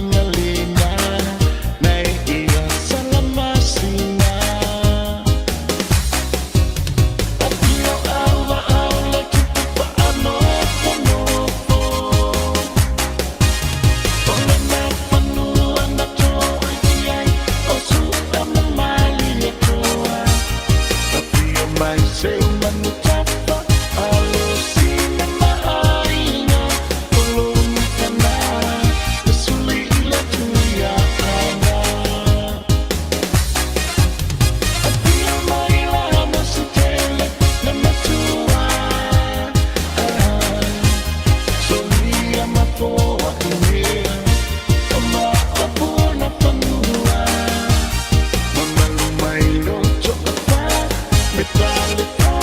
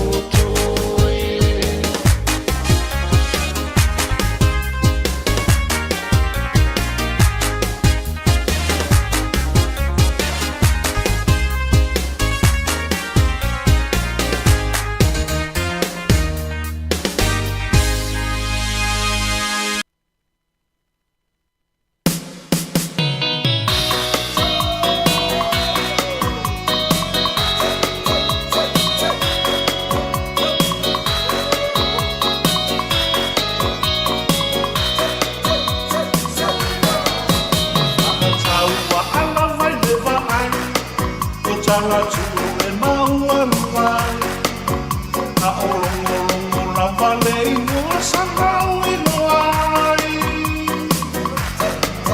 e ui lawa i na sui le vaai i ona tu whale na sai ai a o sa puna o na vale i mua ua o tiuai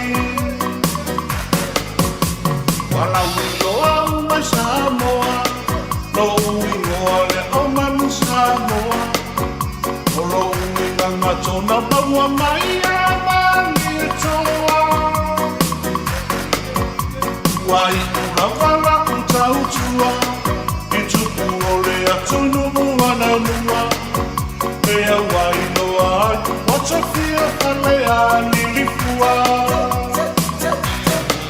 o Sāmoa e a whamai le ingo e au no whaapai le amanu Sāmoa a o ulangwa mai ana mua o le taumahi tai e tūlua ia e sauvalifa a e te pea e unia tu ia u ele awa e te le o ma na mana i uma o le teine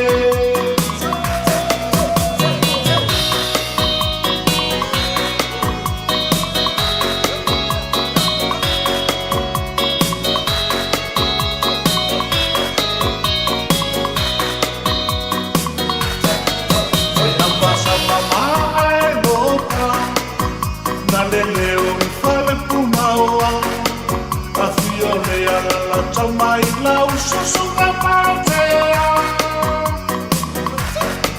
o tuilo mama tai tuunga e whangongo tai e lua ta whiwhia o sua whamane whamanganu Samoa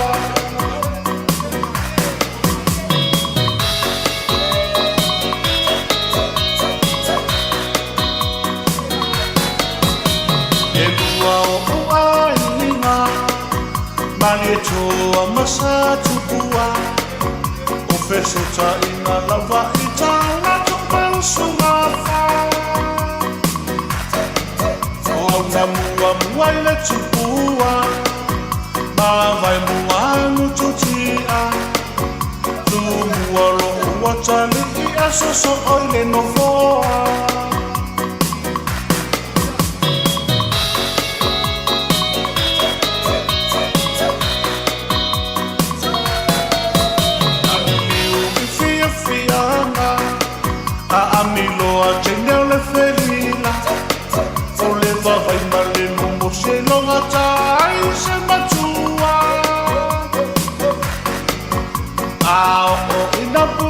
si mai ua tutu sa umatei nei le vaai ua solo atoa i tau talinga ua i ila mai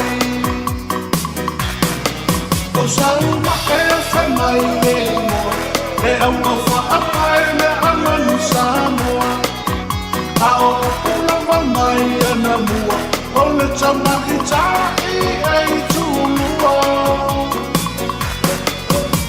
ia e sauvalifa a e te pea e unia tu ia u ele awa e te le o ma lama i uma o le teine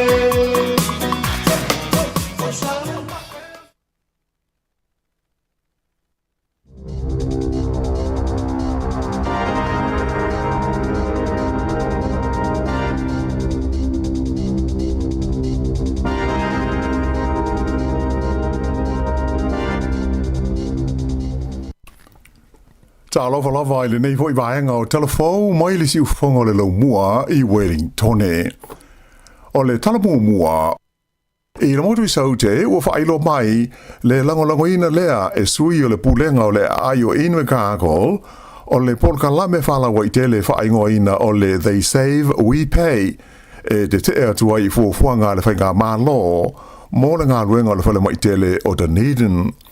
Ua uma ona whailo mai e le whainga mālo so whaatasi e whapea o le ngā ruenga le whale mai fau o Dunedin a le whaititia e te tau o na fausia ua wai Ona ua taunga tātele nei lo le tau na mua ai fua i nai.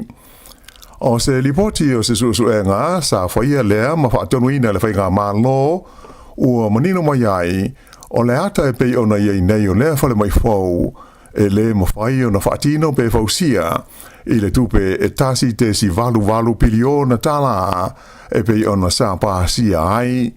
Ta ua ai le minsta mo ngā ruenga te tele le malo o Chris Bishop e fia se lau miliona tala isi tupe mana o mia mo lea ngā ruenga tele mai manatu e o tua i lava i le tolu piliona tala i a lona tau a toa.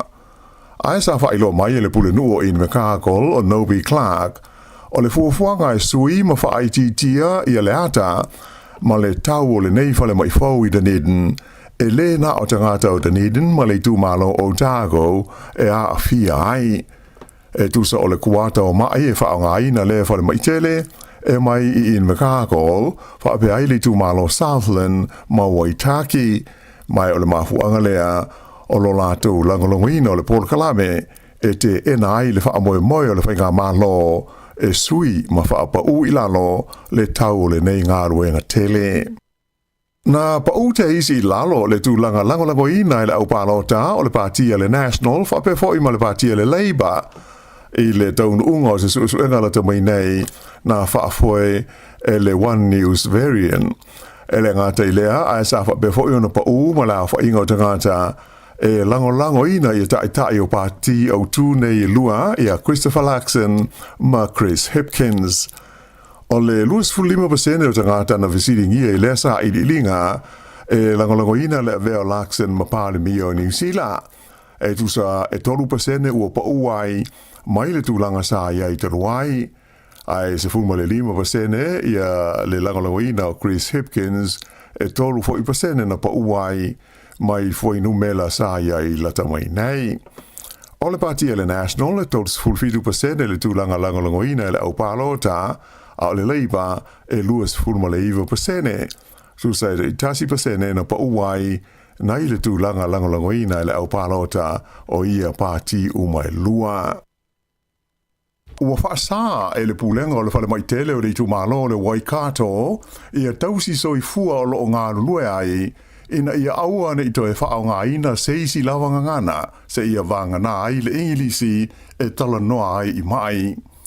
O le asforeile te luai sa whaata amilo i nai i tausi soi fua uma o lea whale mai tele ia se tusi alo ia mai le pūlenga o lo o tā uai le te tau lea i le au whai ngā luenga tausi soi fua o na whao ngā na o le ngana peretania i te tono o le whale mai i le whaatino ina o lātou tiute ina ia mauti noa le saonga le mu ai o tonga fitinga o ngase.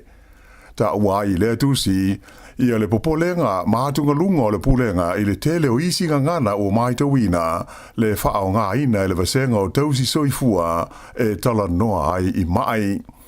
Pe taila o se lipoti le walis whaasa laua New Zealand, Radio New Zealand, na ta uai e stasio fo mai ua vai ai i le tusi le nei e whapea ua manino mai o tausi soifua initia, Filipino, whapea ai male Pasifika, lea e wha autu i ai ia lea wha atonunga.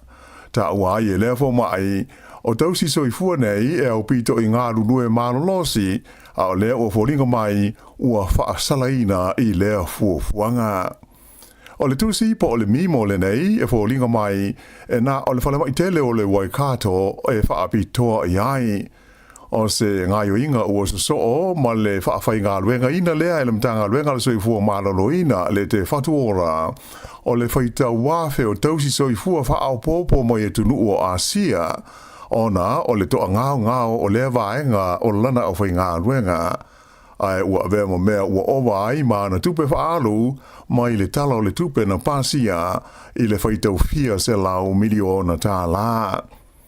E ale li mai nei mata upu i le vole mai lea o le Waikato ai ele i tele nai aso talu na ta ua i se lipoti le newspaper Herald ia se talo sanga a se mai i le tonu o le vole mai tele i North Shore e whapea e le mana o ia e vaia pe tonga fitia o ia e se tausi soifua mai Asia o se talo sanga sa talia le lei le pulenga o le nei vole mai ai le fia ai ma le au whainga ruenga. Ua taponi ma whaamuta le avanoa e whaali ai manatu malangona o tangata i le fuafuanga e totongi le whaao ngā ina o le awala fau lea ua suia ai ia le awala o le mana wa two court e pei ona sā ia i tausanga e tele ua mawai. Peita ai, e le o muta ai le tau mwhaipea o tangata o le pitanuu o Woodville e whaalia lo lātou te ena o le whaia o se totongi e whaao ngā ina i e ta walele a wala fau lea ua lata nei ina maea. O le fuafuanga e pei ona whaai loa mai, o tangata uma e malanga i a lātou ta awalaiti po light vehicles i le wā leo Palmerston North ma Woodville e whāta lātou se furusene i le nā o le alu. Ia pe o lona winga e walu tā la onu se furusene i le alu male sau i lea mā. Ai o ta awale ma mawha po heavy vehicles e ono atu i le se furu fitu tā la lua se furusene le tau e to tongi e i la tau. E pe ona si le fia o le awala tuai lea sa iai le State Highway 3 sa ui atu i au tawha o le waitawhi o le Manawa 2 Court na te puni le tausanga i lua awhi se furu fitu ona o se solo tele na poloka ma puni tia ai. Ua whaai lo mai fo i whapea o le awala fau o fau sia nei e sui ai i a le awala lea. E te tau na o atu i le tausanga lua awhi se furu lima po le tausanga fau lea. Ua o i le se furu awhi iwa se lau ma le lua lea whaai o ta awale whaau ngā ina i lea so tasi. Ai e au li atu le tausanga lua awhi whāwalu po le lua o whāwalu. Ua o lea o whainga i le se furu ma le whaafe lua se lau lima se furu ta awale i le aso. E tusa leo o se furu afe ua mawalunga ai na i lo lea o whainga e mana umia e whaiai ia se tau po se tutongi o lea awala e tusa o aia inga masani e le pulenga o awala te tele o New Zealand. O le tau ala awala fau e se furu lima ma le afa kilomita le umi lea ua fausia nei lunga o lea tumaunga o Ruahine Range na mua i whaatulanga ina i le ono se lau lua se fulu miliona tā la. Peita ai o leo whaailoa mai, o atu lea tau i le valu se lau lua se fulu ma le whaatesi ma le tasi miliona tā la. Leo o mafua ai, o na mana umia le whaia o se tau po o se tol e whaao ngā ina ai.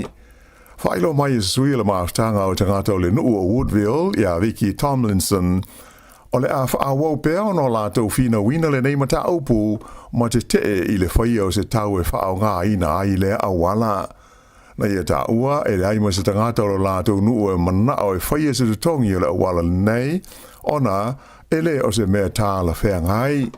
Tā ua fo i le nei mawhine, o le whainga amalo le tū nei le foe e nā o tupe lava e mana o ai, mai o le mata aupu le nei, o se fuafuanga ua matua i longa o na mawhatia ai tangata Woodville ma se vaenga tele o i tū malo i lea vaenga o le motu i mātū. Sa ia tā ua foi e langolango ina malo si le lātou mau e pūlenga uma whaaloto i whale i le tūlangi saute o le motu i mātū o New Zealand ona o a whianga o tangata i le lumana ai.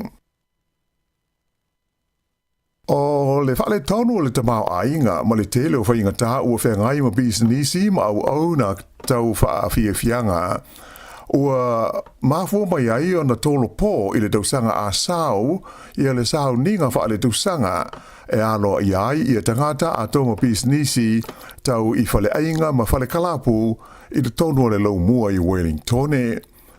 O se whaalinga alo ia mai ai la tau e whengai tonu ma le wha moe na ta o mai ai o le sauninga le nei e whaingoa ina o le Felix Wellington Hospitality Awards e masani o na tufa ina ai whaailonga e a mana ia ma alo i ai i ani bisinisi nei ua tu i le tausanga a sau lua o lua lima ona o le mau fita ma le mau lui tau na whenga iai masui awai i le nei tausanga.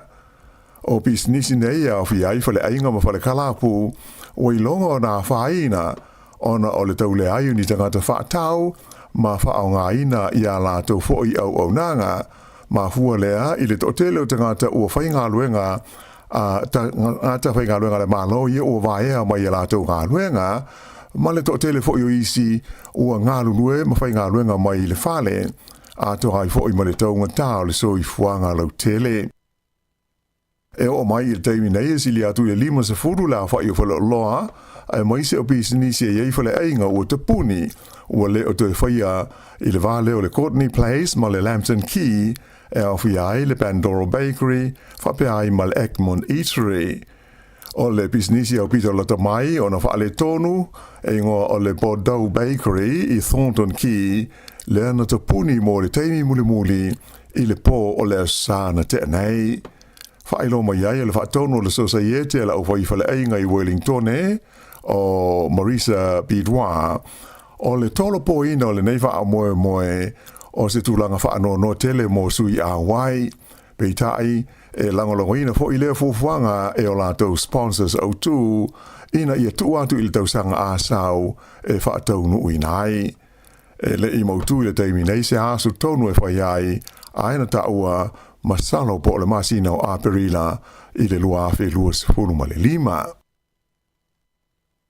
E to tasi le tangata ua maliu ai manu nua isi tangata to lua i le whaalave lave lea na lave ve aini ta awale se lua i le awala o le Louis Pass i le tumalo bola i le asana te nei whaamau nia mai i leo leo i le vaenga o le tinu e whapea o le tangata ua maliu sa manua ti ngā ina i lea whaalave lave na awinatu o ie le whale mai mo tonga fitinga ai umai i alona soi fua. O isi tangata te olua sa marunua o loo ua saonga le mui le taimi nei. E lata ilis furulua i tu la sa tāpuni ai le awala a o whaia ngā ruenga masani leo leo ma au o nanga la veai. Mai uwha ngā solo nei i asa sua suenga e tu sai o le mafua anga o le nei whaalawe lave. Ua whaino mai e le pāle mia ia Christopher Luxon le filifili ai e le whainga malo o le li is rafa ia Sir Brian Roach e avea ma komensina fau o ngā luenga ale malo o New Zealand. O le nei whai unga o whaia i le tuana iai o le sifutolu o masina taru na malo loli taia mai lea tuwhinga ia le li o Peter Hughes sa ngalue ai mo le tele o tausanga. E lua ia tausanga valu masina le umi o le angalue ai le li nei o Sir Brian i le tofinga le nei e amata atu i le sofa o Novema. Whalia mai e le pāle mia o Sir Brian o sentasi o te tai o tele mtanga ruenga whalapo tonga le malo ai whape fo ima business tu mo oti ua ngalue ai mai e tele lona to mai maanga waa e au ngā mo le sanga whaale le ai o au nanga ale au whai ngā ruenga le malo o New Zealand. O Sir Brian o le teitei whono mua leo le pūlenga o wala te tele i le tu malo au kilani whape ai fo ima le mtanga ruenga o wala o whela o inga ale malo o New Zealand. Nanga lue fo i mo le komiti whaafoe o whale mai i le tu malo o le Hawke's Bay ai fitu tausanga sa ave ai mo pule sili al whaalapo tonga o whale meli po le New Zealand Post. E mea tau whaafiefianga e wha ni whaafiefianga po ni konseti e asetasi o li pese lau i loa pele tā nia Sir Cliff Richard o le awhaia mai i New Zealand le tausanga a sau. O le neia li pese ua walu se furwha nei tausanga le soi fua mai o lo mana tua e la uma tua le tele o ni ana pese sa lau i loa ai e pei o le Living Tall We Don't Talk Anymore ma le Devil Woman. O le tausanga lua se fultolu o lo ngata mai ai le whaia o ni ana whaafiefianga i New Zealand ai. Whailo mai e whapea o na malanga mai le tausanga a sau o le a amata aia na konseti ma whaafiefianga nei i Aukilani i le aso se furwha ma le sfurulima o Novema o na malanga mai ei lea i le laumua i Wellington e whaafifia ai le Michael Fowler Center i le aso se furfitu o Novema ai whaasolo atu i Kalai Estete i le aso se furmaleiva o Novema e whaafifia ai i le Christchurch Town Hall. Ua atangia i le manatu o stasi o tangata autu o le kompani e ona le waafaila New Zealand le Emirates Team New Zealand e le whaia i Aukilani i a leisi ta amunusanga sa soai o le ipu o le America's Cup pe a whaia toe manuia ma malo ai New Zealand I tu unga ia o lo fa ngā solo nei I Barcelona I se pānia.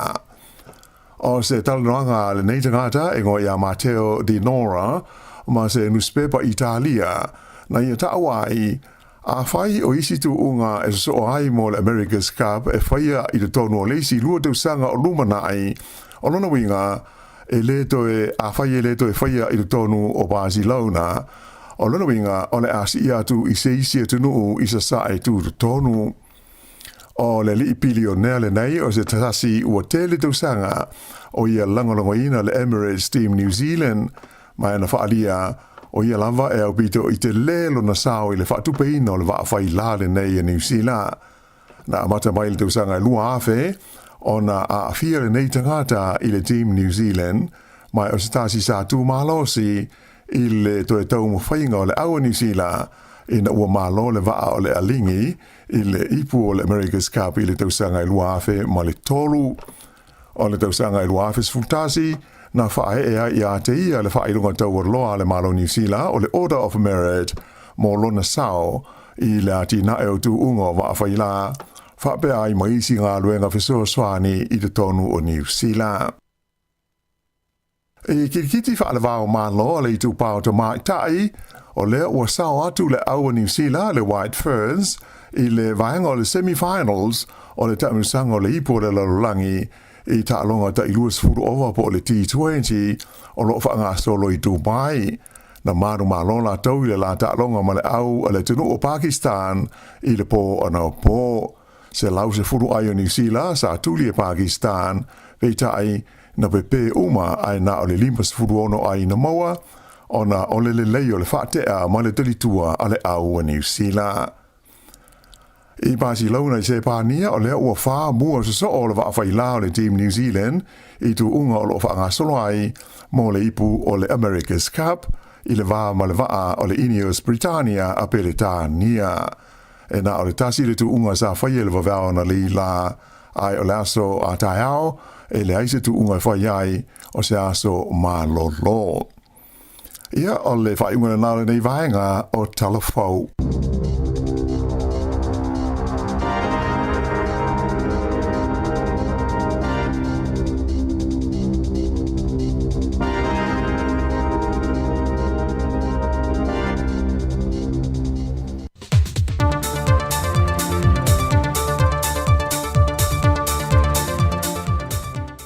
Toi whaatala whāturu nei so lua le whaopoponga o talafou mai Sāmoa o se mai el whaafonga. Mo le sila fia le mamanu le atu no ua mga ala o aso ma teimi e tāpuni ai ma te tala ai. Mo isi fōwhanga mani ngā ruenga le taulanga le teimi o le whontanga te tai malo le taupulenga. Wa whaatatia me le vaenga le pui puinga ia sone e ono e fua iei fe malanga inga alma malu lau tele o le atu no. O le sone a e amta mai le whantan malo le tau mea sina, a ngai mai I le manga whai ma ta auto. O le sone pi e mai I le manga whai ma ta auto, a ngai I le whaata abilisanga o le awala I le awala lau papa I vaisi ngano. O le sone si e mai I le whaata abilisanga le I vaisi ngano, a ngai mai I le ofisa o leo leo I a pia. O le sone ti, o whaatulanga mai I le ofisa o malu le malo I a pia, anga iatu il fal tupe le ensete mal fale meli. O le sone I po le e amatatu il fal tupe le ensete, fa angata mai il fal ta vale le asko moto I savalalo.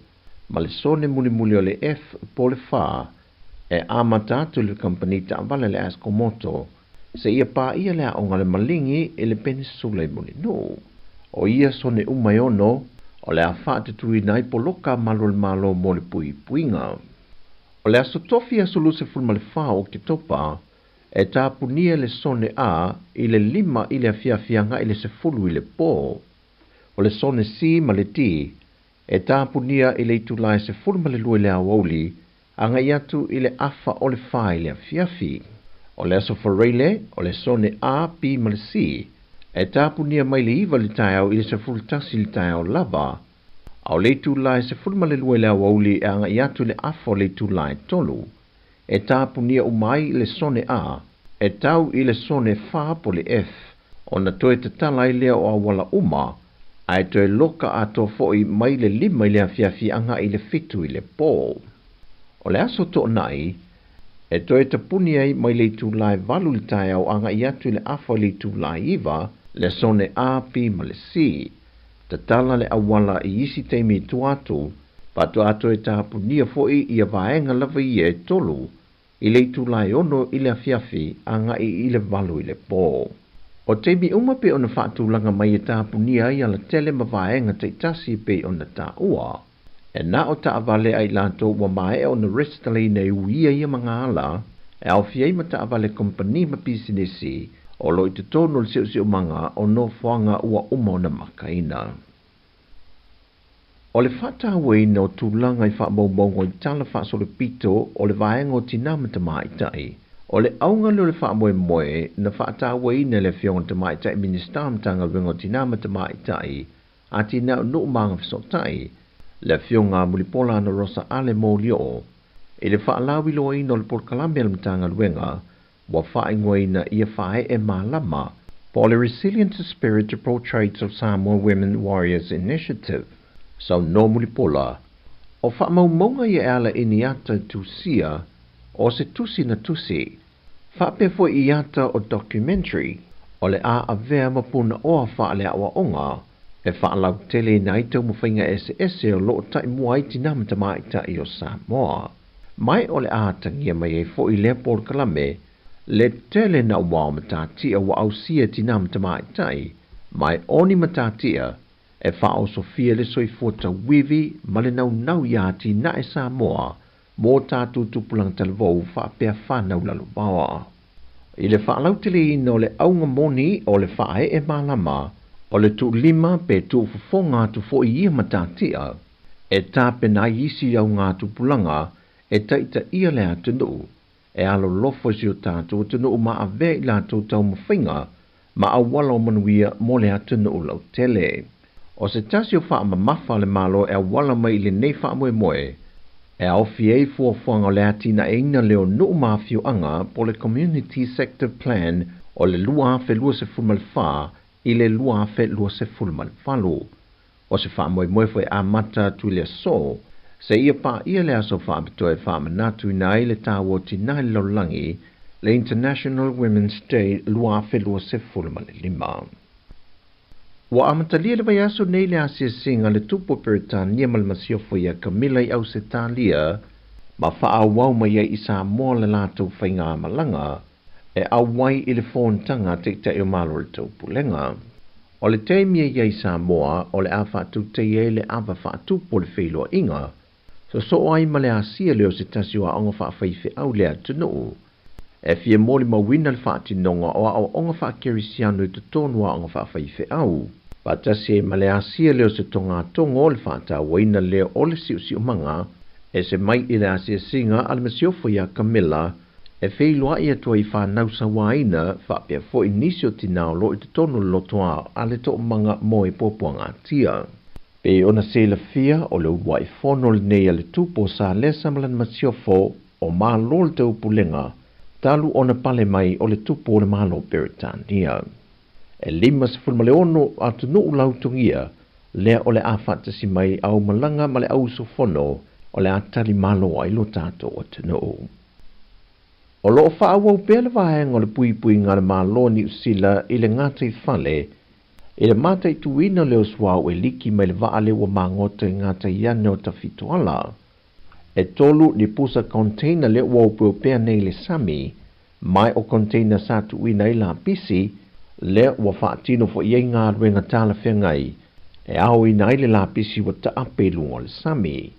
I le reporti la ta mai le neiva yaso isu enga, ma vaenga o le pui ngā le malo ni usila lo whaatino, o lo o mau lava tane i o le va o lo o iei le swau, se vanga nai ni vaenga i titi le o lo o liki mai lungo le sami, le o lo o latu tau mawhai au ina. Watu o lalo fo ile vaenga su el malo ni usila i nuu mafio anga lata ne iai. Ina ia reporti va mea ne ia i lantou, pe a fai ai va aise swau, ua toa i lunga o leoneone po o se matawhanga. O tala i o le neia so lua manui tele lo tātua tunu, fasoi foia.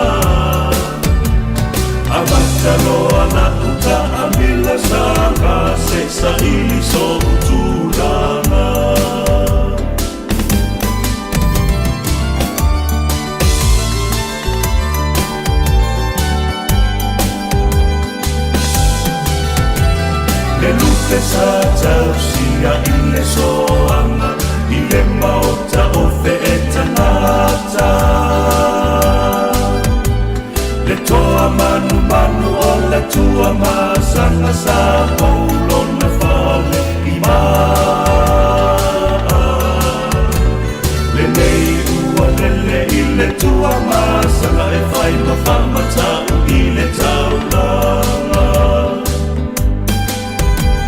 O le kalapu lea sa o whamaina Ia aperila I le asolima Fase fulu balu o le tausanga Tangata lua fulu male wha Amata loa na uta amila sanga Se sa ili so utulanga Tana e ore upe aina I le amosa Tato mo e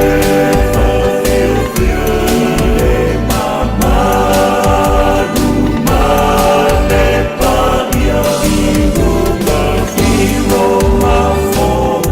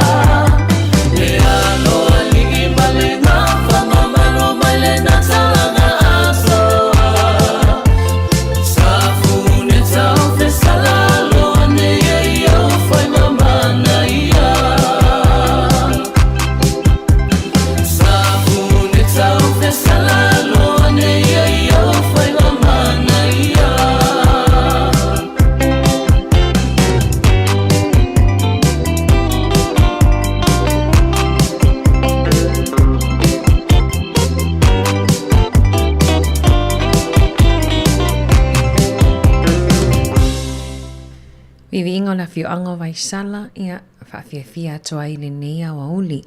Toi 10 minute tali tulai tasi ia nau mai ale awina atu o tatou talafou. Ia to ato e whaafunga mai e le tulai tasi i la ato i lungo le Facebook ma le YouTube.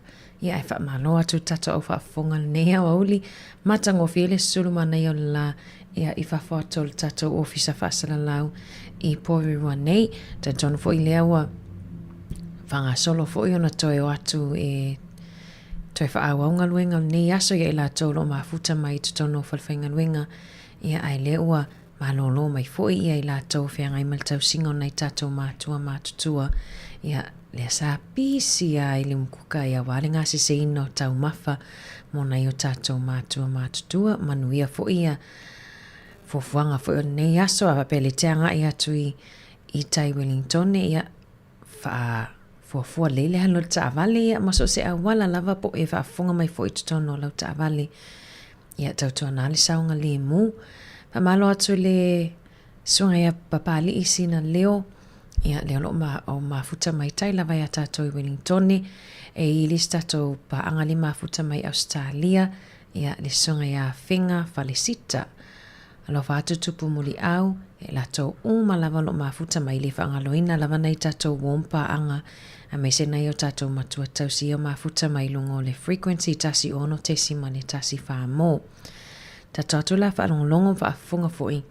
Ia, vivi inga o si o matonu nei polilua ia ono polilua leo lo ia ili tato ofisa whaasalalau.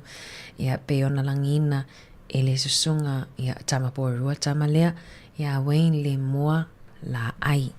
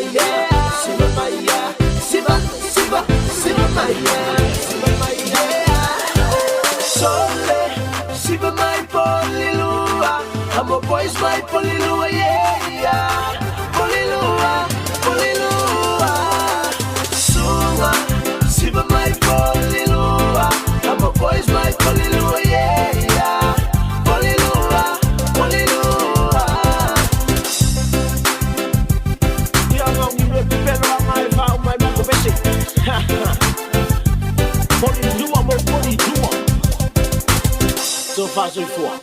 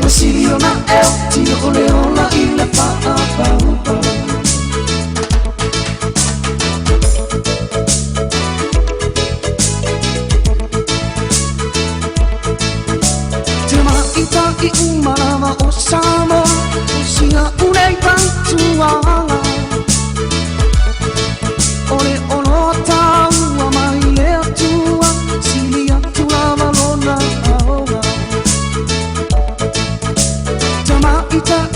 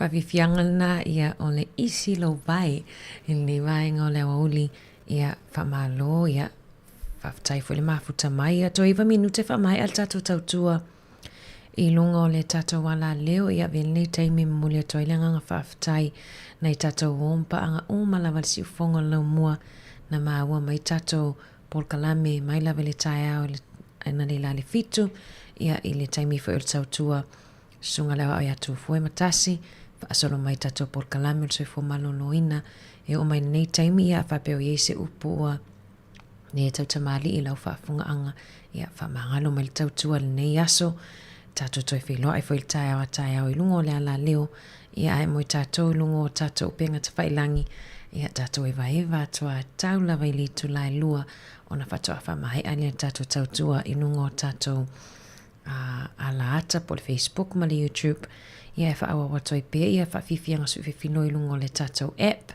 a whapia fo i lena misia o i polkalame o nei asam whaion toi whaafungai i le awhiawhia nā nei ia i lungo le tatou api po le tatou app ai alo whatu mo o tau uma lava lo whaafunga mai lungo le tatou ala leo whamanuele atua i fufuanga uma o tutoi le nei aso vivinga o la whionga whalala tai toi taliu mai ia ona toi au inatu leo le whaafifianga whamai aina i tatou tautua i lungo le ala leo.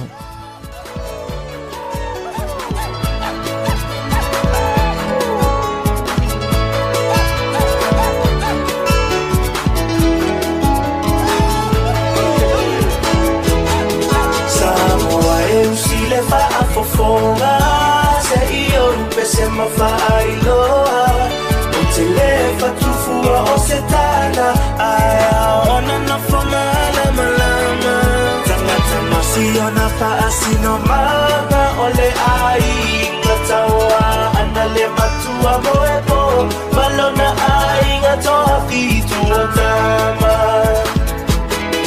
afio mai la ia o ngā whaia ua so o tino so o papa ainga o tupu ainga o papa ainga o ta whaifa ala mai la ia i matau a e sila sila ma whaatatau ia ui mai ia ma whaingata a whionga e mamala ainga tawana se e maia ai whaatapatapa o le au fia o lau tamalena lau i ta whaifa i amapana wailoa ai Samoa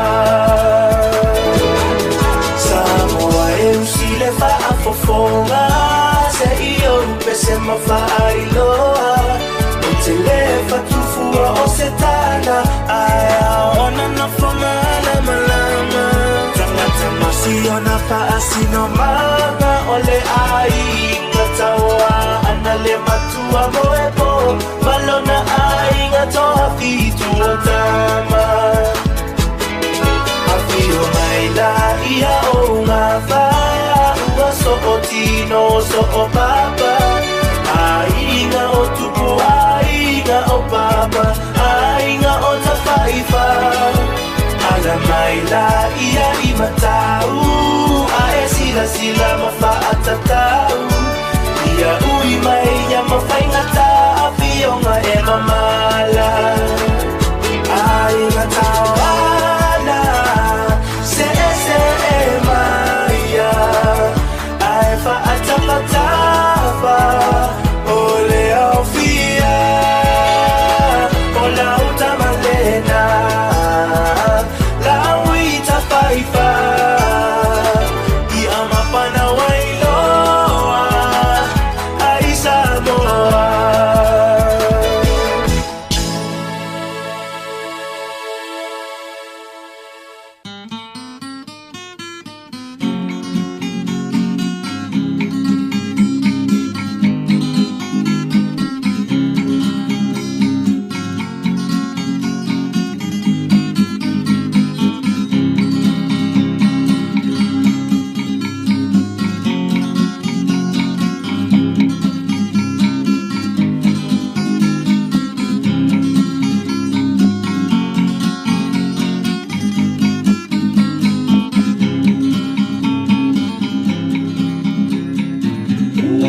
tuene le whanga I foa I lo su e malo Samoa I le leiti o ua tato whanawai ua mawhai o na peso o tai ai ua tuene le whanga I foa I lo su e malo Samoa I le leiti o ua tato whanawai ua mawhai o na peso o tai ai Ole tai au le tala lele walai o le tato penei Ia so le pongisa o mea umana whaingata O nei ta sanga ua tato au lea mai I nei manui a ua tato maua mai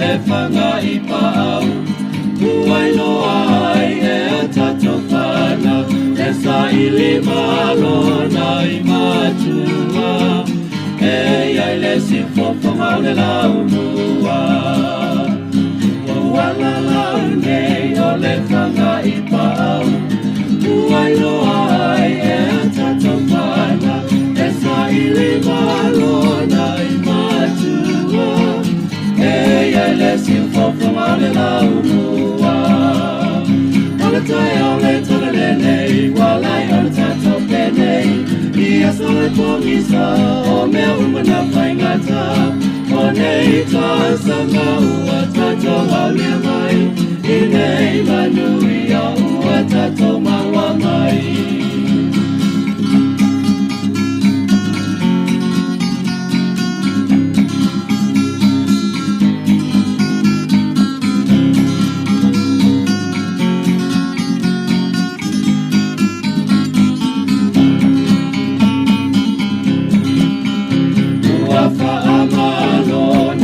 Whanga ia ea I nei ngā luenga o lo ua maea Ia tawi atu ele atua I nei melelei ua tau whaia Ua whaamano nei whanga ia ea I nei ngā luenga o lo ua maea Ia tawi atu ele atua I nei melelei ua tau whaia Ole tai au le tala lele Walai o tato penei Ia sole pongisa O mea umena whaingata O nei ta sanga ua tato au lea mai I nei manui a ua tato maua mai Ole tai au le tala lele Walai o tato penei Ia sole pongisa o mea umana whaingata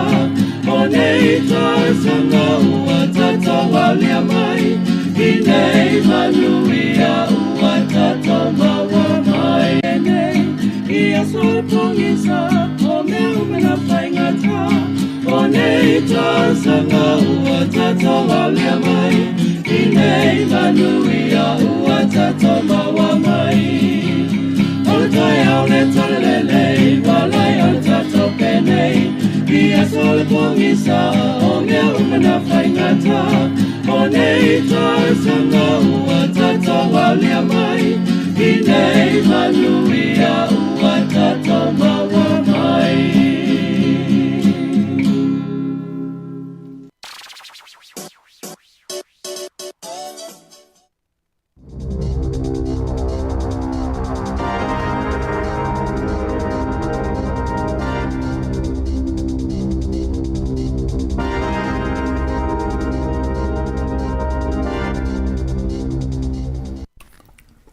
Ta lava lava I le nei foi vaenga o telefou mai le si ufonga le lau mua I Wellington. O le talamu mua I le motu I saute ua whailo mai le lango ina lea e sui o le pulenga o le aio inu e kākol o le polkalame whalawa I tele whaingo ina o le They Save, We Pay e te te atua I fuafuanga le whainga mālo mo le ngā luenga le whale mai tele o Dunedin. Ua oma na whailo mai le whai ngā malo so whaatasi e whapea. O le ngā luenga le whale mai fau o Dunedin, a le whaititia e te tau o na fausia ua wai, ona ua tau ngā tātele na i lo le tau na mua ai fua i nai. O se lipoti o se suenga sa whaia lea ma whaatonuina le whai ngā malo, ua manino mai ai, o le ata e pei o na iei nei o lea whale mai fau, e le mawhai o na whaatino pe fausia, i le tupe e tasi te si valu piliona tala, e pei o na sa pāsia ai. Ta ua ai le minsta mo ngā ruenga te tele le malo o Chris Bishop, e fia se lau miliona tala isi tupe mana o mia mo lea ngā ruenga tele, mai manatu e o tua I lava I le 3 piliona tala I a lona tau a toa. Ai sa whailo mai le pule nuo in Mekakol o Nobi Clark, o le fuafuanga e sui ma whaititia I a le ata, ma le tau o le nei whale mai fau I Dunedin, e le na o tangata o Dunedin ma le tūmalo o Otago e a fia ai. E tusa o le kuata o mai e whaonga ina le whale mai tele, e mai I in Mekakol, whape ai le tūmalo Southland ma Waitaki, mai o le mafuanga lea, o lo lātou langolongoina o le Port Kalame, e te ena ai le whaamoe moe o le whainga mālo, e sui ma whaapau I lalo le tau o le nei ngā ruenga tele. Na pau te isi I lalo le tūlanga langolangoina I le au pālota o le pātia le National, whape fo I ma le pātia le Labour, I le taunu unga o se suenga la tamai nei na whaafoe e le One News Variant. E le ngāta I lea, a sa whape fo I ona pau ma la whainga o te ngāta, e lango ina I tai o pāti au tūnei I lua I a Christopher Laxon ma Chris Hipkins. O le 25% o te ngāta na visitingia I lea sa I linga, e lango ina le veo Laxon ma pāle mia o New Zealand. E tusa e 3% ua pauai mai le tūlanga sa ia I taruai. Ai se fulma le 5% ia le lango ina o Chris Hipkins, e 40% na pauai mai foi numela sa ia I lata mai nei. O le pātia le National, e tōs fulfitu% le tūlanga langolangoina le au pālota, a o le Labour e luas fulma le 5%. Susa e 80% na pauai nai le tūlanga langolangoina le au pālota o ia pāti umai lua. Ua whaasa e le pūlenga o le whale mai tele o le tūmalo le Waikato, ia tausi soifua o loo ngā lue ai, ina ia aua ne ito e whaao ngā ina seisi lawanga ngana, se ia vanga nā ai le ingilisi e tala noa ai I mai. O le asforeile te luai, sa whaata amilo I nai I tausi soifua uma o lea whale mai tele, ia se tusi alo ia mai le pūlenga, o loo tā uai, le ta tau lea I le au whai ngā luenga tausi soifua, o na whaao ngā na o le ngana peretania I tu tauno o le whale mai, I le whaatino ina o lātou tiute, ina ia mauti noa le saunga le mua I o tonga fitinga o ngase. Ta uai le tusi, ia le popolenga mātunga lunga o le pulenga I le tele o isinga ngana o maitawina le whaao ngā ina le vasenga o tausi soifua e tala noa ai I mai. Pe taila, o se lipoti le walis whaasa laua New Zealand, Radio New Zealand, na ta uai e stasio fo mai ua vai ai I le tusi le nei e whapea ua manino mai o tausi soifua Initia, Filipino, whapea ai male Pasifika, lea e wha autu I ai ia lea wha atonunga. Ta uai e lea fo mai, o tausi soifua nei e au pito I ngā lulue malolosi, a o lea ua fōlinga mai ua wha salaina I lea fuafuanga. O le tusi po o le mimo le nei e fōlinga mai, e na o le whale mai tele o le Waikato e wha apitoa I ai. O se ngaio inga ua soo ma le whaafai ngā luenga ina lea e le mtanga luenga le soifua malolo ina le te whatuora. O le whaita wafe o tausi soifua whaao popo mo e tunu o Asia. Ona o le toa ngao o lea vaenga o lana o whai ngā luenga. Ai ua vea mo mea ua owa ai ma na tupe whaalu mai le tala o le tupe na pasia I le whaitau fia se lau miliona tā la. E ale li mai nei mata upu I le whale mai lea o le Waikato, ai ele i tele na ia so talu na taua i se lipoti ele newspaper Herald, ia se talo sanga a se mai i le tonu al fale mai tele i North Shore, e whapea e le mana o ia e vaia pe tonga fitia o ia e se tausi soifua mai a Asia, o se talo sanga sa talia le lei le pulenga o le nei fale mai, ai le fia ai ma le au whainga ruenga. Ua taponi ma whaamuta la wanoa e whaali ai manatu malangona o tangata i le fuafuanga e totongi le whaao ngā ina o le awala fau lea ua suia ai ia le awala o le mana wa two court e pei ona sa ia i tausanga e tele ua mawai.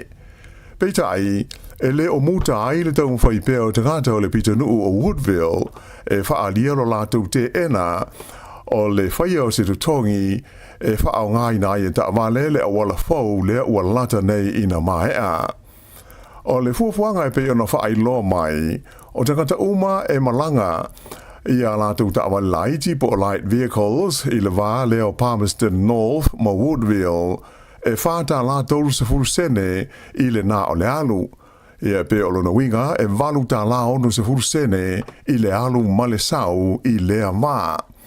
Ai o ta awale ma mafa po heavy vehicles e ono atu i le se furu fitu ta la lua se furu sene le tau e to tongi e i la tau.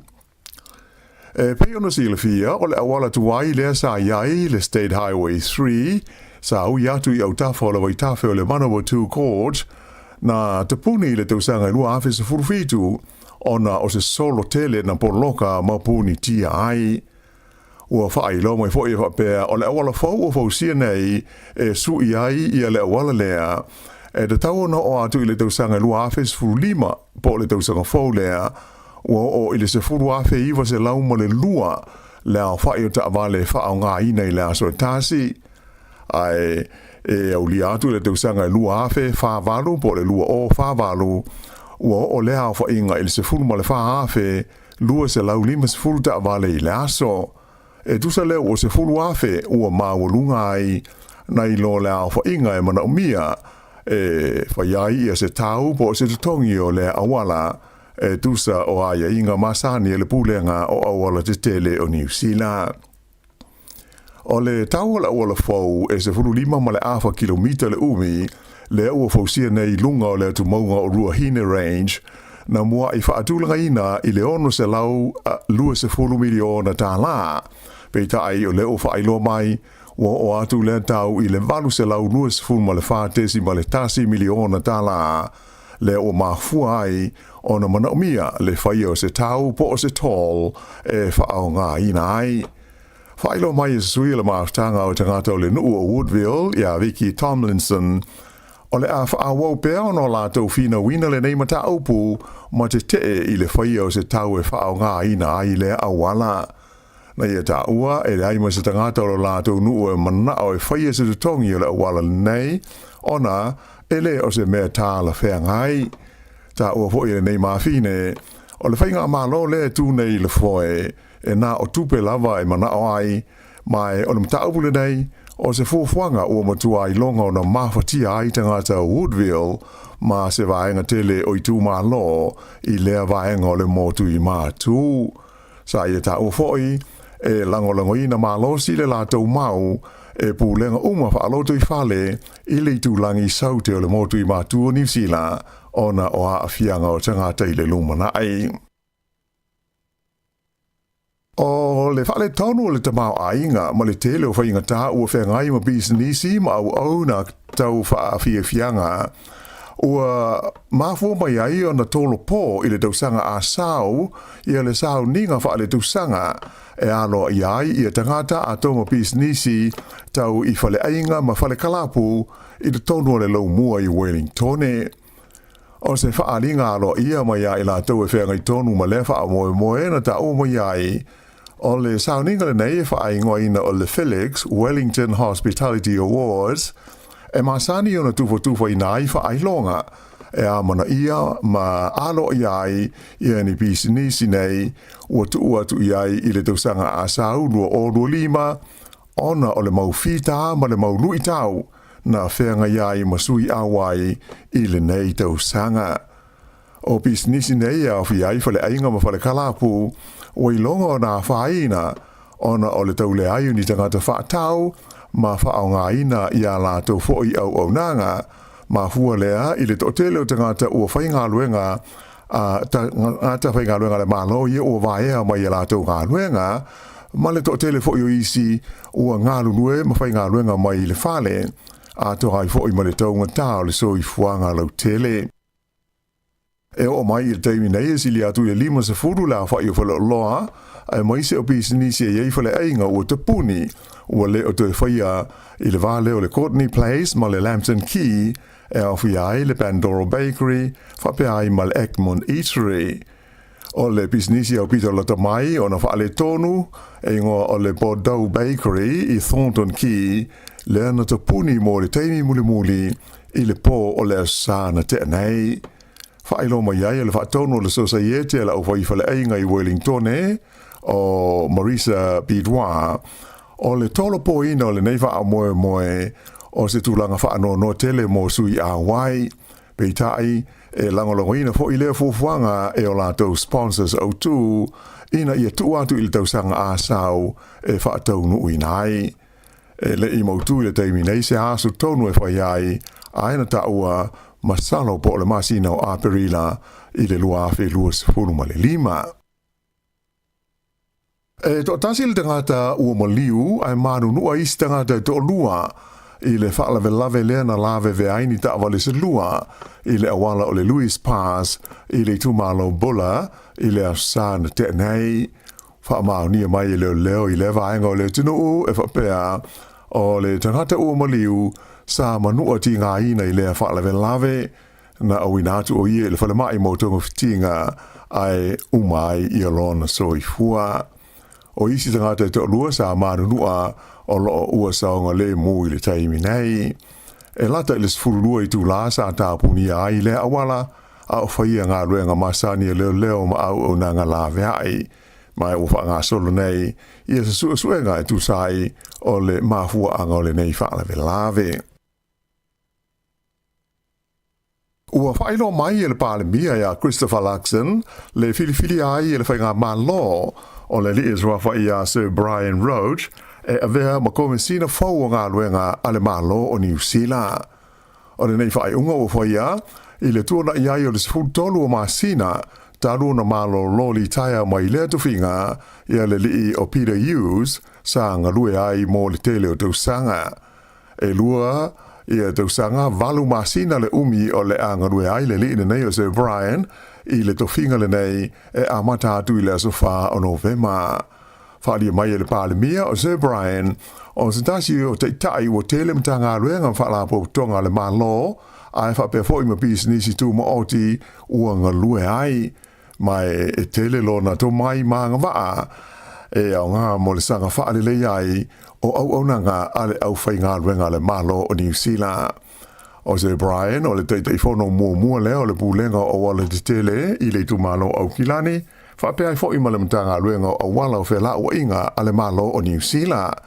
Nanga lue fo I mo le komiti whaafoe o whale mai I le tu malo o le Hawke's Bay ai fitu tausanga sa ave ai mo pulisili o le whaalapo tonga o whale meli po le New Zealand Post. E mea tau whaafiefianga e wha ni whaafiefianga po ni konseti e a se tasi o li pese lau I loa pele tā nia Sir Cliff Richard o le a whaia mai I New Zealand le tausanga a sau. O le neia li pese ua walu se furuwha nei tausanga le soi fua mai o loo mana tua le au maa tua le tele o ni ana pese sa lau I loa ai e pei o le Living Doll We Don't Talk Anymore ma le Devil Woman. O le tausanga I luafes fultolu o lo ngata mai ai le whaia o ni ana whaafiefianga I New Zealand nei. Whailo mai e whapea o lana malanga mai le tausanga a sau o le a amata aia na konseti ma whaafiefianga nei I au kilani I le aso se fulwha ma le sefulu lima o Novema o na malanga mai ei lea I le laumua I Wellington e whaafia ai le Michael Fowler Centre I le aso se fulfito o Novema ai whaasolo atu I Kalai Estete I le aso se fulmaleiva o Novema e whaafia ai I le Christchurch Town Hall. Ua atangia i le manatu o stasio tangata autu o le kompani e ona le waafaila New Zealand, le Emirates Team New Zealand, e le whaia i aukilani i a leisi ta amusanga sa soai o le ipu o le America's Cup, pe a whai e toe manuia ma malo ai New Zealand i tu unga ia lo fa ngā solo nei i Barcelona i se pānia. O se talanoanga le nei tangata e ngoi a Matteo Di Nora, ma se newspaper Italia, na ia taawai, a whai o isi tu unga e so ai mo le America's Cup e whaia i te tonu o leisi lua tau sanga o lumanai, o lona winga e leto e a whai e leto e whaia i te tonu o Barcelona, o lona winga o le asi atu i se isi atu nuu i sa sae tu te tonu. O le li pilionea le nei o se tatasi ua tele tau sanga o ia langolongoina le Emirates Team New Zealand, mai ana whaalia o ia lava e au pito i te lelo na sao i le whaatupeina o le waawhai lale nei e New Zealand. Na amata mai le tau sanga e lua afe, o na a awhia le nei tangata i le Team New Zealand, mai o se tasi sa tu malosi i le toe tau mo whainga o le aua New Zealand, i na ua malo le waa o le alingi i le ipu o le America's Cup i le tau sanga e lua afe ma le tolu. O le tau sanga e lua afe sfutasi, na whae ea i a te ia le whaerunga tau loa le malo New Zealand o le Order of Merit mo lona sao i le ati na eo tu ungo wa whaila whape ai maisi ngā luenga whesoa swani i te tonu o New Zealand. E kirikiti whaale wao malo le i tu pao to mai tai o le ua sao atu le aua New Zealand le White Ferns i le vaenga o le semi-finals o le taumusanga o le ipo le lalulangi i ta'alonga ta i luas furu ova po le T20 o lo whaanga solo i Dubai. Na maru malona tau i le la ta'alonga ma le au a le tunu o Pakistan i le po ana o po. Se lau se furu ai o New Zealand sa tuli e Pakistan vei tai na pepe uma ai na o le limpas furu ono ai na maua o na o le lei o le whaatea ma le telitua a le au a New Zealand. I Barcelona i se pānia o lea ua wha mua so o le waawhaila o le Team New Zealand i tu unga o le whaanga solo ai mo le ipu o le America's Cup i le wā ma le waa o le Ineos Britannia a Peletania. E na o le tasi le tu unga sa whaia le wawao na li la ai o le aso a tai au e le aise tu unga whaiai o se aso ma lolo. Ia o le whaiunga na le nei vaenga o Talafau.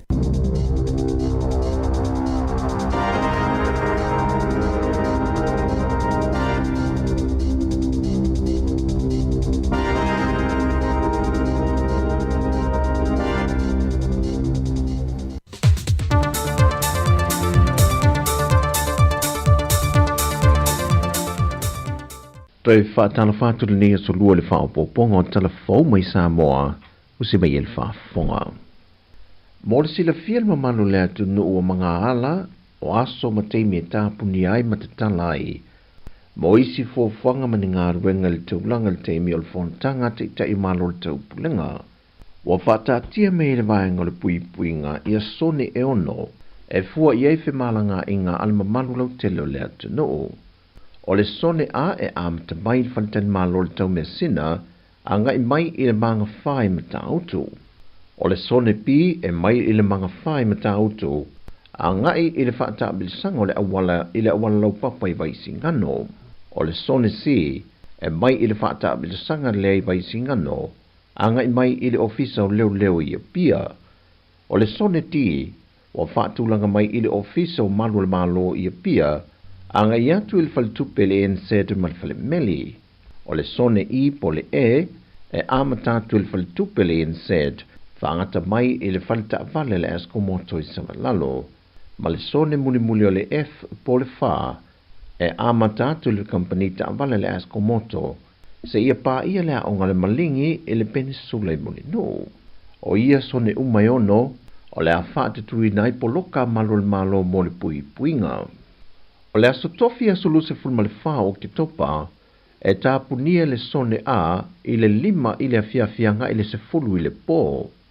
O le sone si ma le ti, e tāpunia i le itulai se fulma le lue le awauli, anga iatu i le afa o le wha i le afiafi.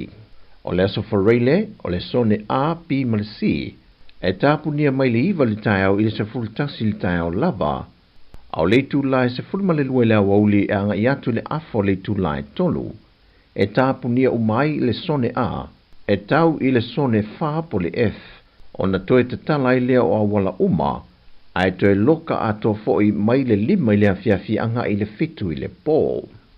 O le aso to nai, e toe te puni ai mai le tūlai valu le tai au anga i atu le afo le tūlai iwa, le sone A, P, ma le C. Te tala le awala i isi teimi tuatu, patu ato e tāpunia foi i a vaenga lava i e tolu, i le tūlai ono i le afiafi anga i le valu i le pō. O teimi uma pe ona whaatulanga mai e tāpunia i ala tele ma vaenga te tasi pe ona Tāua. E na o taavale ai lato wa mai ona restale nei uia ia mga ala, e au fiei ma taavale kompani ma pisinesi, o lo i te tono le siu manga o no whanga ua umona makaina.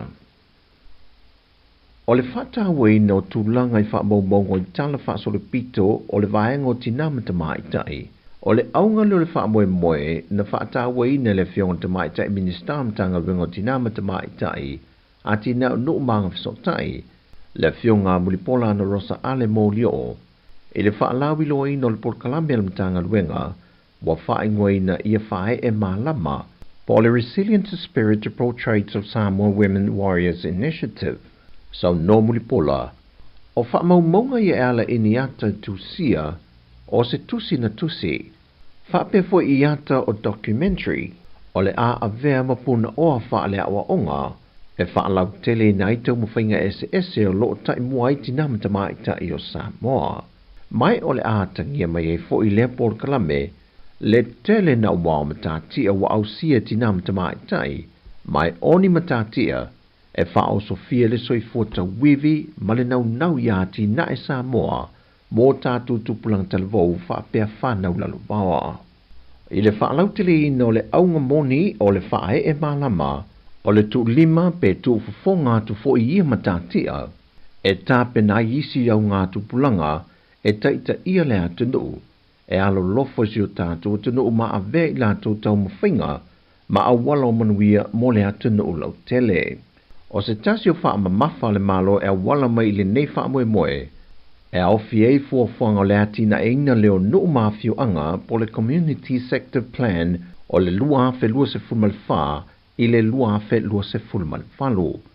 O se wha moe moe fwe a mata tu le so, se ia pa ia le aso wha abitoe wha manatu ina i le tāwo tina i laulangi le International Women's Day lua fe lua se fulmal lima. Wa amatalia le vaiaso nei le asia singa le tupo Peritania mal masiofo ia Camilla i au se talia, ma wha wau mai i Sāmoa le lātou whainga malanga, e awai i le whōntanga te te o malo le tau pulenga. O le teimia i Sāmoa, o le a whātu te e le awa whātu po le whailoa inga, so ai ma le asia leo se tasiwa onga whawhaife au le atunu. E fie moli mawina le whātinonga o au onga whākerisianu i te tonua onga whawhaife au. Pata se maleasia leo se tonga tongo le whata waina leo o le siu manga, e se mai i le asia singa al masiofo ia Camilla, e whailoa ia tua i whanau sa waina, whapea fo i nisio tinao lo i te tono lotoa a le to manga mo e popoanga tia. Pe ona se la fia o le wai fono le nei le tupo sa lesa malan masiofo o maa lo le tau pulenga, talu ona pale mai o le tupo o le malo Peritania. E lima se fulma le ono atu nuu lautungia, lea o le awhata si mai au malanga ma le au sofono o le atali malo ai lo tato atu nuu. O loo wha awau pēle vahenga o le pui ngā le malo ni usila i le ngata i whale, i le mata i tuina leo swau e liki mai le vaale wa mangota i ngata i ane o ta fituala. E tolu ni pusa container le wau pēo pēa nei le sami, mai o container sa tuina i la pisi, le wa whaatino fo iei ngā ruenga tāla whengai, e au i nai le lapisi wa ta apelu o le sami. I le reporti la ta mai o le neiva yaso i su enga, ma vaeng o le pui ngā le malo ni usila o lo whaatino, o lo o mau lava tane i o le vaa o lo o iei le swau, se vanga nai ni vaenga i titi le o lo o liki mai lungo le sami, le o lo o latu tau mawhai au ina. Watu o lalo fo ile vaenga su el malo ni usila i nuu mafio anga lata ne iai, Ina ia ripoti va mea nea I lantou pe a fai ai va ai se swau ua toa I lunga o leoneone po o se matawhanga. O talai o le neia so lua manui tele lo tātua tunu whasoi foia.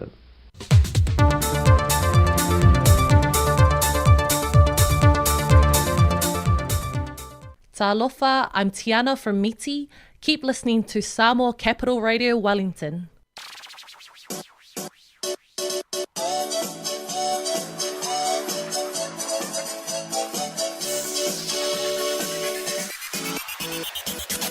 Ia, e whātutu atu tō o manatu.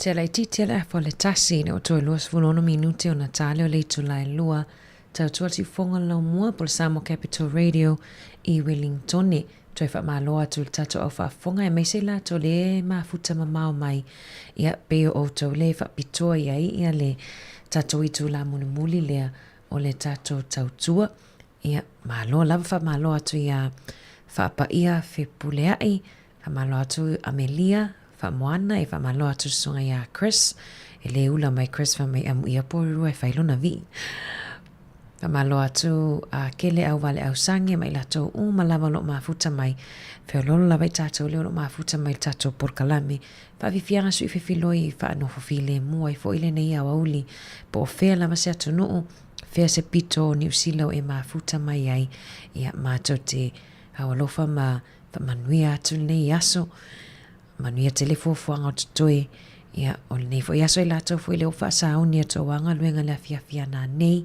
ia manuia tele le fa umanga ia mal fa mai ainga fo nga luenga a me se lato le ele a mataliana manava mai tai ana leila ia leo le ato e o fo ia wale si fipo manuia tele ia nga luenga le afia na nei toi titi fo i all time e pike nei fa na wa onga vivi inga la fi anga to a mua a langina ile sunga ia fa aiu Peterbone ia po the Sons of Tiamaa.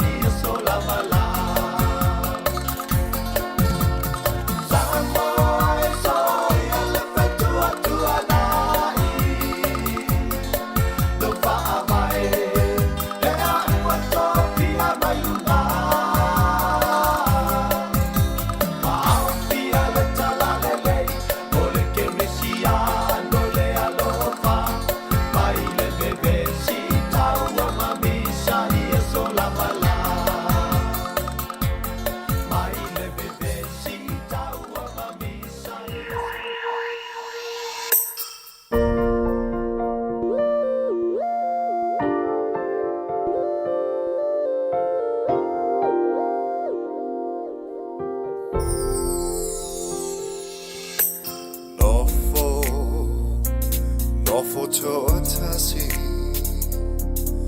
Mafau Fau ya oe hani O oe Lava wasili Wale ai Maseisi Sawia Say if I might Pewana o ita Epele Aulo Chino Malo Uloto Wana o oe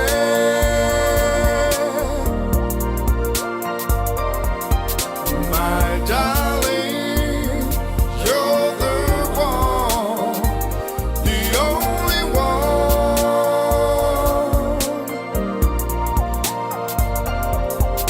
My Jade Sāmoa Musilio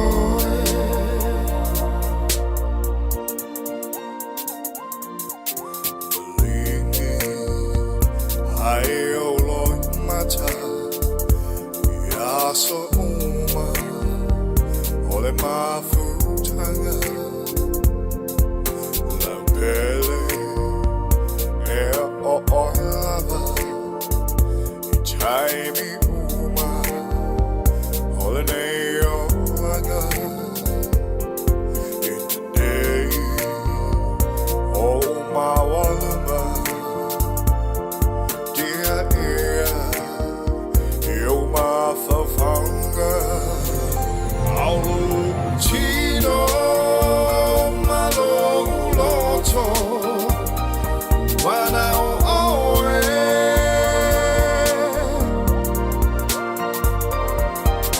My darling, you're the one, the only one.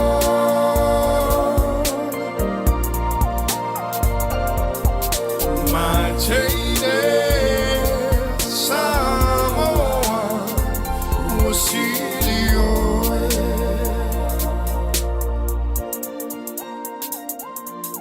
Sawia Tafa Tofa Elengalo oe Ya ita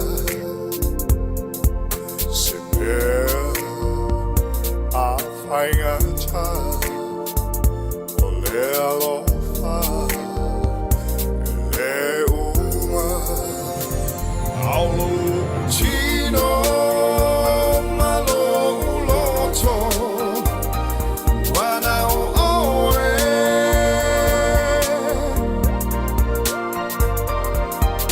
My darling You're the one The only one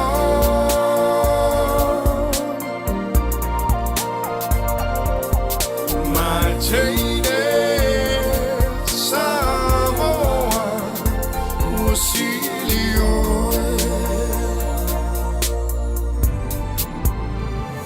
Aulo Chino Malo Uloto Wana oe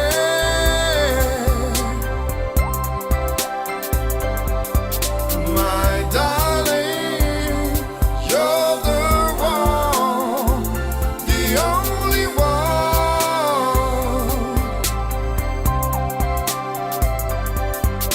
My Jade Sāmoa Musilio Oh Lord, my Jade Sāmoa Musilio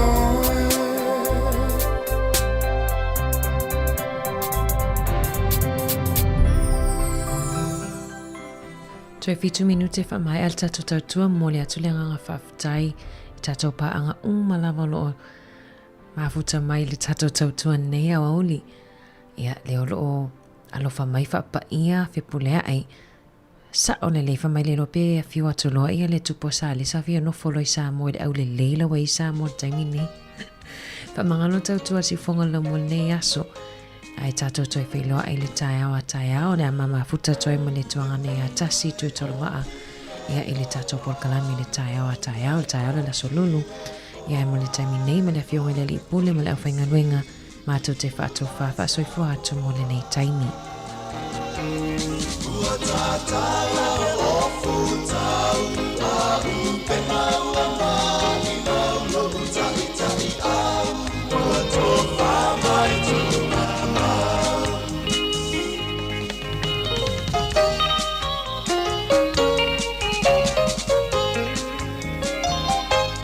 Polisi e mawhaia o ngā tupu e mai e no kaula o fesili o fea e asi o longa.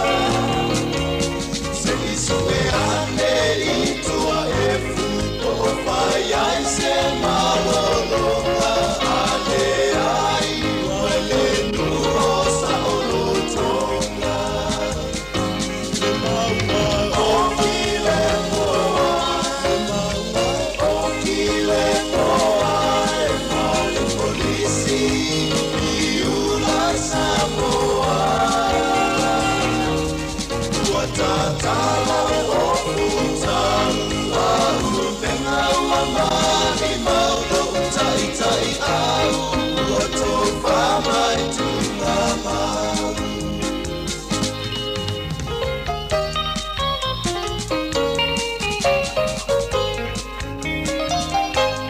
Whetuia i whaamawau ua tātala le aua lofa nuti le kate ua tā ape o totonga. Loi matai o le alofa puna pea i lau nei ola loto tele pule le tamahalofa. Le maungai o kile poa, le maungai o kile poa e male polisi i ula Samoa. Ua tātala o futau a upena ua mahi maulo tai au ua tō whamai tūnga mau.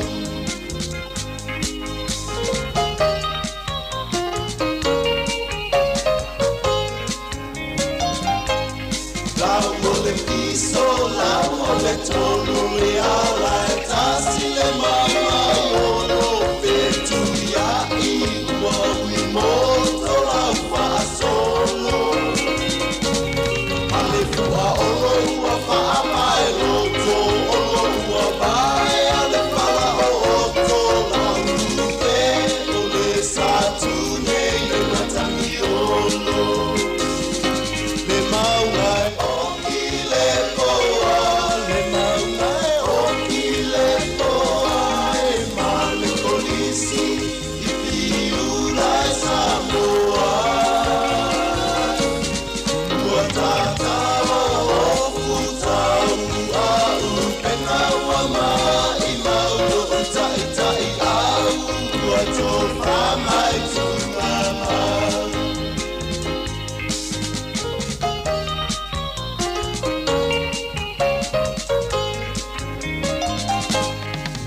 Se te ma se fulu ma le ono na usu ai le fono le wale si pa asalalau e taui wo ma panau tau atu ai po o pelotu leo leo ma fai fe au ua mai au ua mana ma le fe au.